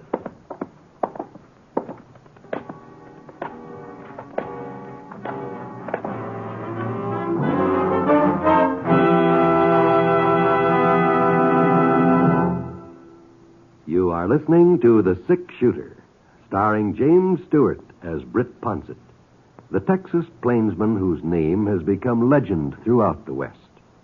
Now, Act 2 of the story called Blood Relations.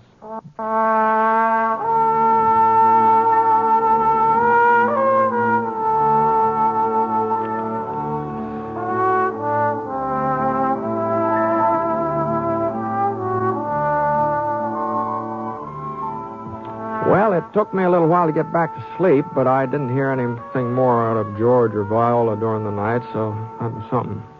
When I finally woke up again, I just didn't feel like I'd had any rest at all. And it was late, too, nearly 6 o'clock. I got dressed and I went downstairs. Viola was fixing breakfast. Her eyes were sort of red, and there was a little splotch on her cheek where George had slapped her. But she didn't say anything about it, and I sure didn't see any point in opening up the subject. So a couple of minutes later, George came in from doing his chores, and we all sat down at the table. He didn't eat much, just some coffee, and as soon as he was finished, he said he was riding out to the high grass to see if the roundup was on its way down. I offered to go along with him, and so we got on our horses and started off. You see, Britt, what'd I tell you? She's all right now. She got that nonsense about young Coffin out of her head. Oh, maybe so. Yeah, she didn't mention him again, did she? No. I reckon if she were still thinking about him serious, she'd have said so. Yeah, well. She's a Wilcox, Britt. We don't go around making fools of ourselves. Not for long, anyway. We kept on riding for a couple of hours until we got to the high ground. But we didn't see any signs of the roundup, so finally we turned around and headed back to the ranch house. I don't know what's taking them so long. They should have been down a couple of days ago. Oh? If they don't show up by morning, we'll have to start looking for them. Oh, whatever you say, George. Here we are. Whoa, Frenchie. Whoa, boy. Whoa. Hey, you know something, Britt? I've got kind of an appetite. Oh, I don't doubt it, the way you've been eating lately. Easy, Scar. Easy. Well, I'll sure make up for it this noon. I wonder what she's fixed for us. Vi? We're back, Vi. Must be out in the kitchen. That's funny. Vi? Just a minute, George. Oh, she's upstairs. That's why she didn't hear me. How about some food, Vi? I didn't know you'd be here. You didn't say anything when you left. I'm usually here for dinner, ain't I? Yeah. Well, it'll take a couple of minutes to get something ready. I just got back from town. You what? Well, I guess I'll go wash up. What were you doing in town, Vi? I wanted to see Hunt. Oh.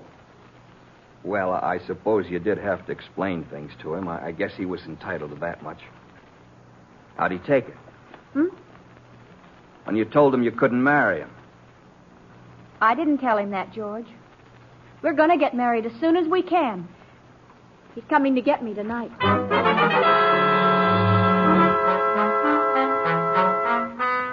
Well, I sure didn't feel like sticking around for another one of their arguments, so I sort of sneaked out the front door and climbed into the saddle. Let's go, boy. Come on. I figured I'd ride in town and get me something to eat while I was at it. Maybe while I was gone, George and Viola would come to some sort of an understanding. At least I hoped they would. It took me about 30 minutes to reach Adobe Junction. Looked like there was only one cafe. Molly's Home Cooked Meal. Right next door to the Mercantile. Whoa, boy. Whoa, Scar. Whoa. Tossed the reins over a hitching rail and started into the restaurant. Mr. Ponset? You're Britt Ponset, ain't you? That's right. Viola told me what you looked like, but I'd have recognized you anyway. Oh? You're a six-shooter. I've heard a lot about that gun. How fast you are with it. My brother, he found out firsthand. Your brother? Judd Coffin. I see. My name is Hunt Coffin, Mr. Ponset. Yeah, I sort of figured that. I just wanted you to know I sure do appreciate what you did last night, taking Viola's part with George. Well, George was pretty upset. I don't think he meant to carry on that way. He's real fond of his sister when you get right down to it. If he ever hits her again, I'll kill him. Well, I guess you and Viola won't have to worry much about George any longer. What do you mean? Well, she says you're going to get married right away. You're coming out after her tonight, is that right? She told you that? Well, sure. That's true, isn't it? Oh, I didn't want him to know. He'll try to stop us. I told her not to say anything. We could have been gone before he ever found out. Now, Viola's not the kind of a person to do a thing behind anybody's back. Yeah. Well, maybe there's something else he ought to know. I bought me a gun this morning, Mr. Ponset. Is that so? I'll be out at the Wilcox place as soon as I get off work tonight. And I'll have the gun with me. Uh-huh. And George said you'd get a gun the first time you figured you needed one. Well, he was right. Yeah? It sure looks like he was. Well, so long, Coffin.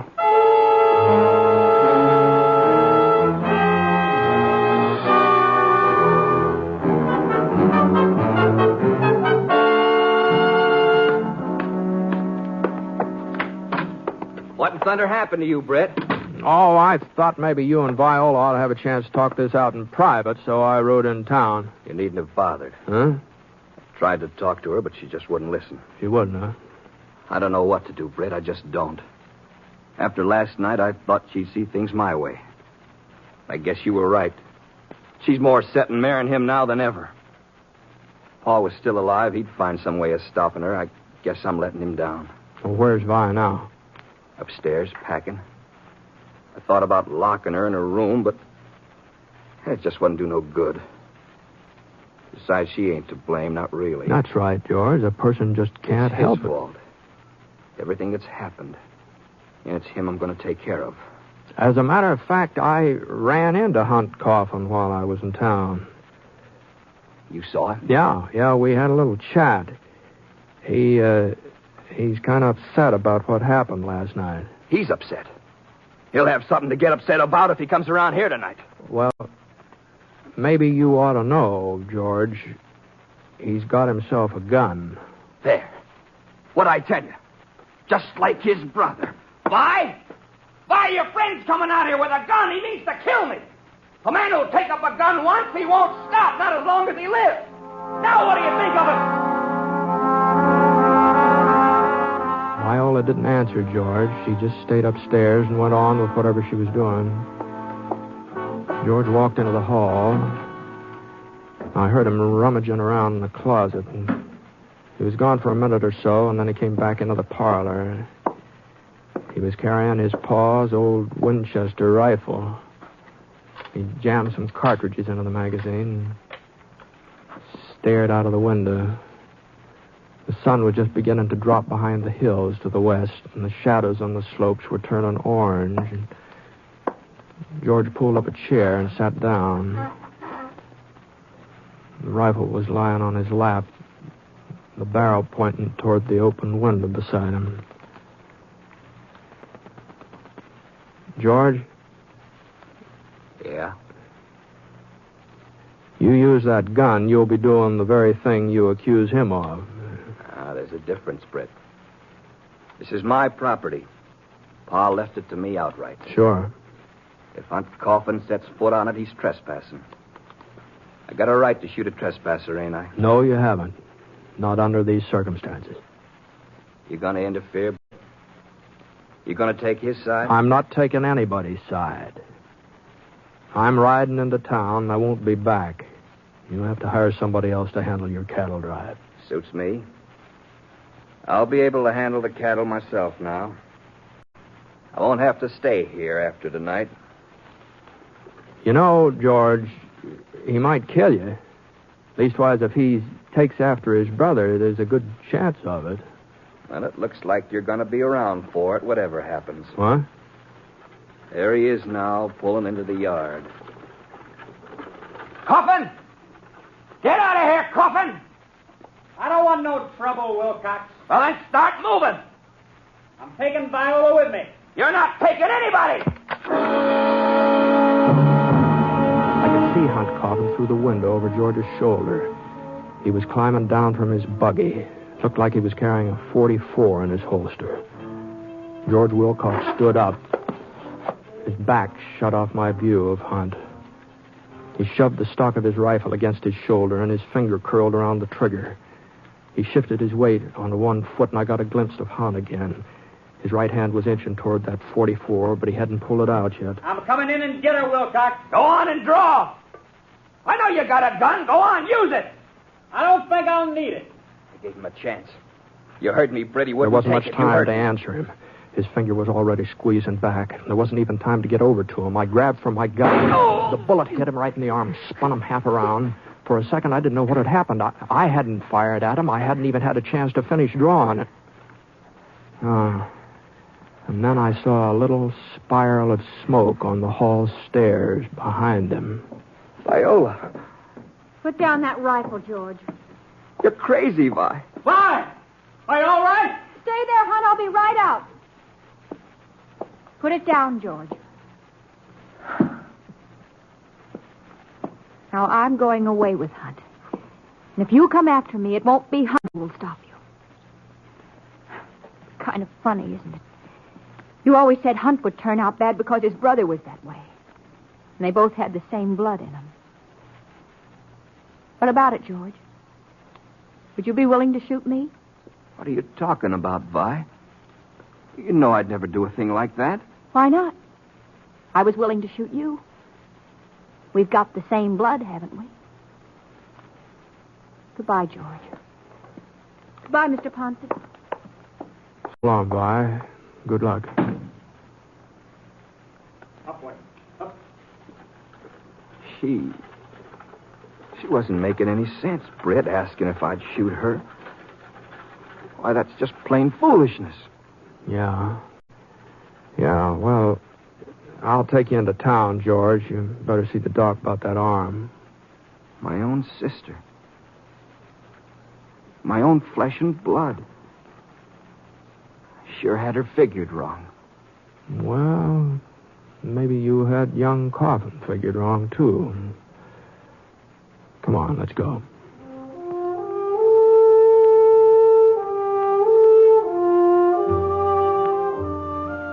Well, the next morning the boys brought in George's herd, and what with that arm of his and all, I agreed to drive them north. It was nearly 3 months before I got back to Adobe Junction again. Viola and Hunt, they were married and had a little house in town. But George, he hadn't been near me. Hadn't said a word to Vi since that night she left the ranch. Vi was kind of upset about it, but she kept telling herself that sooner or later George would see where he'd been wrong and he'd come around. I don't know. Maybe he will. Maybe he will.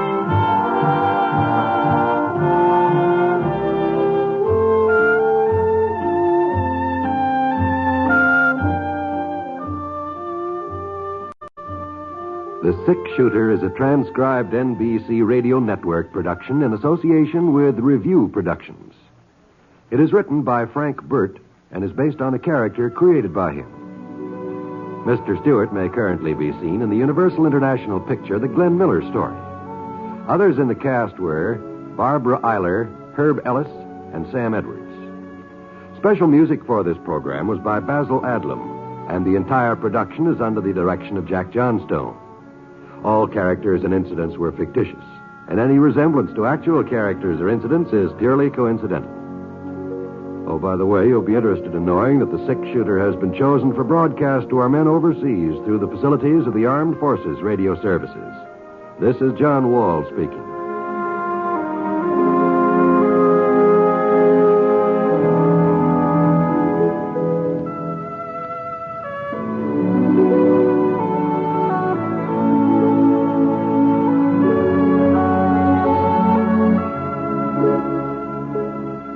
Macdonald Carey stars in Jason and the Golden Fleece tonight on the NBC Radio Network.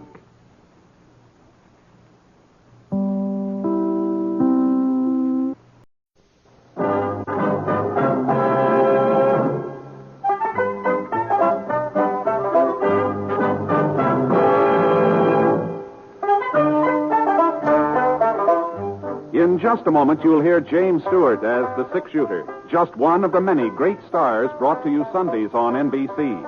Every Sunday, hear Hume Cronin and Jessica Tandy in The Marriage, Sir Laurence Olivier on Theatre Royal, Lawrence Tibbett with the Golden Voices, Helen Hayes, Frederick March, Rex Harrison, and Lily Palmer on the NBC Star Playhouse.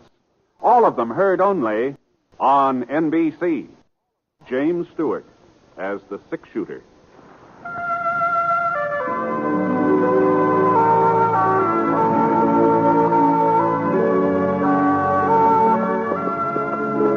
The man in the saddle is angular and long-legged. His skin is sun-dyed brown. The gun in his holster is gray steel and rainbow mother of pearl, its handle unmarked. People call them both the Six-Shooter.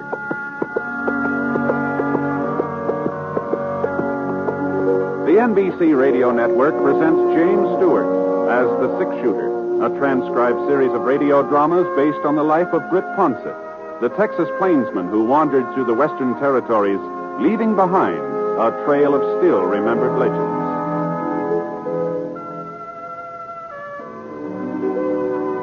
Now, in just a moment, immediately following this important announcement, you'll hear Act One of The Six Shooter. A lot of vacations start as a daydream and end as a daydream for lack of money. That need not happen to you. You can have extra money when you need it. Simply join the payroll savings plan for buying United States savings bonds. When your bonds mature, you'll get back $4 for every $3 you invest. And there's your extra money, your vacation, both guaranteed. Ask your employer about buying United States savings bonds through the payroll savings plan. Then join. Now, Act One of The Six Shooter, starring James Stewart.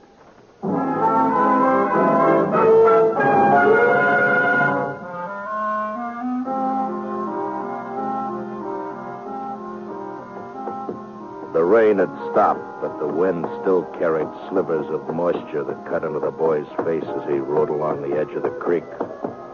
When he saw the yellow light from the back of the office, he pulled up and slid out of the saddle. Then tied a wet bandana under his eyes and walked slowly and quietly to the door. All right. Put him up over your heads. Reach. What's that? Way up, both of you. Stay away from that shotgun. Now, look here, young fella. You, get over to the safe. Better hurry it up, mister. Open it. I said open it. That's better. Now toss me that sack. Okay. Don't try to follow. Thanks a lot. I see you. Dirty young. I'll show you. I'll show you. Rotten little.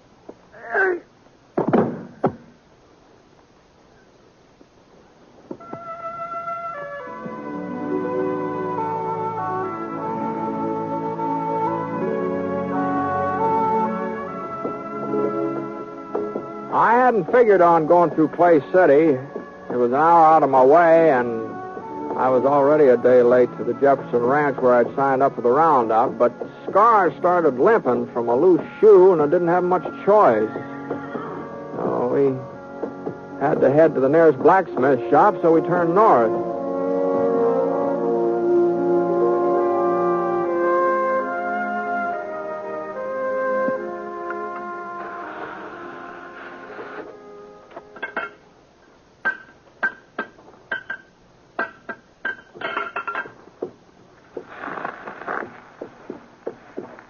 Howdy, mister. What's the trouble? Well, the horse is losing a shoe here. Well, let's have a look. Raise it up, fella. Come on, boy. Yeah, that's split, mister. He needs a new one. Okay, boy. Can you take care of it, you think? Sure. Bring him over here. Say, what happened to Red? Fellow used to own this shop. Oh, he went to Nevada chasing silver. I bought him out a few months ago. Is that so? Ah. You know, you don't look very much like a blacksmith. I'm stronger than I look. Heavier, too. Yes, sir. Well, what do you think I weigh, mister? Oh, I don't know. Hey, why don't you take a guess? Say 120? 30? Oh, well, not more than that, I wouldn't say. You a betting man, mister? Sometimes, yeah. All right. I say I weigh over 130. And if I don't, you get the new shoe for nothing. But if I do, you pay me double. What do you say? Well, now, you got a set of scales? Don't need no scales. What do you say, mister? Is it a bet? Don't seem to be no way of proving it, though. All you got to do is lift me up. You look like a man who can judge weight. What do you say? Okay. All right, it's a bet. All right, mister. Just heist me. If you don't think I weigh more than 130, the shoe is free. Come on, heist me up.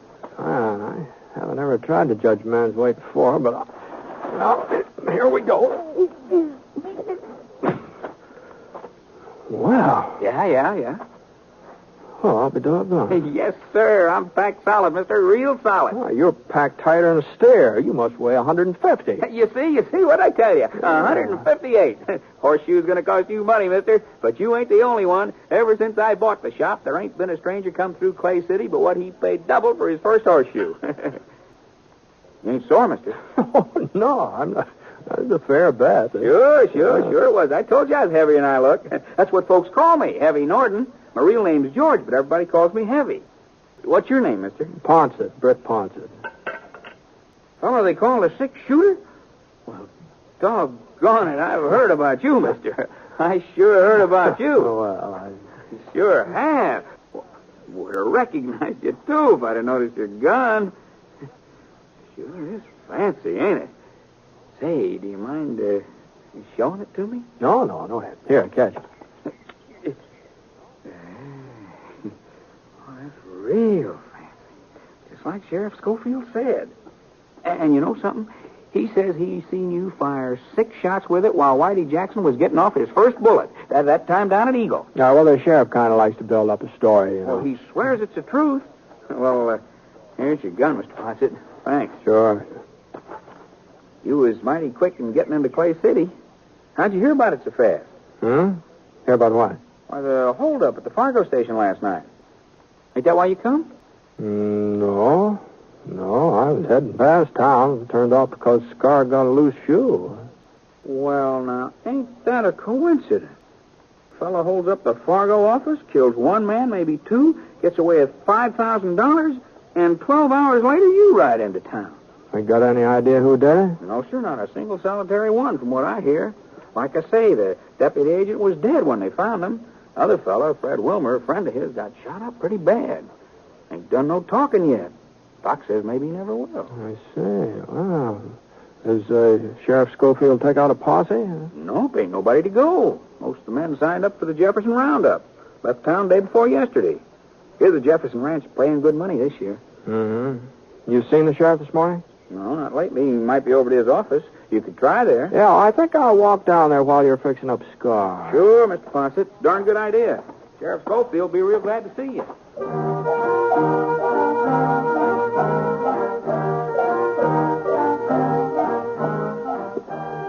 A couple of doors this side of the sheriff's office, I saw the Wells Fargo sign nailed up next to the window.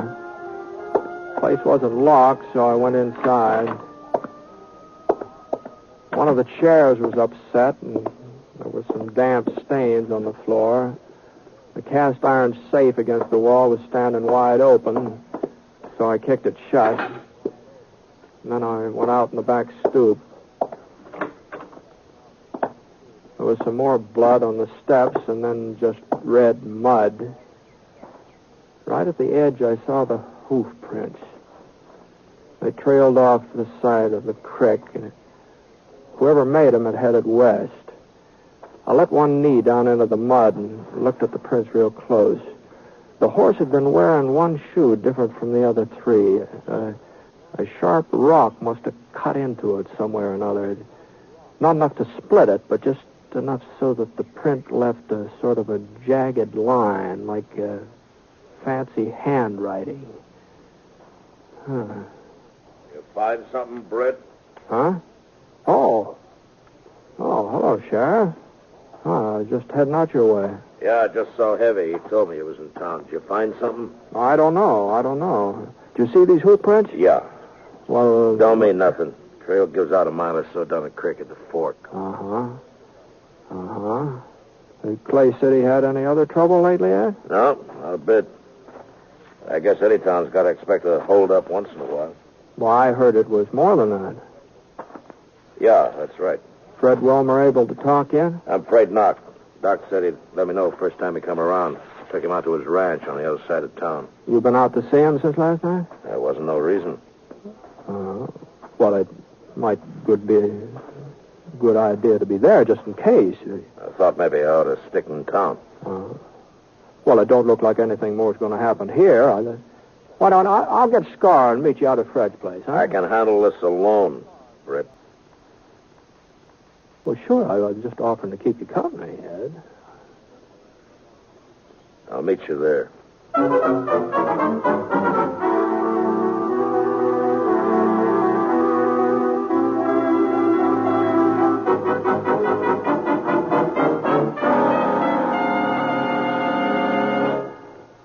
all fixed up, Mr. Ponset. Tied him up around the side so he'd be in the shade. Well, thanks very much. Mighty fine horse you got there, too. You find Sheriff Scofield? I told him you was in town. Yeah, I found him. Figure out anything? No, not so far. You will. Sheriff's a good man. You and him together, you'll get whoever done it. Maybe. Say, you're the only blacksmith around here, aren't you, Eddie? Yeah, only one for 40 miles, yes, sir. Did you ever see a horse with a shoe that's got one jagged edge, left hind leg? A lot of shoes got jagged edges, Mr. Ponset. Yeah, I know, but now let's see here. I'll try to show you what I mean. I'm not much of an artist, but it looks something like this. Mm-hmm. It's sort of like that. Yeah.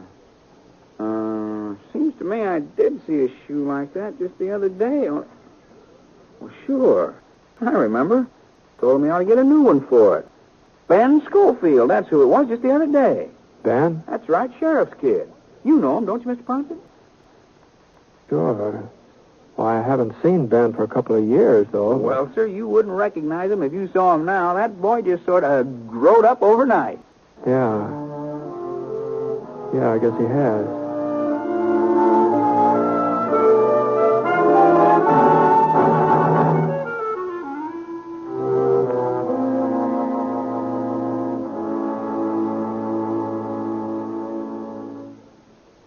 We'll return to James Stewart as the six-shooter in just a moment. Here's a reminder about some of the wonderful entertainment that's yours for the listening each Wednesday evening on the NBC radio network. There's comedy for everyone when you set your dial to NBC for such programs as You Bet Your Life with Groucho Marx and The Great Gildersleeve starring Willard Waterman. The Great Gildersleeve provides 30 minutes of top-flight entertainment that your whole family will enjoy. Then, when it's time for Groucho Marx, watch out. Groucho throws a mean ad lib, and there's a barb at the end of every one of them. Listen and laugh as this Marksman trades quips with his contestants from the studio audience. It's a riot of fun from top to bottom when Groucho Marx plays You Bet Your Life. Also on Wednesdays, listen to more quiz fun on Walk a Mile with your genial quizmaster, Bill Cullen. That's Wednesday night on the NBC Radio Network. Be sure to listen.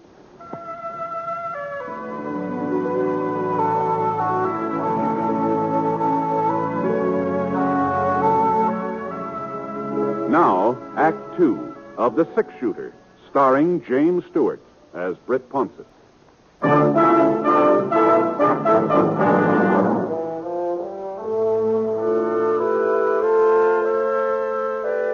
It wasn't much of a ride, and Sheriff Scofield was sitting on Fred Wilmer's porch swing when I got there.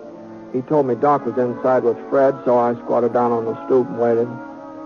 About half an hour later, Doc came out, told us we could go inside and see Fred.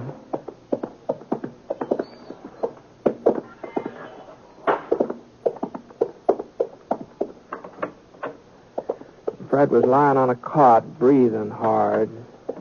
The white cloth across his chest was stained pink, and his voice sounded like it was full of air. We was just sitting talking, Sam and me. Didn't hear the back door open. Must have left it unlocked. Turned around, and there he was, holding his gun on. Did you get a look at him, Fred? Sure, but it didn't do much good. Handkerchief over his face. Couldn't see nothing, just the gun. Told Sam to open the safe. Wasn't nothing else Sam could do. Sure. Took the money, walked over to the door. Yeah? Looked at us for a minute and then fired. Didn't have no reason. Hit Sam in the face, hit me in the chest, and didn't have no reason. Now take it easy, Fred. It's just like he enjoyed shooting at us. That's how it was, like he enjoyed it. Maybe he was scared. He wasn't scared. He didn't have no reason. Thought he'd killed us both. Started down the steps. I got my hand on the shotgun and let him have it. You hit him? I don't know, maybe. He gave a yell and rode off. You go out back after him? I couldn't go nowhere, Britt. What kind of a fellow was he? Young? Old? I couldn't seen his face. He's a young fellow, I'd say, though. How young? Oh, 17, 18. He was full grown. You sure? He sounded young. He moved young. Tall? Short? Medium. About the size of your kid, Ed. About that size. That enough for you, Ed? Yeah, that's enough. You think you get him, Brett? Sure, Fred. Sure, we'll get him. Come on, Ed. Didn't have no reason to shoot. No reason.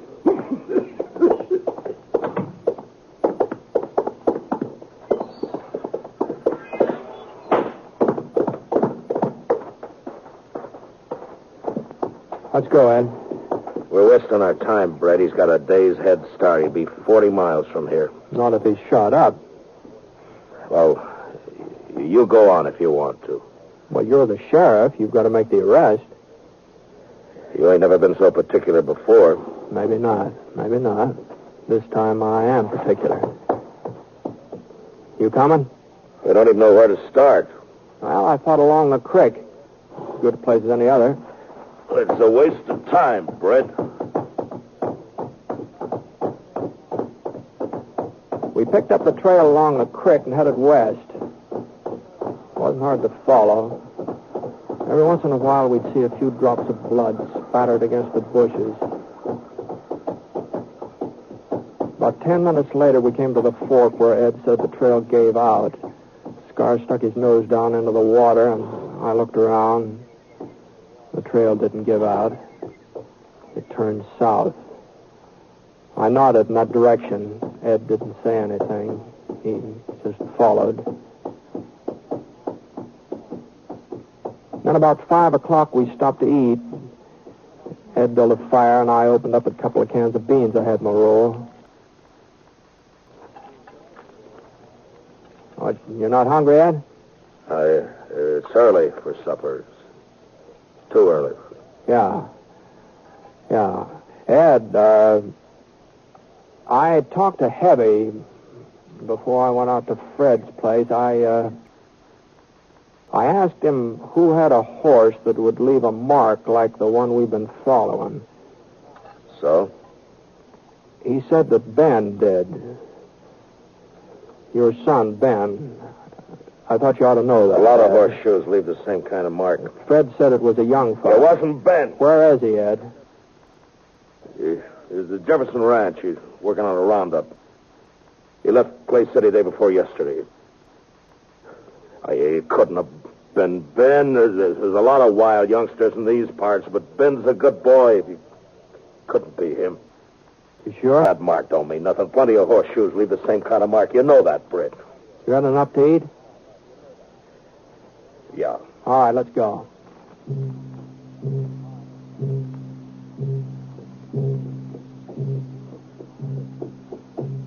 The moon came out, thin, yellow. Not real bright, but enough so we could follow the trail. For about 3 miles, there wasn't any blood sign. He must have wrapped something around the wound, wrapped it real tight, and then we found the bandage. A piece of shirt tail sopped through. For the next mile, he'd been bleeding a lot, much worse than before. He was hurt pretty bad, Ed. Yeah, looks like it. He couldn't have gone much further, could he? Hold up, Scar. Ed. Yeah? Pull up. Pull over here. Look. Over there in the gully, that cabin. Yeah? Whose is it? I used to belong to Jake Levant. He died a couple of years ago. Ain't nobody living there now. There's somebody living there. What? Out back. There's a pony. We'd better go on foot.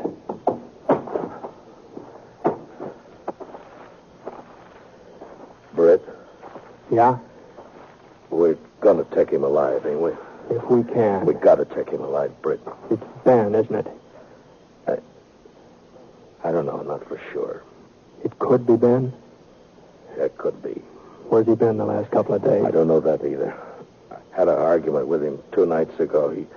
He needed some money. He'd been playing poker. He lost a lot. Now, the $5,000 that was taken out of that safe is a lot. I wouldn't give him none. He got mad. He said he'd get it. Said he'd get it himself. And I hit him. I hit him hard across the face. Hit him twice. He started to hit me back, and then he walked out of the house, and I ain't seen him since. I wish he had hit me back. Now, we've got to get across this clearing, Ed. Over to that clump of trees. Well, he may see us. We'll have to take that chance. You ready? Yeah.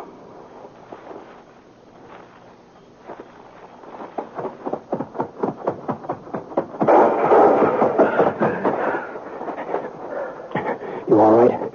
Yeah, sure. We'll stay in these trees for a couple of minutes. Okay. And then we'll rush him. It's not going to be easy to take him, Ed, now that he's spotted us. Brett, you ain't going to kill him. I'm not going to let him kill me. It ain't his fault, Brett. It's mine. You know that's not so. No, it's the truth. It's my fault. I broke him. I broke him like you break a wild horse. Tried to take all the fight out of him fast. You know what happens when you do that to a horse? He gets tame, but the fight's still there, and someday he turns wild again. He ain't really broke at all. I'm going to rush him alone, Ed. No, stay here. Sam Norton's dead. Maybe Fred Wilmer, too, by now. Killing Ben won't bring him back. He's my son, Brett. I'm sorry, Ed. No, we're going back to town. Not without him. We're going back.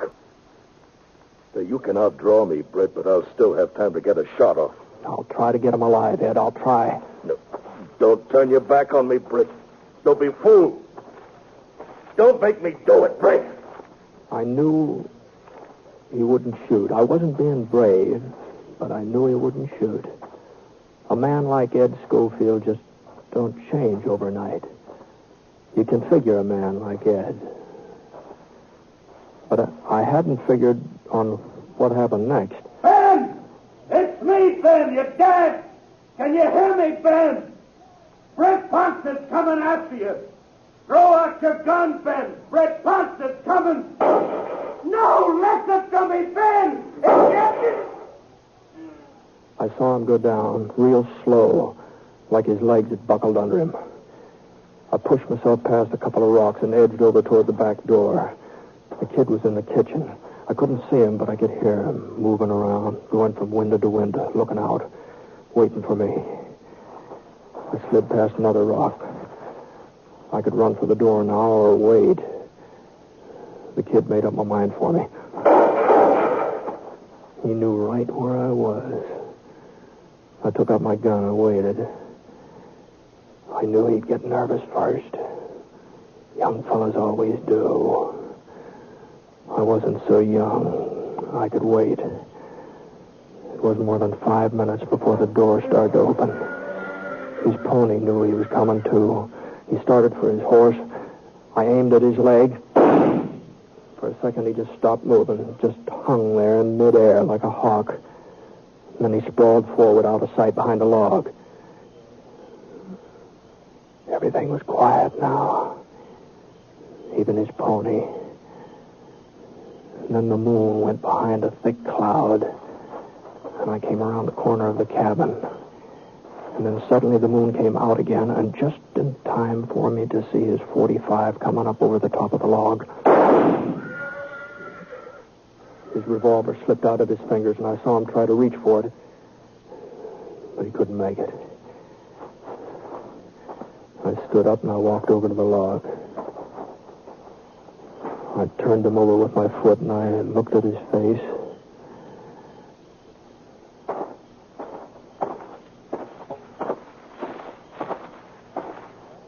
Ed?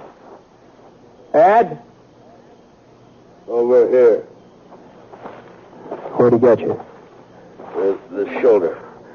But I'll be all right. Is he... Did you have to... Brett? No, he's not dead. Oh, thanks. I guess he didn't hear me calling to him. Didn't know who I was. It isn't Ben. What? It isn't Ben, Ed. You sure, Brett? Yeah. This kid's got red hair. There ain't no reason to lie to me, Brett. I ain't shot up bad. I'm not lying. Ed. I knew it wasn't Ben. While I was going up there after him, I knew it. What are you talking about? Oh, it just came to me. I don't know. A man don't change overnight, and neither does a boy. Well, if it ain't Ben, Oh, there's a lot of tough kids in these parts. You said so yourself. Where do you suppose Ben is? Where you said he is. Jefferson's Ranch, working on the roundup. The pay's good. Boy, don't change overnight, Ed. Yeah. You able to ride back to town? Yeah, sure. Hey, I may have to take it a little slow. Sure, fine. We'll take it slow. Yeah. Well, I'll get the kid. Britt? Yeah? You know something, Britt? I couldn't believe it was Ben neither. Not when he shot me. I just couldn't believe it. You know that, Britt? I know. Sure, I know, Ed.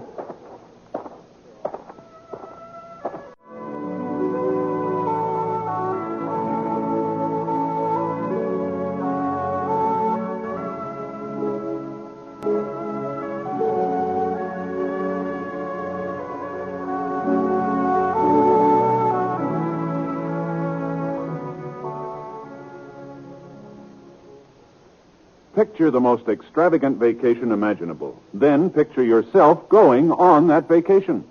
Sounds like a daydream? Well, it isn't. It's completely possible. But it does take a bit of planning, such as the regular purchase of United States savings bonds. Now, the best way to do that is through the payroll savings plan. That's the best way because it's the sure way to buy your savings bonds regularly. The payroll savings plan works like a charm because it's completely automatic. Your employer does everything for you. It's especially easy on you because money is saved from your paychecks before you have a chance to miss it. And when those bonds mature, you can pack your bags for that extravagant vacation because United States savings bonds pay back $4 for every $3 you put in. Join the payroll savings plan where you work. That's the way to save money regularly. Earn extra money regularly through United States savings bonds.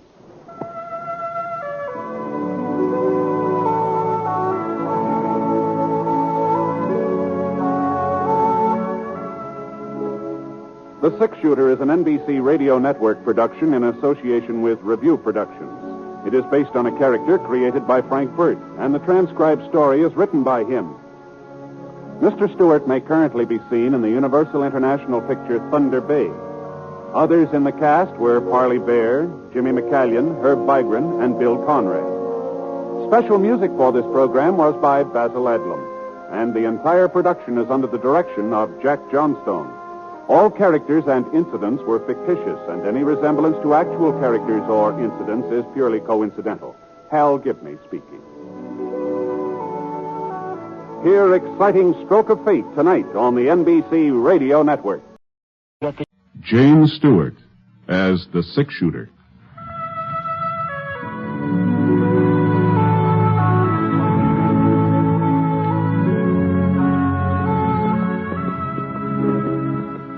The man in the saddle is angular and long-legged. His skin is sun-dyed brown. The gun in his holster is gray steel and rainbow mother of pearl, its handle unmarked. People call them both the Six Shooter.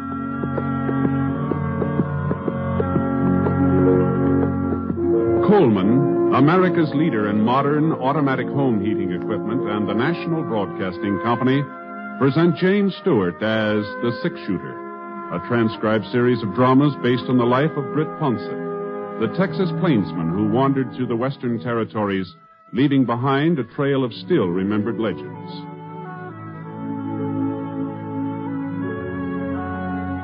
Now, in just a moment, immediately following this important announcement, you will hear Act One of The Six Shooter. Last year, thousands of Americans who tried to get away with carelessness on the highways were killed or permanently injured in traffic accidents. And remember, accidents don't always happen to the other fellow. Unless you are meticulous in your observance of the rules of highway safety, you and your loved ones are vulnerable to the menace of traffic accidents. Every motorist should take an active role in supporting the safety movement in his or her community. Encourage driver training in your high schools. Teach your children the rules of safety on the highway. Remember, the life you save may be your own. Now, Act 1 of The Six-Shooter, starring James Stewart.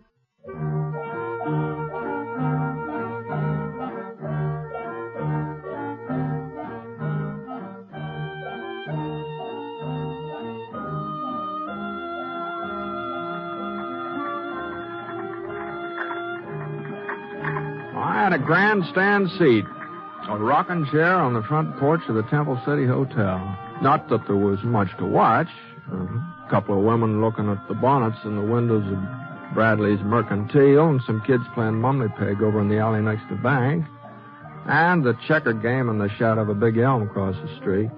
But it was a couple of days before I was due to pick up some cattle in Atterbury for Mrs. Pritchard, and, well, Temple City seemed as good a place as any to stop over. I was considering taking a little nap when I saw Will. At least that's who I thought it was. He was coming out of the general store carrying a box of groceries. I couldn't be sure, though, because just as he started to climb into a wagon, another man rode up alongside and shut off my view. Well, look who's in town. You doing the marketing, Will? Thought the women usually did that. But I guess in your case, it ain't such a bad idea to switch things around. I was hoping I'd run into you, Temple. 2 of my cows have been killed this week. You mean your wife's cows, don't you, Will? It wasn't 2, 3. The boys found another one grazing on my side of the creek this morning. You're going to have to do something about that fence of yours. You won't have no stock left at all. That fence was all right yesterday. Maybe. But this is today. Now, you listen to me, Temple. I figure it's about time you done the listening, Will. I want your wife's ranch. Ain't made no bones about it. She was willing to sell until you came along. She ain't willing now. I'll give you $2 an acre. That's more than a fair price. Anybody will tell you that. We're not going to be shoved off that land, not for $2 an acre or 20. Then maybe I'd better talk to Sarah, seeing as how it's her property. No! I'm warning you. You stay away from our ranch and our cattle, or I'll... Well, go on. Tell me what you'll do, Will. I'd be real interested to find out. Come on, Bill. If it was Sarah giving him the warning, I might take it seriously, seeing as how she wears the pants in the family. The wagon moved in closer where I was sitting. I got a good look at him now. He'd changed a lot since last time we met up. He was older. There were a couple of those squint wrinkles between his eyes. Even so, he still could have been more than 23 or 4, seeing as how he was only about 20 when we worked on the West Star Roundup together. Hey, Will! Hey, Will! I thought he'd recognize me, but I guess I'd changed some, too. I wasn't getting aged or nothing like that, but I'd ripened up a bit, I guess. Anyway, Will kind of glanced my way and then drove on. And from the way he was holding those reins, I had a pretty good idea of what he was thinking. This Temple fella, he pushed him too far. And if I knew Will, he was getting ready to do something about it. Well, there was no point in trying to run him down now. We'd probably meet up later. So I went into the hotel and looked around for a place to sit down. The clerk behind the desk was playing a game of solitaire. Howdy, Mr. Ponset. Something I can do for you? No, don't think so. Room all right? Yeah, it's fine. Room's fine. Real pleasure having you staying with us. Anything you'd like, will you? The Black Queen. Huh? That plays on the King of Diamonds. Oh, thank you. Like to look at the Denver paper? Just came in on the stage. No, thanks. Just the same. I was sort of figuring on a little snooze. A little too much racket outside. I know what you mean. Noah Temple's got a voice that carries all right. I could hear him and Will arguing clear in here. Yeah. Don't amount to nothing now, Mr. Ponset. They've been squaring off like that ever since Will moved to town and married Sarah Blake. Oh? Oh, looks like I'm stuck. Good thing I'm not playing at the gambling hall. I'd be out $50. You see, Noah's got the idea of buying Sarah's ranch, and there ain't going to be no stopping him until he buys it. Will he need her land for any reason? Sure thinks he does. Now, if I can just get me the ace of spades. 40 years ago, Noah's grandfather started this town. He owned all the acreage between the foothills and the creek out south. Old Temple City was named for him, as a matter of fact. Is that so? But the old man's son, Fred, well, he wasn't much good. First thing you know, he'd sold off nearly everything his dad had left him. When Noah took over, he swore he'd get all the Temple property back again. Guess it sort of stuck in his craw that the Temples wasn't the biggest outfit in the valley no more. Doggone that Black Seven. How's Noah Temple been doing? Well, first folks didn't take him serious. They thought he was just a talker like his father, but he sure fooled them. Today he's got more acres than his granddaddy ever had. There's only one piece of the original Temple setup he ain't been able to buy back. That land of Sarah. Oh? Sure was a surprise when Will wouldn't let her sell it. Nobody ever figured he'd stand up to Noah. A man like him. Was there something wrong with him? 7, 8, 9. What's that? Oh, well, you see, Mr. Ponce, Will's a coward. Yes, he is. He's yellow clear through. He won't ever wear a gun. If there's a posse being formed, but he don't go along. And if there's a fight, he lays low. You can call him names, you can insult him. The way Noah Temple did, he just takes it. Gee, that sure don't sound like him to me. You know Will, Mr. Ponce? Used to. A couple of years ago, we worked around up together. Oh, that must have been before he moved to Temple City. Yeah, it's down in Texas. Back there, Willie Techman wasn't afraid of nobody or nothing. And for a youngster, he's mighty fancy with a gun. Techman? That's right, yeah. Oh, but that ain't his name, Mr. Ponce. Will's name is Fetter. Oh? Yeah, Will Fetter. Oh, no wonder you were surprised about him being yellow. You got the wrong man. Uh-huh. Well, they must look alike. This friend of yours and Will Fetter. Yeah. Yeah, I guess I do, yeah.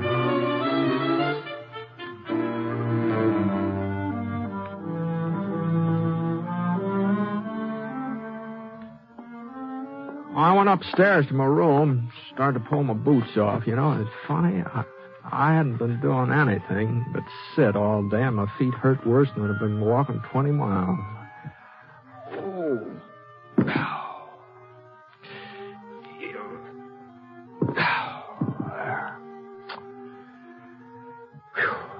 I looked out the window. The sun was just about even with the church steeple.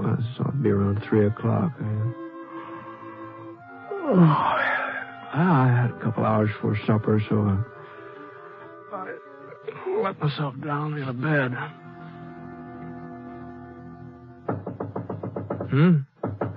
Yeah. Well, come on in. Mr. Ponce? Oh, excuse me, ma'am. I didn't know it was a lady. I'm sorry to bother you, Mr. Ponce. Oh, not at all. I wasn't exactly what you'd call busy. Won't you sit down here? Thank you. Yeah, wait, I'll get those boots out of your way. Mr. Ponce, I'm Will's wife. Oh, I'm pleased to meet you, ma'am. Will told me you were in town today. He saw you. And you saw him, didn't you? Yes, ma'am. At least I thought I did. Well, you can't tell anyone he's here, Mr. Ponce. Oh? You didn't come to Temple City looking for Will, did you? Will thought maybe that was the reason.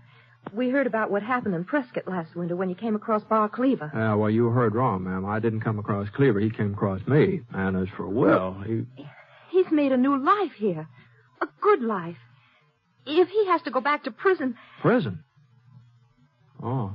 Well, you knew about the bank robbery in Austin and about him breaking out before... You knew, didn't you? No, ma'am. No, I haven't been back that way since... Then you wouldn't have told the marshal? But we thought... We were sure. What have I done? No, just take it easy, ma'am. Oh, if I hadn't come to see you, nobody would have known he was Will Techman. Things have a way of coming out sooner or later. How much longer was Will supposed to serve? 2 years. Uh-huh. Well, that's not so long when you're young. We're going to have a baby, Mr. Ponce. But I almost wouldn't want to have him if he was going to grow up knowing his father had been in prison. Why should Will have to go back? Why? Well, I guess maybe you'd better ask the judge who sentenced him, ma'am. What I mean is they say it's so a man will live a decent, respectable life when he comes out. And Will's already living a decent, respectable life. He works hard. He never makes trouble for anybody. He doesn't even wear a gun, and he promised me he never will. Was that your idea, not wearing a gun? Before we were married, he told me about the trouble in Austin and how he broke out of prison. I suppose I should have made him go back. But I was so much in love I couldn't. So I asked him to give me his word he'd never use a gun again. Never even carry one. Well, it must have been kind of hard on a fellow like Will to keep holding himself back that way. It hasn't been easy. I've heard what men like Noah Temple call him. But Will takes it. He's kept his word. This fellow Temple, the way he and Will were going at it today, it sounded like they were heading for trouble. Won't be anything serious. Will just doesn't want us to be pushed off of the ranch. You can't hold that against him. No, there's not. Then you won't tell the marshal over in Atterbury? Or anybody? Well, I don't imagine Marshal Sanders would like me mixing into his business. This is his district. I guess he can take care of it. Anyway, he has so far. But now, look here, Thank you, Mr. Ponce. Well, Thank now, you. Now, and thanks for Will, too. Well, wait. Well,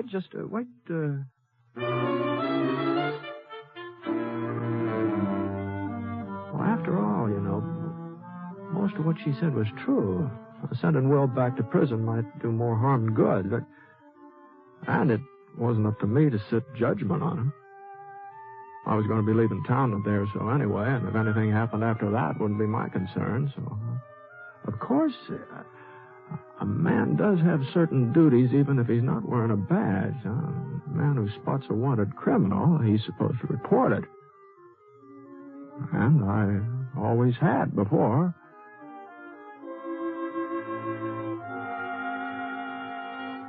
I scraped some of the mud off my boots and washed my face, put on a clean shirt, and went downstairs into the lobby. The clerk was still playing solitaire. Just beat myself again, Mr. Ponce. I was playing in the gambling hall. I'd be ahead about $140. Pretty good for one afternoon, eh? Yeah, real good. About time for supper? Yeah, go right on in. Molly will fix you up. Got baked ham tonight. Fine. Oh, say, Mr. Ponce. Yeah? Remember us talking about Will Fetter and him being afraid to carry a gun? Uh-huh. Well, the darndest thing just happened. Oh, it wasn't any more than 15 minutes ago. I guess everybody's talking about it. He went into Bradley's mercantile and he bought himself a carbine. Oh? Of course, he's just trying to bluff Noah Temple. Folks are giving 10 to 1. Will don't even know how to load a rifle. Where you going, Miss Ponce? Dining room's over there. I guess maybe I'm not hungry yet. Say, whereabouts is Will's ranch? I think maybe I'll take a little ride. Maybe work up an appetite.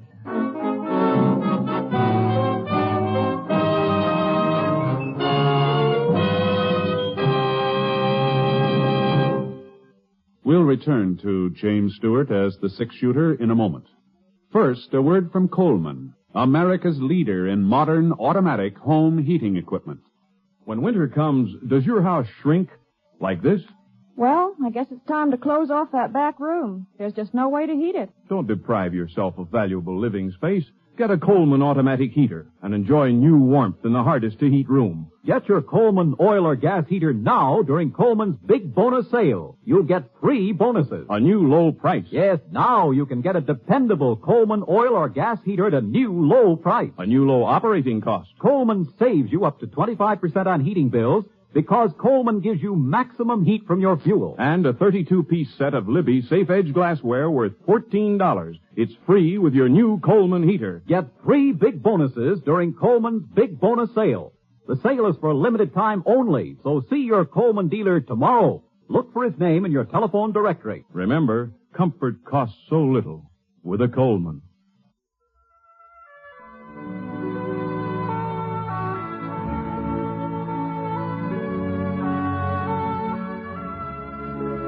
Now, Act 2 of The Six-Shooter, starring James Stewart as Britt Ponce.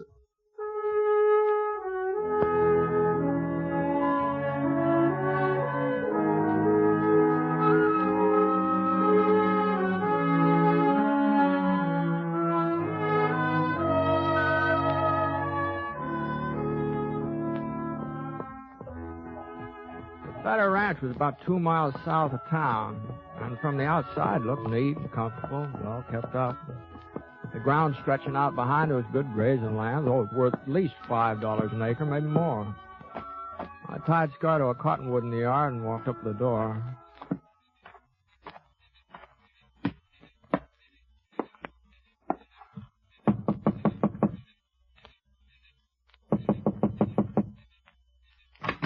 It's about time you got home, Will. That was... Oh, Mr. Ponson. Evening, ma'am. Come on in. Will's not here? No, he was gone when I came back. He must be out tending the stock. Uh-huh. What's wrong, Mr. Ponson? You haven't changed your mind, have you? Where's the Temple Ranch lie from here? It's all around us. On all 4 sides of our land. And Temple's ranch house, where's that? East. Due east. But what's that got to do with it? What's happened? Will was in town this evening. He bought a rifle. I don't believe it. He promised me. You're wrong, Mr. Ponset. Will isn't gunning for Noah Temple. He's out tending stock. Well, he'll be home any minute. You'll see. Maybe. Where are you going? I hear Temple's got quite an outfit. Worth paying it a visit. You won't find Will there. He gave me his word he'd never use a gun again. You won't find him.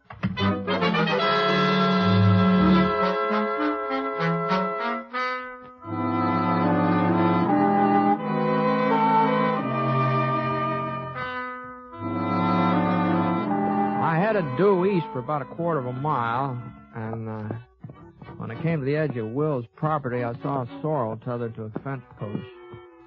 Looked like Will had decided to go the rest of the way on foot, so I climbed out of the saddle and looked around. There was a big break in the fence, but the cattle hadn't made it. That barbed wire had been cut. And there were 4 heifers and a couple of steers lying just over the Temple boundary. Well, there just wasn't much question about it. They'd been shot. So I crawled through the opening and went right past a big sign that said, Temple Ranch, trespassers will be shot. I found some footprints.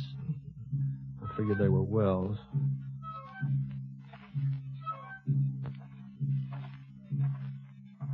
About 30 minutes later, I caught sight of the ranch house. It was built about halfway up the side of a pretty steep hill, big, sprawling building. There was a light inside, and I could just barely make out Noah sitting at a desk working on some papers. But where was Will? He had plenty of time to get here. And I heard a step and swung around. There was one of Temple's hands pacing up and down near the stable alongside the house. The way he was holding the rifle, it looked like an army sentry instead of a cowhand. All of a sudden, he gave a little gasp. I saw a shadow tighten around his throat. The sentry went down, and there was a struggle. Not very noisy, though. Not noisy enough for Temple to hear it. And then everything was quiet. The shadow stood up. It was Will Tackman. He was inching his way toward the house, toward the window where Temple was sitting. I came up behind him. I pulled out my gun. He was starting to aim his rifle. Will. Drop it, Will. Yeah. I might have known you'd turn up. Give me your rifle, Will. Could get off a shot. At me, but not at Temple. Temple gets our ranch and I go to prison, is that it? We'll talk all about that as soon as we get back to your place. Now, come on.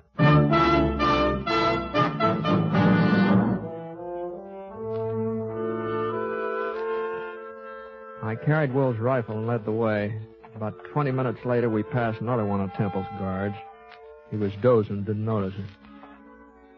Still had a couple of miles to go before we'd reached the fence where we'd left the horses. Will was sort of panting for breath. All right, let's rest a minute. Okay. I thought you promised your wife you'd never take up a gun again, Will. Mr. Ponset, You see them dead heifers over by the fence? Yeah? Had a bout wipes I heard of. I found them. I had to do something. As long as you knew who I was anyway, as long as I was going back to prison, I had to fix it so Sarah wouldn't have the ranch taken away from me. wouldn't think a piece of land would be worth everybody getting so excited about. I've been shoved around, Britt. Ever since I was a kid, I've been shoved around. Even when I held up the Austin Bank, I wasn't the one who... The one who what? Nothing.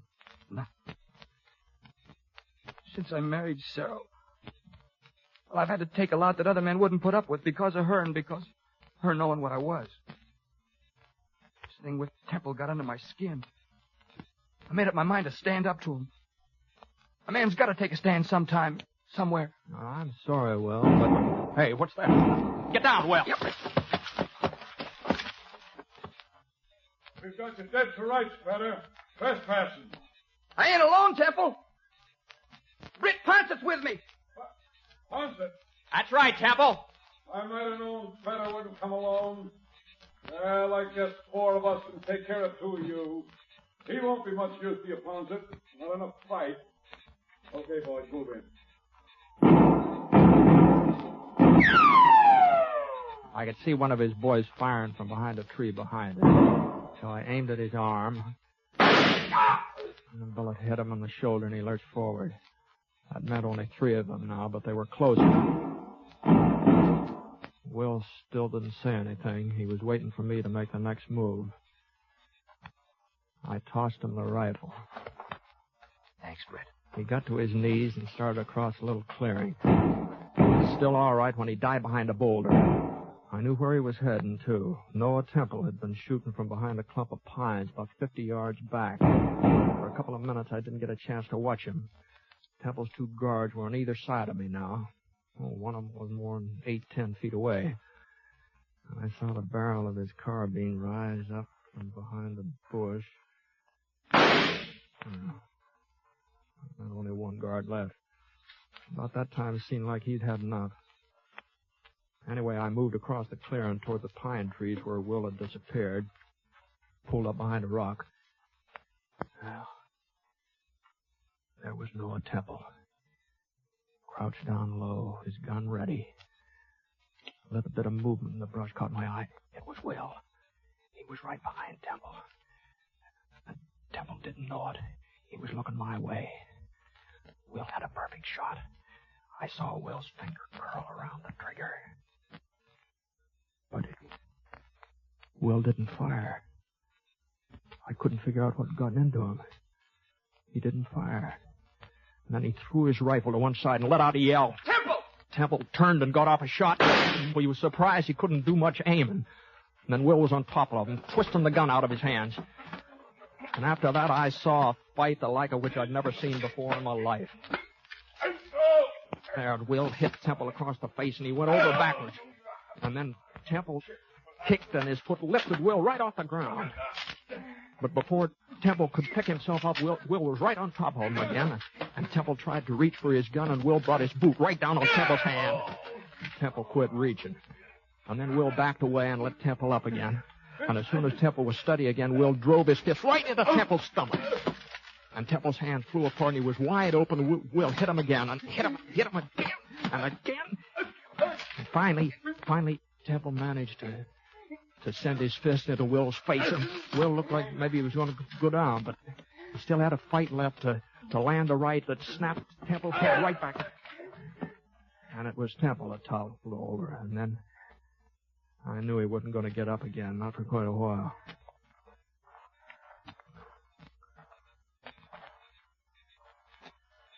Feel better, Will? Yeah. Yeah, lots better. You had your chance to kill him. You had a perfect shot. You didn't have to fight him this way. It's the only way I could fight him, Brett. Huh? I had him in my sights. Something kept me from pulling the trigger. Maybe you'll think I'm crazy, but I kept remembering what I'd promised Sarah. That I wouldn't use the gun again.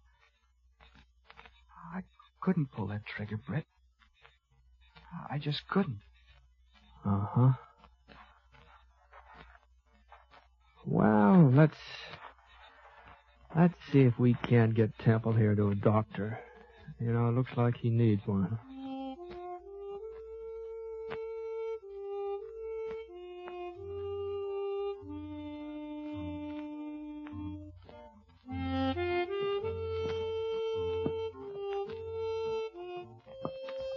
We left Noel with the doc in Temple City, and I started off for Atterbury.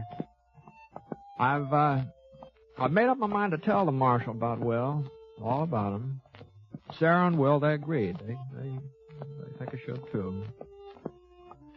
But then again, the way I see it right now, the state of Texas is looking for a gun-toting bank robber named Will Techman, and I just don't think Marshal Sanders would be very much interested in a law-abiding rancher who's called Will Fetter.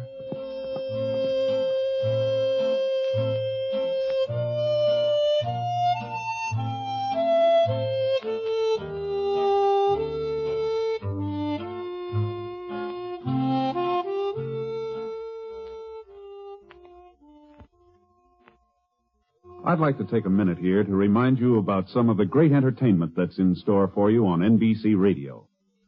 Now, for most of us, Monday evening is a time to relax, sit back, and take it easy. NBC had exactly that in mind when they designed their Monday night of entertainment.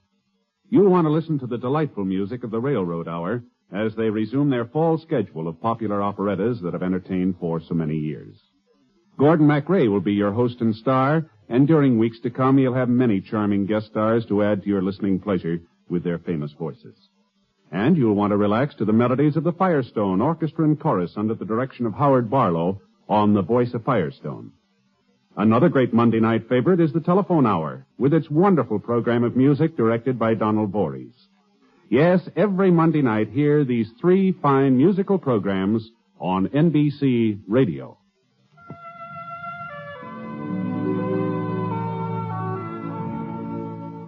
Coleman, America's leader in modern automatic home heating equipment, and the National Broadcasting Company have presented James Stewart as the Six-Shooter.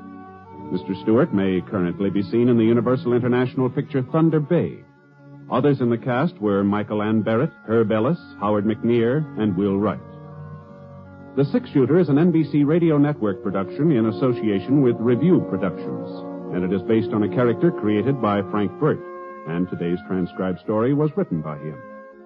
Special music was by Basil Aslam, and the entire production is under the direction of Jack Johnstone. All characters and incidents were fictitious, and any resemblance to actual characters or incidents is purely coincidental. Hal Gibney speaking.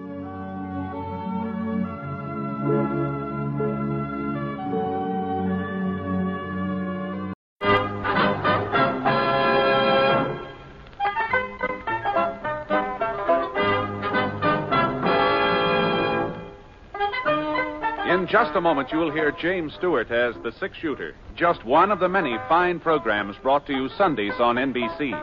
Later this evening, listen to the NBC Star Playhouse with two of your favorite stars. Hear Stroke of Fate and the story of what might have happened if fate had reversed historical facts. And be sure to keep tuned for the dramatic story of The Last Man Out. It's a wonderful lineup of great programs, all of them heard only on NBC. James Stewart as the Six-Shooter.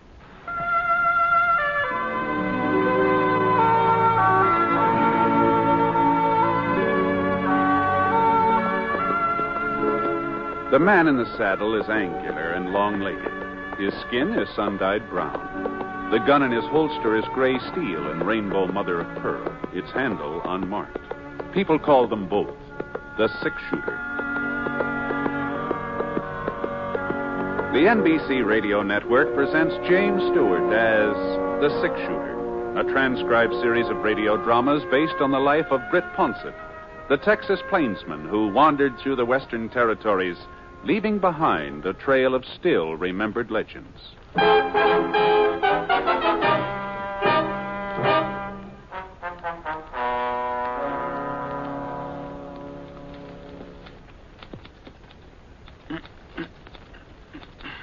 How's that, Alf? Short enough for you? I asked you if it was short enough for you. Well, give me the mirror so I can take a look. There you are. Well? Don't look to me like you cut it at all. Oh, now, Alf. It's still there, ain't it? Hanging down the back of my neck. Well, I figured you'd want to be in style. Fellows in just the other day, come from Kansas City. Said that's the way all Easterners are having a haircut. Well, I ain't no Easterner, and I don't aim to be spending a quarter every week for a shave and a haircut, so start slicing it off. Okay. I need to get your head up. Oh, sorry, Breezy. I reckon I ain't feeling up to snuff today. Can't say as I blame you. I heard about the town meeting last night. Yeah. You, told him yet? I don't see why everybody's in such a rush all of a sudden. They waited 40 years. A couple more hours ain't gonna make no difference. You're, gonna do it today then, huh? Yeah, I'm gonna do it today. Poor old Gabe. Wonder how he'll take it. I'm sure glad it ain't me that has to break the news. Stop talking about it, Breezy, and finish my hair. Well, Gabe's a sensible man. He's not gonna hold it again you, Alf, seeing as how the whole town's agreed. Well, the whole town don't know him like I do. I was here when he first come to Yellowcrest. I don't know if it wasn't for Gabe Starbuck, there wouldn't be Howdy, mister. Oh, you're next. It'll be a couple of minutes. Dodge City papers there if you'd like to read it while you're waiting. Thank you. Nice. Britt! Now, you sit still. Britt Ponset! Huh? Don't you remember me, Britt? Why, Alf Crandall? Alf? Alf Crandall? Oh, sure, I remember you. Well, what happened to your beard? Breezy here shaved it off 3 years ago. Oh, he did? Yeah. A couple of the boys paid him to do it while I was asleep in the chair. Is that so? I ain't never forgiven you for that, Breezy. You could have growed it back, Alf. Well, it wouldn't have been the same. Took me 25 years to get that stand of whiskers. Besides, once Maddie seen me without them, folks do say I look younger. Well, you look so young, I hardly recognize you. Well, what about you, Britt? How's the world been treating you? Oh, first rate. Just hit town. Yeah. I've been out on the Square Moon Ranch last month or so. I ran into a flock of sheep yesterday, and they gave me such a brotherly look, I decided it's high time I get a haircut. Be right pleased to take care of you, Mr. Ponset. There. That ought to be short enough, Alf. Well, feels like you got some of it off anyhow. Just let me give you a little brush. All right, there you go. Oh, thanks. Sit right down, Mr. Ponset. Well, what'll it be? Shave and a haircut? This haircut will do it. Well, you might as well have a shave, too, as long as you're here. I got the kettle on. The towels will be real hot. Why, you won't even feel the razor. No, I don't think No matter how good a man is at shaving himself, it's not the same as having a barber do it. Oh, now, you take having a horse shod. You don't do that yourself unless it's an emergency. You go to an expert. Well, sir, it seems to me a man's face ought to be as important as his horse. Yes, but it seems to me that when a fellow wants to get a... All right, Brady. You can give me a shave, too. Yes, sir, Mr. Ponce. Yes, sir. I'll just trim some of this hair off while the water's warming up. You gonna be around town for a spell, Britt? Just overnight, Alf. I'm due back to Square Moon tomorrow. Well, I'd sure like to stay and chew the fat, but I'm due over to Gabe Starbuck's office. Oh, say, how is he? Gabe. Gee, I haven't seen hide or tail of him. Must be over 4 years. Oh, that's right. You and him used to be real good friends, didn't you? Oh, we sure did. It was Gabe Starbuck gave me my first pony. Well, as a matter of fact, he's aging, Brett. He's aging fast. Oh, I'm sorry to hear that. He's not down sick, is he? No, Gabe wouldn't let himself get down no matter how he felt. What's he up to nowadays? Same as ever. Well, you mean he's still sheriff? Yeah, he's still sheriff. At least he is today. Oh? Truth is, we had a meeting just last night. Decided the town's got to have a new sheriff. And that's what I'm going over to talk to Gabe about now. You don't want it too short, do you, Mr. Ponset? Fellow's in from Kansas City the other day. Says back there folks ain't cutting their hair so short anymore. Well, you better trim it pretty close, Breezy. I may not be in a barbershop again for quite some time. Whatever you say. Appears to me people around here don't want to be in style. Nobody wants to get rid of old Gabe, Britt. But the town's changed. Well, we got near 700 people living here now. That many? Yeah, there's a new bank, too. Maybe you saw it. Yes, I did, yes. Not doing very good, though. Folks are afraid their money won't be safe. Oh, we haven't had any robberies, not for quite a spell. As long as Gabe's sheriff, well, there's not much he could do to stop an outlaw if one did happen to come our way. You know, old Gabe being so old and all. Yeah. Doggone it, Britt. We all realize that we owe him an awful lot. He cleaned up Yellowcrest. Made it possible for decent people to live here. Of course, that was 40 years ago.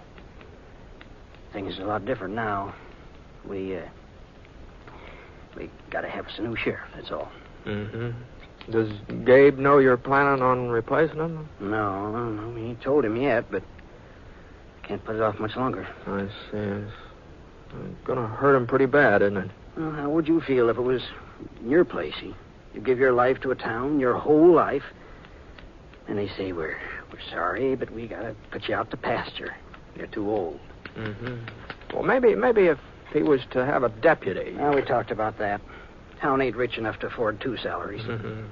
Well, Gabe's got a good, sensible head on his shoulders. That's what I said, Mr. Ponset. That's just what I said. He probably won't like the idea of losing his job, not at first, but he'll see that you don't have much choice in the thing. Now, you just lean back.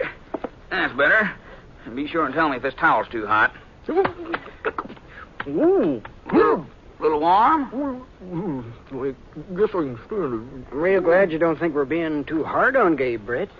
Say, that gives me an idea. Well, seeing as how you understand the predicament we're in, about Gabe, I mean, maybe you wouldn't mind sort of preparing him? No, wait, just a minute, Alf. Now, you're old friends. You said so yourself. It'll be different having the news come from you. No, it's not my concern. Here's another towel, Mr. Ponset. Now, just lean back. You're going to be seeing him anyway, Brett. Now, all you have to do is kind of lead the conversation around to him retiring, lay the foundation, and then later on, when everything's... I won't do it, Al. I won't do it. Now, you're just wasting your breath. You just... How in thunder am I going to get this lather on, Mr. Ponset, if you keep moving around like that? I'm only asking you to talk to Gabe because, well, I'm apt to say the wrong thing. You know me, Brett, always putting my foot in my mouth. And I'll hold still. Now, Al, I tell you, you're not going to put... Ouch. Your own fault, Mr. Ponset. Now, I told you to keep quiet. Please, he's right. Just sort of take it easy, Brett, while I sort of explain what I had in mind. And then if you still aren't willing... Well,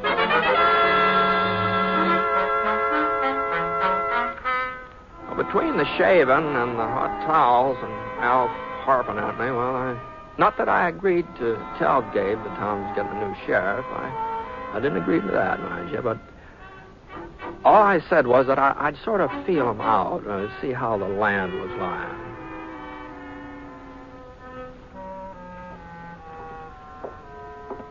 Anyway, about 20 minutes later, I was coming along the boardwalk heading for Gabe's office. Huh. Well, it sure sounded like shooting to me. When I looked around, nobody seemed to be paying any attention. What's that? The fellows arguing politics over the post office steps. They didn't even stop to take a breath. And the ladies in Johnson's Mercantile, they went right on measuring yardage like they hadn't even heard it. Well, I was pretty sure where it was coming from now. I was right behind the sheriff's office. I opened the front door. No sign of Gabe. No sign of anybody, for that matter. And then I saw him. Right through the back window. And I saw why folks hadn't been very upset about the gunfire. Gabe was having himself a little target practice out there, aiming at a tin can sitting on a pile of lumber. It had just been 4 years since I'd seen him last, but he looked good 10 years older. Smaller, too. He kind of shrunk and bent over with thin yellow-gray hair and long, bony arms that didn't seem to have much meat on them. Yeah, he sure wasn't having much luck hitting that tin can, either. Hello, Gabe. Who? No, it's Brett Ponson. I'll be doggone. Well, it's sure good to see you. For a second there, I didn't recognize you. The sun got my eyes. I blinded me, the sun. Sure. How are you, Gabe? Well, never better. Never felt better in my life. Glad to hear it. Well, I was just doing a little shooting. Yeah, I saw you. Oh, not that I need any practice, you understand, Britt. But I was worried about one of my guns. I think it throws a little to the left. I say. Yeah, that's why I missed my last shot. I guess you saw me miss it. Oh, well, a man can't hit anything if his gun's not working. Yeah. Well, let's go inside where we can sit down and have us a talk. Fine. Yeah.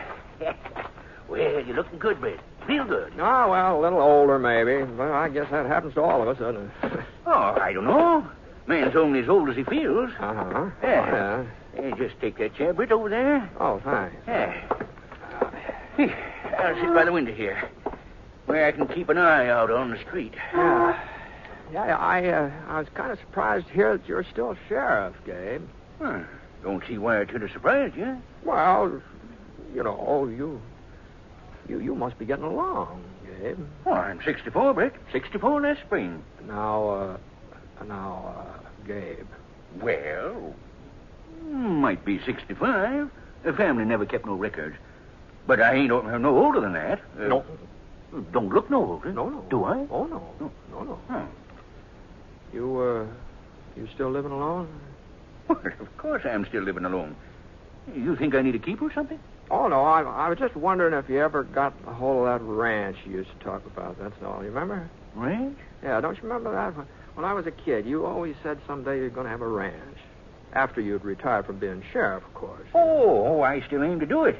When the time comes. Of course, there ain't no sense in thinking about it now. Oh? No. Yellowcrest is growing, Britt. Growing fast. That's when the town needs law and order the most. When it's busting its britches. And seeing as how I'm the only experienced lawman in these parts, well, it's my duty to stay on the job. I owe it to the folks here. Why, if I was even to think about retiring, well, they just wouldn't know what to do. They'd be plumb helpless. Well, I ain't got no choice, Britt. You know how it is.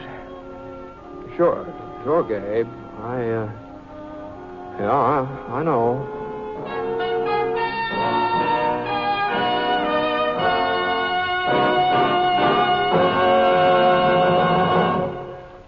We'll return to James Stewart as the six-shooter in just a moment.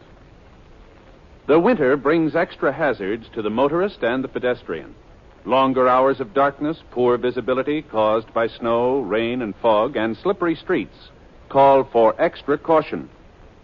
The National Safety Council urges that for safety, every motorist should always adjust speed to road and weather conditions. Keep the windshield clear. Never slam on your brakes if the road is wet or slippery. Pump them slowly to slow down or stop. Use tire chains on snow and ice. And keep a safe distance between your car and the one ahead. Guard against that one accident that might take your life or ruin it.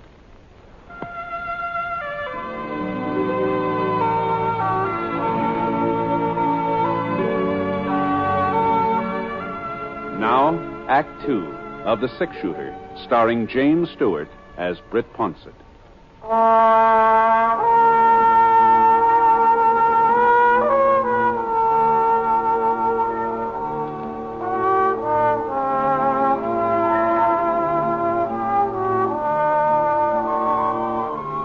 We had a long talk, Gabe and me, sitting there in the office watching the wagons creak along outside the window. I guess we about covered everything. Folks we'd known, old times. The only thing we didn't discuss was Gabe's retiring from sheriff.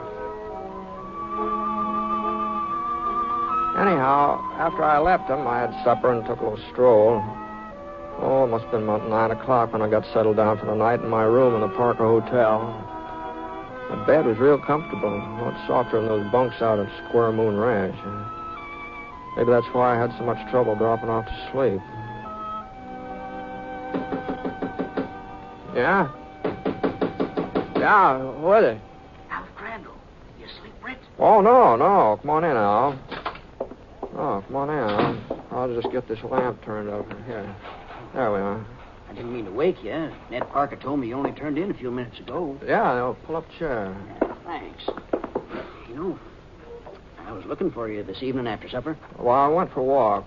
Oh? You were right, Alf. Yellowcrest sure has changed. That's a fine new church going up there by the creek. Yeah. Well, what I wanted to find out, whether you talked Lots to of new Gabe buildings over south, too. Mighty fancy houses there. Some of them look like they're going to be 2 stories high Great. over there. Yeah? How'd he take it? Why, how did he take what? Oh, you mean Gabe? Well, who else would I mean? Well? Well, I didn't tell him, Alf. Huh? I told you I couldn't do it. I just couldn't do it. I don't blame you, Britt. I shouldn't have asked you in the first place. It was my job. I did kind of hint around once or twice, but I could see what it did to him. Just the idea of not being sheriff anymore. It's all he's got, Alf. He doesn't have a family and kids to worry about. Gabe's the sheriff of Yellowcrest, and if he ever stops being the sheriff, he won't be anything. I know, Britt. I know, but what can we... What's that? The alarm bell. Must be a fire, I reckon. There's Mark Fawcett running down the street there. He'll know. On his window. Stuck tighter. There. Mark! Mark, up here, Mark! What are they ringing the bell for? Somebody robbed the bank. The bank? We're meeting over at the sheriff's office. Well, I guess it was bound to happen sooner or later, Britt. Yeah. Hand me my pants, will you? The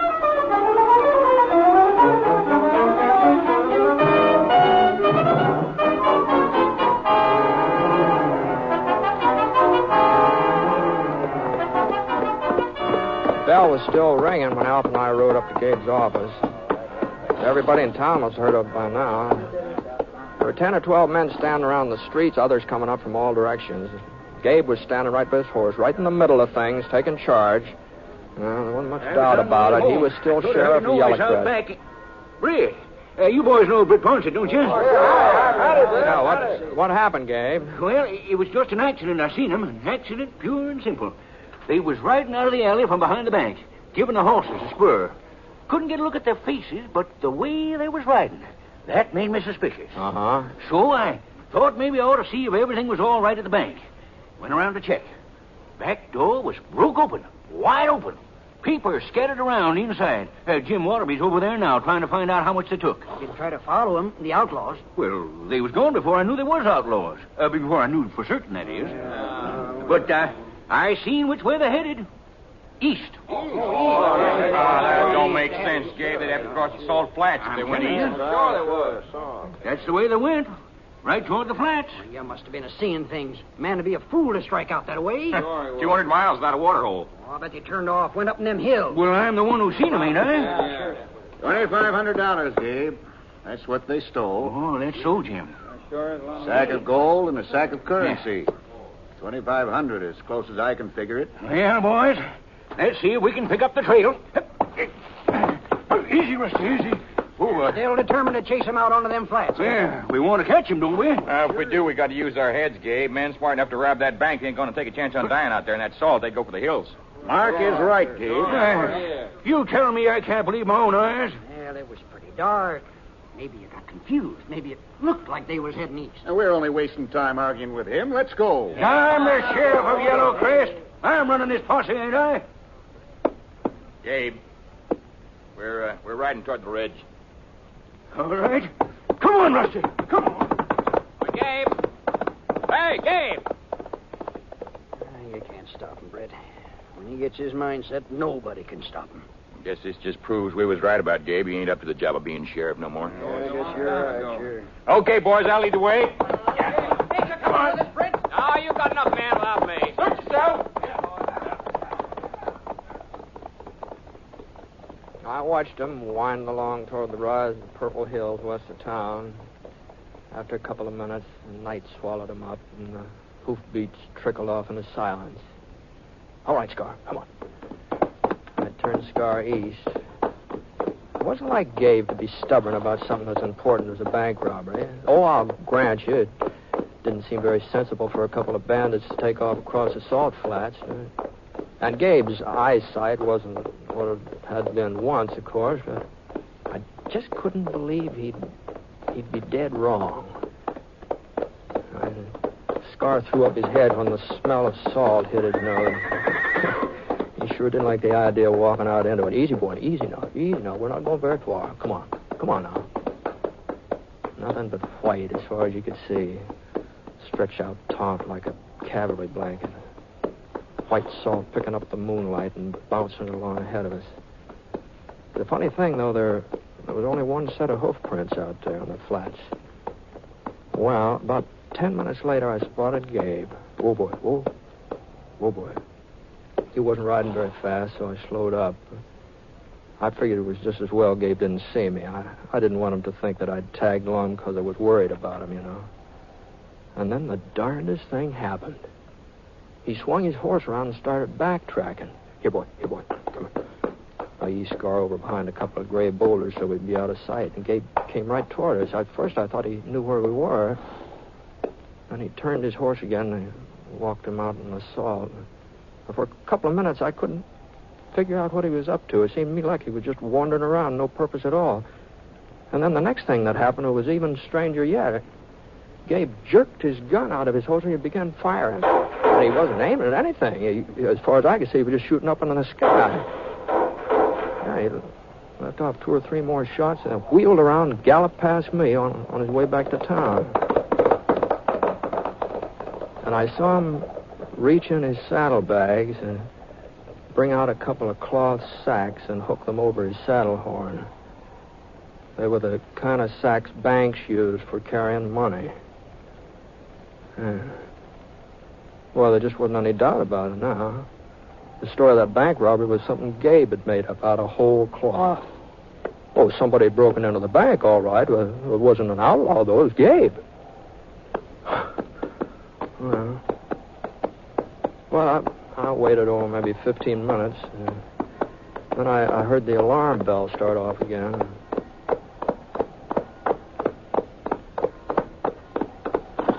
The posse was pulled up in front of Gabe's office. Bell must have brought him out of the hills. Gabe was handing the cloth sacks to Jim Waterby. I pulled up just in time to hear the tail end of what he was saying. I ain't sure I hit him, you understand. This gun of mine's been thrown a bit to the left lately. But when I started shooting, they dropped these here bags and went galloping off. By the time I stopped to pick up the money, I reckon that's what's in them, well, them outlaws was just plumb out of sight. Yes, sir. I figured there wasn't much need of chasing them no further. Like as not, they'll never make it across the salt anyway. Now, you did right, Gabe. Yeah. And it looks like it's all here. Every cent. Hey, Britt, you hear what happened? Gabe caught up with the bandits, shot it out with them, and brung back what they stole. Did he? That don't seem possible. Them having a head start and all. Well, you know Rusty when I give him his head. Well, maybe the bandits was lost. Maybe they didn't know about them flats. Yeah, I reckon they didn't. I reckon that's it. If they knew where the bank was, they'd know about that salt. Yeah, that's right. What are you getting at, Mark? I don't know. There's something funny about this. There's 2 of them, you said, huh? Yeah, that's right. 2 of them against you? Well, what's so funny about that? Many's the time I shot it out with more than 2 men. Let's ride out there, boys, and have a look around. Well, whatever you say, Mark. Sure. Hold on a minute. I think maybe I can save you a trip. Huh? The fact is, I was following Gabe. I followed him right out on the flats. What? Oh, I know you didn't see me, Gabe. I was behind you, but I could see you just plain as day. Now, Britt, you gotta let me... You mean you seen the gunfight, too? Listen to me, Britt, listen to me. Was he telling the truth, Britt? Yeah, that's right, was it? Well, I'll tell you one thing. I never saw a fight like that before, not in my whole life. Great. What about the bandits, Britt? You get a chance to recognize them? No, I'm afraid I didn't. Didn't stick around, eh? Once Gabe started shooting? No, Well, as a matter of fact, when Gabe was through shooting, well, it was like they hadn't even been there. No. I'll be darned. Mm-hmm. That's what it was, all right. Just like they hadn't been there at all.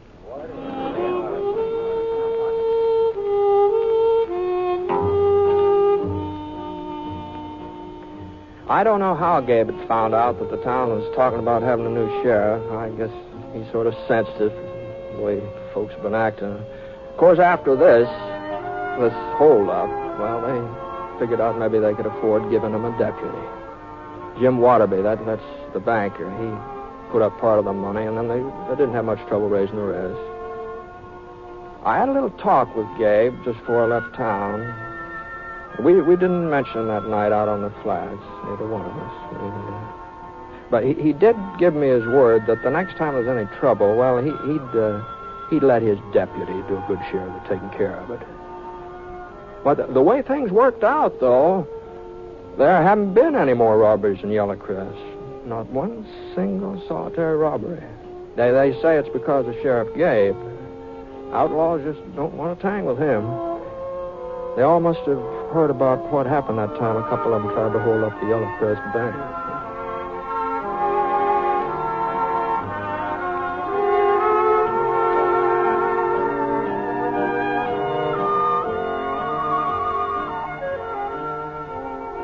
I wonder if you really know how much good you're doing every time you buy Christmas seals. Well, let me tell you something. Something I think will amaze you. It's simply this. Over 6 million lives have been saved in the fight against tuberculosis since the first Christmas seal was sold. In other words, what you actually buy when you buy Christmas seals is priceless protection for yourself, your family, and your community. So, please answer your Christmas seal letter today.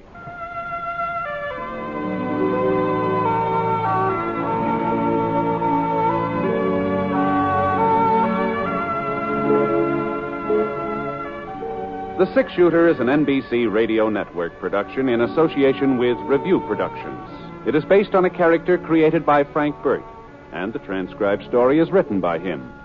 Mr. Stewart may currently be seen in the Universal International picture, The Glenn Miller Story. Others in the cast were Herb Vigran, John Stevenson, Lamont Johnson, Dal McKinnon, and Old Gabe was played by Bill Johnstone. Special music for this program was by Basil Adlam, and the entire production is under the direction of Jack Johnstone. All characters and incidents were fictitious, and any resemblance to actual characters or incidents is purely coincidental. And now, from all of us who each week bring you the Six Shooter, a special salute to NBC-affiliated station WGBF, Evansville, Indiana, on the occasion of their 30th anniversary. Happy anniversary, WGBF, and best wishes to all of your listeners. This is Hal Gibney speaking.